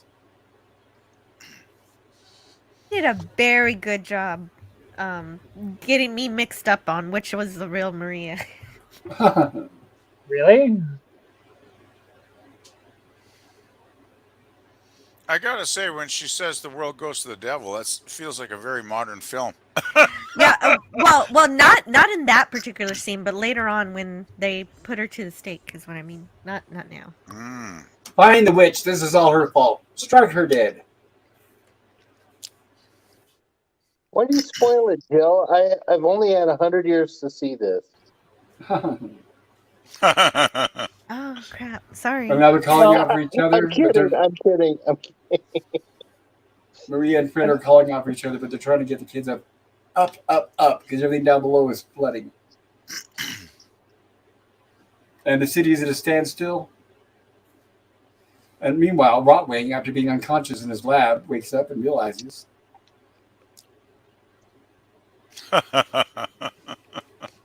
Speaking of grog and hangovers. Yeah. Over to Hale's shrine. Yeah, I can relate.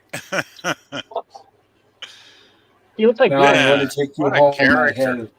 What a character. Who made up the word grog? It sounds so yuck. Been around for centuries, so yeah, it's hard to tell. I like mead. Like mead has been around forever, and I love mead. Mead sounds pleasant. Well, that's like mush. That's like mush. That doesn't sound very yummy, does it? Maybe they call it. Maybe they call it grog because it'll make you groggy. I don't know. But grog, it sounds like the noise you make when you've had too much. Or you're about ready to pass out. Yeah, like Blatt's beer is like blah. Right. Well, we've got stuff out on the East Coast here called Screech.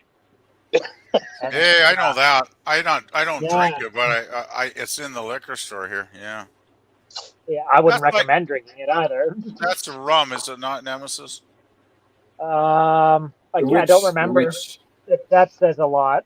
I've never bought the stuff personally, so I really don't know. So The Just witch, the picture witch. Saved by the There Bell. she is. There she is. There she is. Now remember, Maria's confused Oh. because this is the real Maria and she doesn't know what they're talking about. Where are our children, you witch? oh, this is a bad mix-up of identities. Burn the witch to the stake with her. Oh, jeez. And now she started realizing maybe she should get out of there. She's like, "What the hell are you people talking about?" He's yelling at her to run. There's those See, doors. and like the only problems like I have with the Maria character is this is the third time in the movie where she's like clasped her hands to her head and just like I don't know, had a freaking Hey, seizure that or scene. something. This scene. I don't. Sorry, Nemesis, but that scene where Yeah, the no, people running. Yep. Was that like some kind of effect, or was that couldn't have been real people running across the bridge? That was Right? people running, unless it was a miniature. I thought But- it was a miniature. It could be. I'm not sure exactly what scene you mean. But like I mentioned earlier, when they clutch their heart or their head, that's a way of over-exaggerating for the camera. Like, oh my God. Mhm. Right, showing Without saying, emotion. Yeah. right, without saying the word, because they try to keep the inner titles to a minimum. Anyway, sorry, Nemesis. I didn't mean to interrupt, but that that was a weird shot with all those people running across that miniature. No, it looked good. There was a big sense of scale to it. Oh yeah. And now then we have here a got working the, class. yeah. Go ahead. No, I was just going to say exactly what you were saying. There's the working class running in with the upper echelon, Yes. and now they've got the robot, Robo. Yes, because Maria. that's Maria down there. That's Maria there on the steps, and they were able to grab the robot Maria. That's almost like a VW bus. Well, probably was a prototype for the VW. It is from Germany. It was from Germany. Oh, did you see that? He pulled her up by her hair. Oh yeah, maniacal. I loved it. Very realistic. Not being nice at all. Nope. And she's still laughing her ass off too as the Yes. robot, which is amazing. Like, Well, that's what she's programmed, just to destroy and destruct. So she's just going to do that to the very end.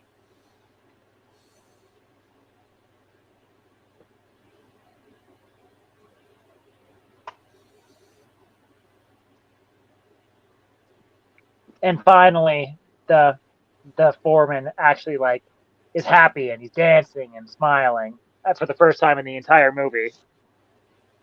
That's true. He's broken down. Well, he was like the last semblance of like humanity, really. Yeah, because he was honestly an honest guy. He just wanted to make sure Yeah. everything kept running and and things were destroyed. And of course, Fred is thinking that's the real Maria being burned. He's not aware of the robot yet. And once again, you want to talk about maniacal? A fucking group of dudes watching you making you watch your woman burn to death is pretty freaking Oh yes. brutal. Yep. Look, the one dude's just like pointing and laughing. It's just like it's awesome. Hell in my hell. So this is where Rottweiler is totally delusional and he thinks Maria is hell. Back to chasing Maria again.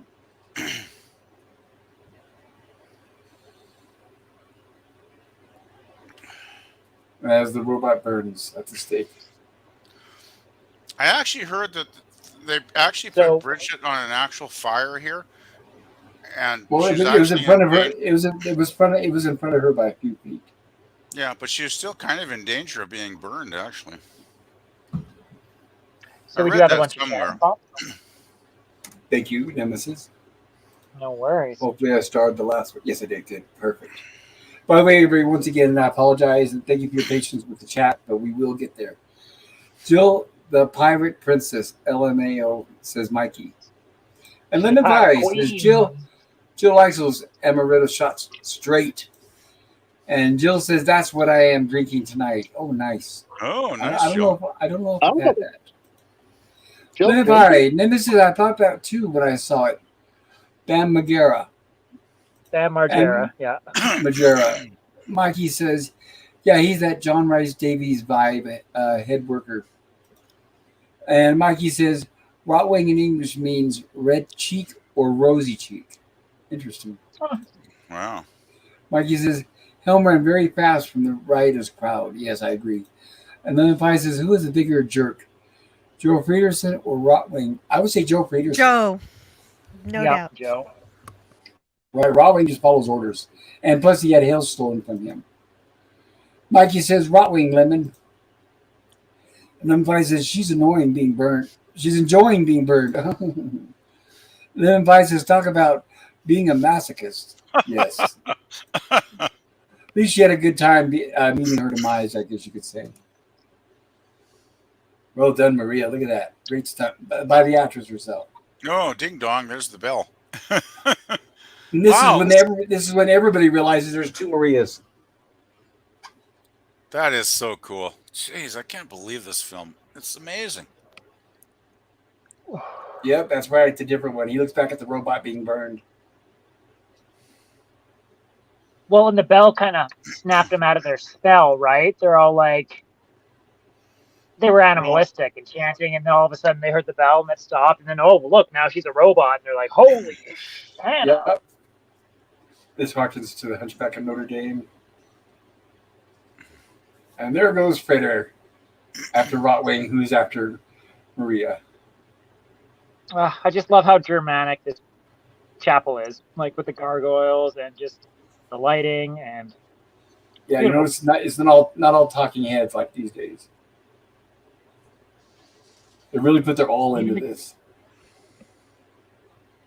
Yeah, they didn't do a lot of talking in hallways on this stuff. Exactly. Yeah, for a film that's 2.5 hours long, basically, it moves at a pretty good pace through most of it. Yeah, I think the pacing is great. I know some Yeah. people disagree, and some people say they fell asleep, but I like the pacing. In fact, Yeah, the restored footage is what really draws me into it. The restored footage. I was so happy to see all this. Yeah, it makes a huge difference, I think. And here's where we see Right. Joe Fritterson's hair turn white on camera. I don't think falling asleep was that I thought the movie was slow. It's just that I'm not used to the format. And it was Gotcha. just lulling. It was just some music and la la la. I'm going to sleep. It's okay. I understand. Maybe you were just tired that day. You know, that's okay. It's okay to fall asleep once in a while. Your children Oh, say for this sure. is where Grunt is arguing with Josephat. And they see that basically Joe Fritterson is humbled and down on his knees. Because now he's actually, for once, starting to show care for his son and sympathy and regret. And realizing what he's done. Well, because like I still like the fact that no one's gone to help this dude. It's like, yeah, they're like fighting to death like men, I guess. The young 32-year-old Yes. fighting the old mad scientist who's now Well, carrying some lady one-handed up a fucking steeple church of the roof. Right, Oh it's my like the old trope. You got to have the good guy battle the bad guy over the girl. I Right. mean, this Ooh, is look at that. incredible. Dude, Yeah. that was amazing. Yeah. Did you see how he threw her down? She was just like, Yeah. like good thing the actress grabbed hold. Like, Well, yeah, this is real, right? I mean, people could have died doing a scene like this. Yes. God, it's amazing. right? There was no padding there for them to slide down on. Like, we know they didn't slide the full fucking No 30 feet, safety but- wires, no green screen, no Yes, safety wires, no still. padding. So dangerous. Like, it blows my mind when I watch And this. there's where his hair is now white. Oh my God, I thought that was a joke. That's amazing. I didn't notice that in the first one. And I Uh-huh. watched this twice now. Interesting. I never noticed that. Yeah, cool. I don't know if that can really happen in real life, but we do get that. Probably not. I've heard it. I could say maybe over a course of months, but in 5 minutes or whatever, probably not. Oh, more smooching. I am in favor of that. That's good. And we come to our That's conclusion. And then finally, they're marching orderly. Oh, like, wow. Oh, Yes. that's cool. Dignified. Amazing. Fortunately, the city wasn't completely destroyed, but the down below was. So they're going to have to rebuild everything. Wow. Damn, this is such a majestic film. It really is. Oh, Right, this here is are the- great. This Here's is a the great foreman final Grot, right? The foreman Grot meets Critter on an equal level for once. Yeah. Offers to shake his hand because Joe Peterson has nothing. And of course, trepidation. Because he's always seen himself way above this workers. Like, what is he doing? And the workers chastising himself. What am I thinking? This guy's not going to shake my hand. And of course, here we have the mediator, which is actually Maria, not Freder. Head and hands No, want it's to still join together. Frederick. It is Fred. Well, I guess maybe both, but they Yes, don't have it's the heart to it's do a it. combined effort. Yes. So basically, what I got out of this, because you were asking earlier about the Tower of Babel and the parallels here, like Frieder is the combining force of the two. He is the Well, mediator, he brought the two classes together, right? The rich and the lower. right? And the whole point of the Tower of Babel is there was no mediator in between. The workers and the people couldn't get along. There wasn't someone to disperse Exactly. and help. And now that's what this is getting to. Right, which is why it failed. Yes. Head and hands want to join together, but they don't have the heart to do it. O mediators, show them the way to each other, she says.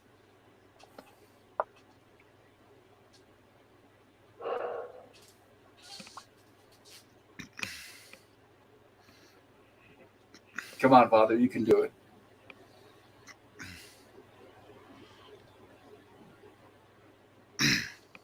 And a very humble Grot. He doesn't feel that he's up. He still sees himself way below. And we finally get this. The mediator between head and hands must be the heart. That's what they needed to bring them together. The end. Short and sweet, awesome. the end. Yeah, it's a Right. great ending. All right, we made it to the end. What? Oh, I'm sorry, it's a little late, guys. So, For I want 2 to hour remind you. film. Yes, let me see. Hopefully, the chat's still there. I mean, the poll in the chat, or is it gone? Yes, it's still there. Good. So, I'm going to go around now, and let's start with. Of course, I got the timer in front of this person's face. Let me enlarge it. Bear with me, guys. PvP. I'm gonna go in order. PvP. Give us your grade and/or review of the movie, and tell us about your channel. I give it an A+. I think it's a classic. It's a keystone film of science fiction. It's a very important film. It's an amazingly well done film. For 1927, the effects, the crowd scenes are incredible. The robot. I mean, I can't think of another female robot in science fiction history that is as cool as the one in this film. I think Brigitte Helm is an incredible actress. The whole cast is solid though, but I think Brigitte especially she's very special in this film. I think she carried the movie pretty much. Yeah. Yeah, she's playing basically two roles, two different characters in the film, man, and she pulls them off both very, very well. So yeah, I think it's an absolute masterpiece. I really do, and I guess that's probably I probably don't need to say much else. And my channel, I'm still just doing the rock and roll stuff. So nothing much to report there, but yeah, I just think Metropolis is an absolute masterpiece. It's a classic sci-fi film, and I love this film. It's absolutely incredible. Very cool. Thank you. I appreciate you being here, VVP. I'm glad your internet was working tonight. Me too. I'm very glad. And Jill, what say you? Give us your grade and a review and tell us about your channel. Okay, I give this an A+. I was just impressed something so cool was made in 1927 with all of these effects, including the robots, all the electrical work and the chemistry and electronics, video conferencing, highway cities and miniatures, and it's just lovely, and I'm glad I saw it. I love the message at the end. The mind and the hands are united by the heart. And having reviewed Star Trek today, that's on my mind quite a bit, so that also reminds me of the trio, with the mind being Spock and the hands being Kirk and the heart being McCoy. Definitely. So that's a lot of fun to see origins of that idea. Mm-hmm. Wow. And thank you for being here. I'm glad you made it, Jill. Thank you. Go ahead. Sorry, you made it. No, that's fine. My name is Antiderivative Jill, and I have a channel of the same name where I celebrate science fiction. This Friday, I should be able to review a UFO TV series episode. by Jerry Anderson. The episode is called Kill Straker. I've always been attracted to the name of this episode, so I can't wait to see this one. Okay.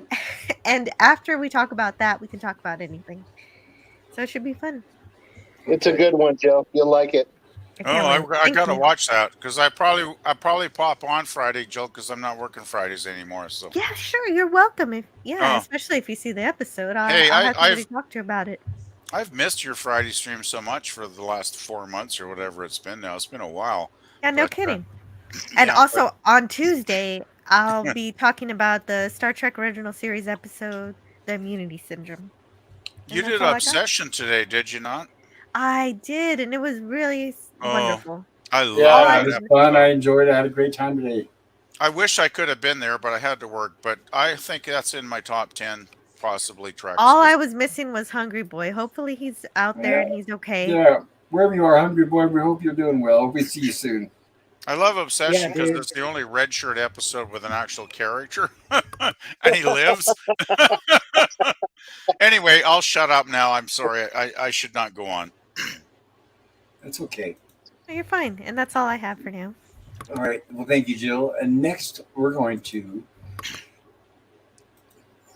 Nemesis of Eden. What did you think about this movie?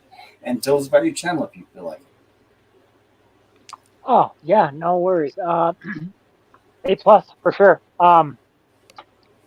It's incredible. Like, I was put off immediately when I saw that it was going to be 2.5 hours. I was like, oh my god, a 2.5 hour silent film. And the first the first 45 minutes, I couldn't find one that had English subtitles, so I was just watching the German cards. And that would have been bad. Sorry to hear that. I'm glad you stuck with it. Oh, dude, it's fantastic. Like everyone else has basically said a lot of my points that I was going to make. Like, the set design is incredible. The occultism in it is beautiful. The symbology, the impressionistic,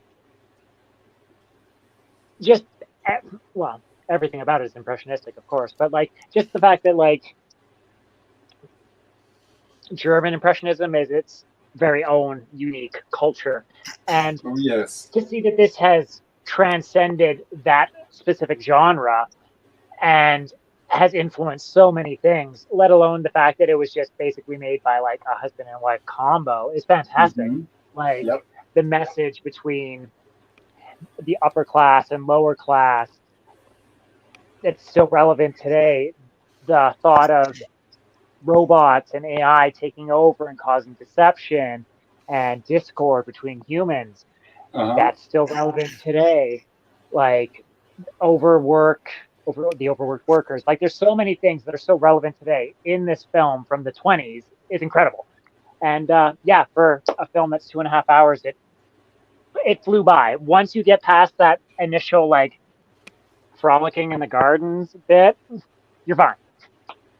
Like, once you start to see people getting like steamed to death and like getting thrown into like the giant machine monster of death, which I didn't realize they were just getting thrown into a pit. I thought they were getting thrown into the gears of the machine and we're getting like squashed in there. And I was like, that's fucking brutal. And it was amazing. Yeah. So it was incredible.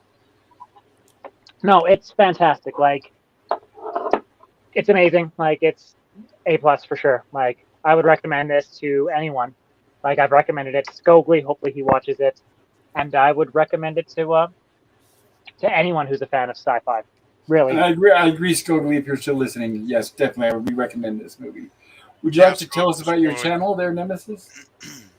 Yeah, definitely. I do gaming as well as the reviews here with Pop every Tuesday night. I just hit 25 subscribers, which I still don't know how that's possible. So thank you, everyone. Sweet. I appreciate that. Oh, dude, I recommend Nemesis of Eden's channel, everybody. If you're out there listening, please check out his channel. It's fantastic.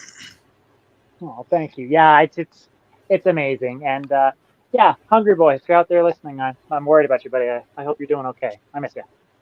And thank you to everyone who's stayed and watched for this 4-hour stream. You guys are amazing. You're all rock stars. Yeah, I had a feeling it was going to be a long one. That's why I tried to keep it moving along fairly quickly. Well, the fact that it's only 4 hours is and it's a 2.5 hour long movie, we did awesome. Yeah, we've had 5 to 6 hour streams on an hour and a half movie. So yeah, I agree. Exactly. Right? I think we did well, I'd say. Yeah. Right? I caused a bit of a tangent when I brought up mosh pivoting, and we got off It's on okay. that, but that's Oh, about it. oh shit. Yeah, I agree, Nemesis. I was reliving my 30s with slam dancing, and I went off topic badly. Oh, it's okay. It's okay, guys. No, It's okay. the tangents were actually at a minimum today. They were fine. The tangents were good. Yes. Yeah, it was our best one yet. Yeah, we did really good. I think, in my opinion, and we made it through, which is always a good thing. Yeah, you got to have some tangents. Oh, absolutely, I agree. So, okay, Sean, tell us what you think about the movie. I know you said you haven't seen it yet, but what impression did you get from what we've covered? Well, and tell us about your channel. Yeah, so I really enjoyed it, and I got to see quite a bit of the movie here because it's public domain, and you were able to show a lot of actual motion clips.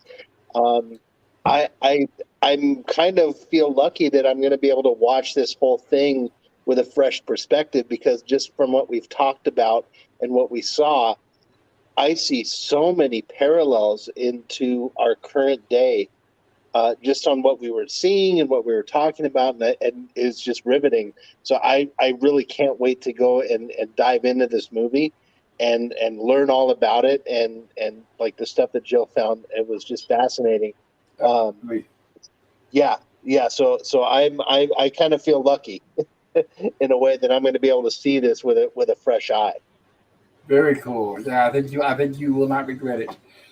Tell us about your channel, your little model making channel. Oh yeah, I'm just joking too, because you just surpassed a new goal on your subs. What do you have now?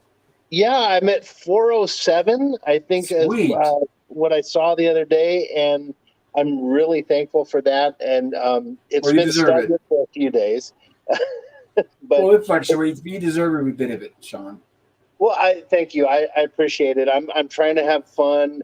I pick up a few subs with every video I put out, and I actually dealt with my first kind of negative comment the other day, that someone gave me some pretty harsh criticism.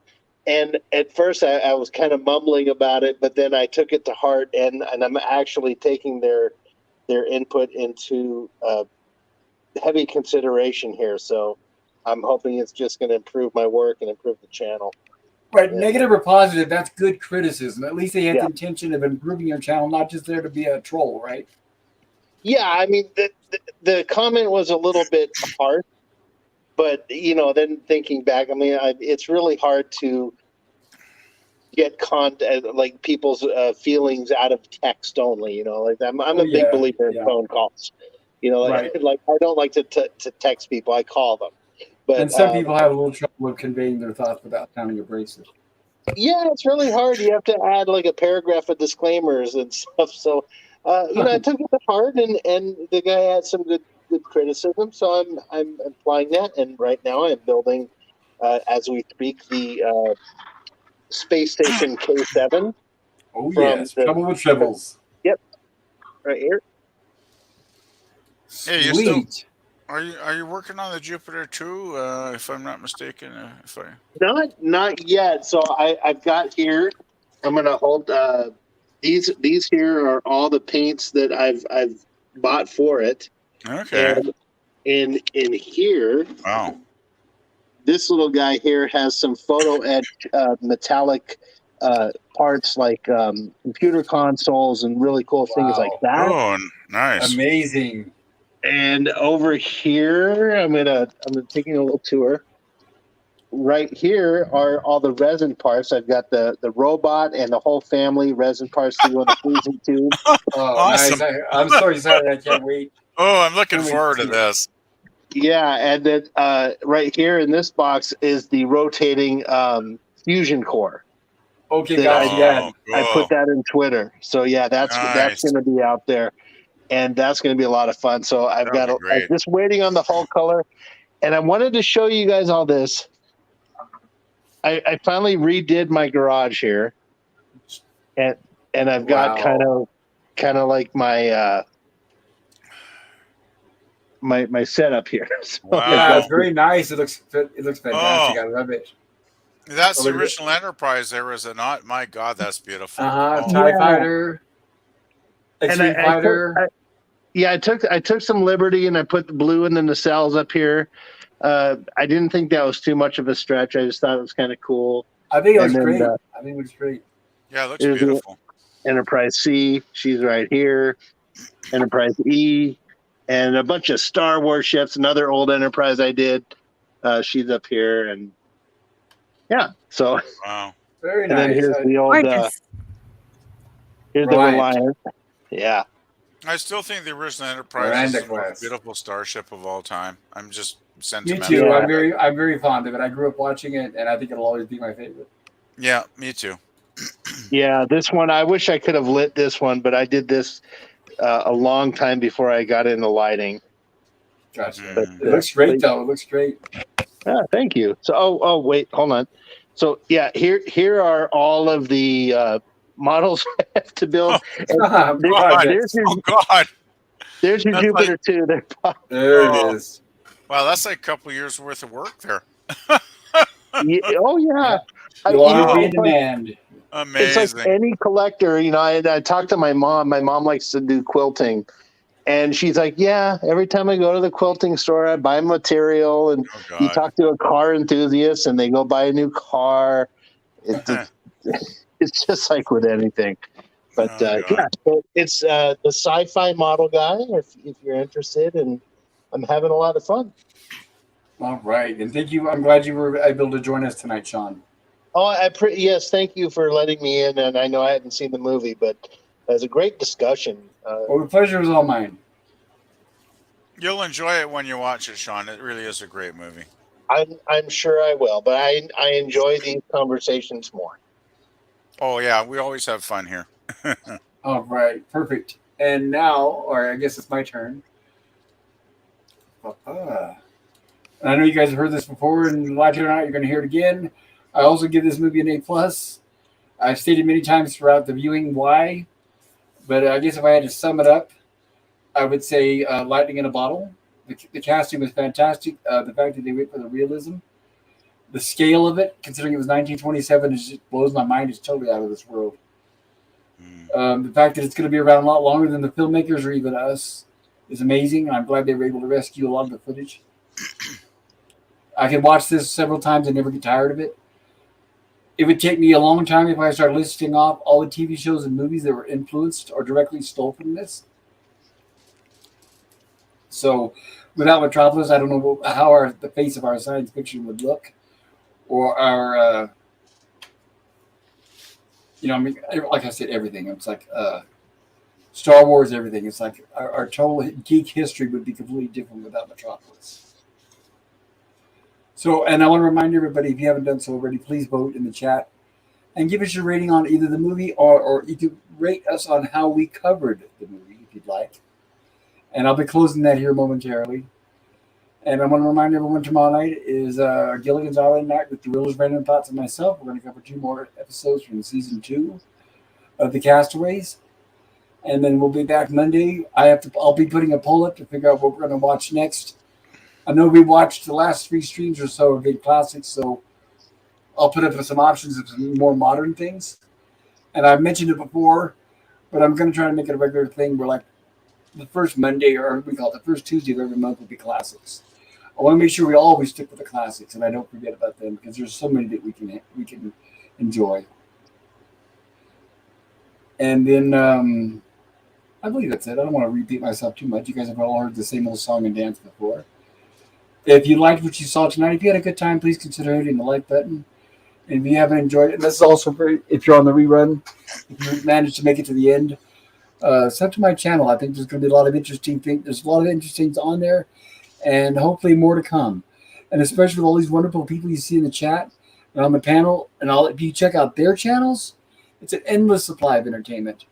Much better than anything you're going to find on any television network or streaming service. So everything that I've ever wanted that can make me happy is right here before me. I don't need to pay for Disney Plus or Paramount Plus or any of that stuff. Okay, before I cover the poll in the chat, I'm going to get caught up on the chat.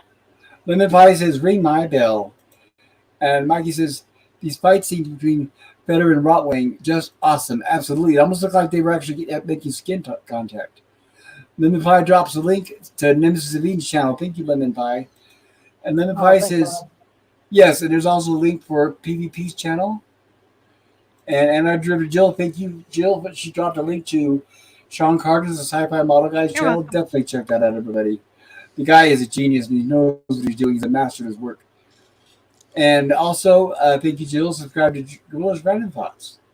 He's going to be having his Walton stream coming up in a day or so. And he also has a lot of hilarious shorts. And Mikey says, I'm at 97 subs, only 3 away from 100. Congratulations, Mikey. You'll get there in no time.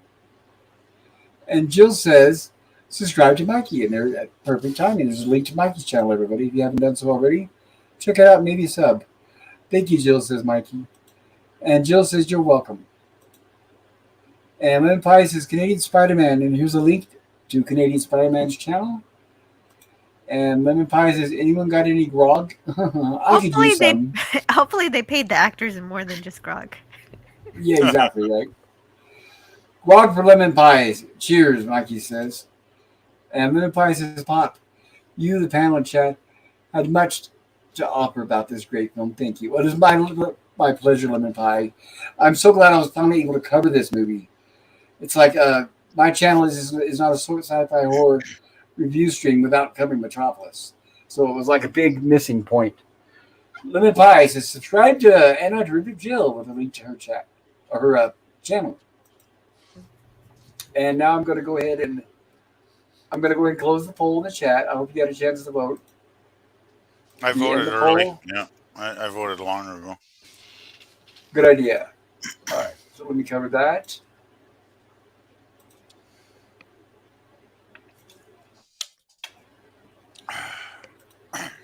And we'll get through here pretty quick. And you said 2 of those Fs don't count because those were accidents.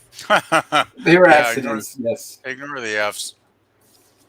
How could anybody give this film an F anyway? Well, even if they do, I don't care. Everyone is entitled to their opinion. Oh, that's and cool, I know but for some no. people it takes getting a little used to for silent movies. There's some people that hate Christmas, I guess, so yeah. Oh, well, it's okay. We all have different tastes. I'm not going to judge anybody by their opinions. You like Christmas? What the fuck with PvP? I love Christmas. And Santa does exist because I actually know him, so. Full complete. Wow. That's your connection for eggnog, huh? Yeah, but yeah, I got a secret connection with Santa for eggnog supply. So we got 16 votes. I want to thank everybody for voting. What grade would you give Metropolis? And it looks like nice. 75% said A plus to A minus. 12% said B plus to B minus. 12% said D plus to F minus. And C plus to C minus at 0. That's fine. I'd say ignore the F. So it's basically A's and B's. I think everybody. Right. So we know of at least 2 mistakes on the F. Yeah. So, and considering there's nobody who voted C or C plus or C minus, I'm guessing those 2 votes would have been at B minus or above, which makes me happy. Yeah. Well, that's good. Good ratings. Excellent. Of course, we never got Gorilla's rating because he hasn't finished watching the film, but hopefully eventually he will. So I'm going to keep on him until he finishes it. I'm going to finish it. Keep bugging him. Yeah, it's too bad he had a headache. I hope he feels better tomorrow. Oh, yeah. I hate headaches. Headaches are awful. Yeah. Lemon Pie says, my B was also an accident. I meant to give it an A. Oh, very nice one. Well, there Thank you go. It's closer to like 80% then. Right. So barring accidents, it was likely 100% A's. Yeah, it does look like that, doesn't it? Nice. It's starting to get, yeah, that makes me really happy. I'm glad you guys enjoyed it, and I'm glad it was a week late, but we did get there. We finally covered it. And we kept the stream at 4 hours and 41 minutes, which isn't too bad. It was still entertaining, and I had a blast. And I want to thank everybody, especially in the chat, all you and your patience of listening. If you get a chance, if you haven't done so already, please consider hitting the like button and hit the alert notifications so you'll know next time I have a stream. And most of all, very close and dear to my heart, I want to thank everybody on the panel for coming and spending time with me and helping me describe this wonderful movie. You're Pop, welcome. I'm so sorry. I was drilling. I didn't realize my mic was on. I'm so sorry. You know I what? didn't hear It did, anything. yeah, it didn't bother us at all. I didn't hear it either. I apologize. I looked No, at yeah. it. I looked at. I had like the worst feeling right now. I'm so sorry. I didn't notice anything actually. Yeah, I didn't notice. That makes three of us that didn't notice.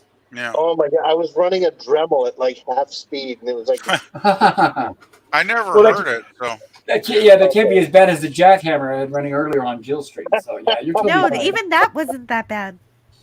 okay. Well, I'm glad. I'm sorry. I was still, even though you didn't hear it, it was. yeah, Okay. I never heard it. Apology So accepted, it's all sir. good. Yeah, no problem. Apology accepted. Okay, so everybody in the chat, have a great time. Stay safe. Get a good night's sleep. Drive safe tomorrow for work. And especially all of you guys on the panel, I will see you all soon. Hopefully you can make the Gilligan's Island stream tomorrow. If not, I will see you all throughout the week.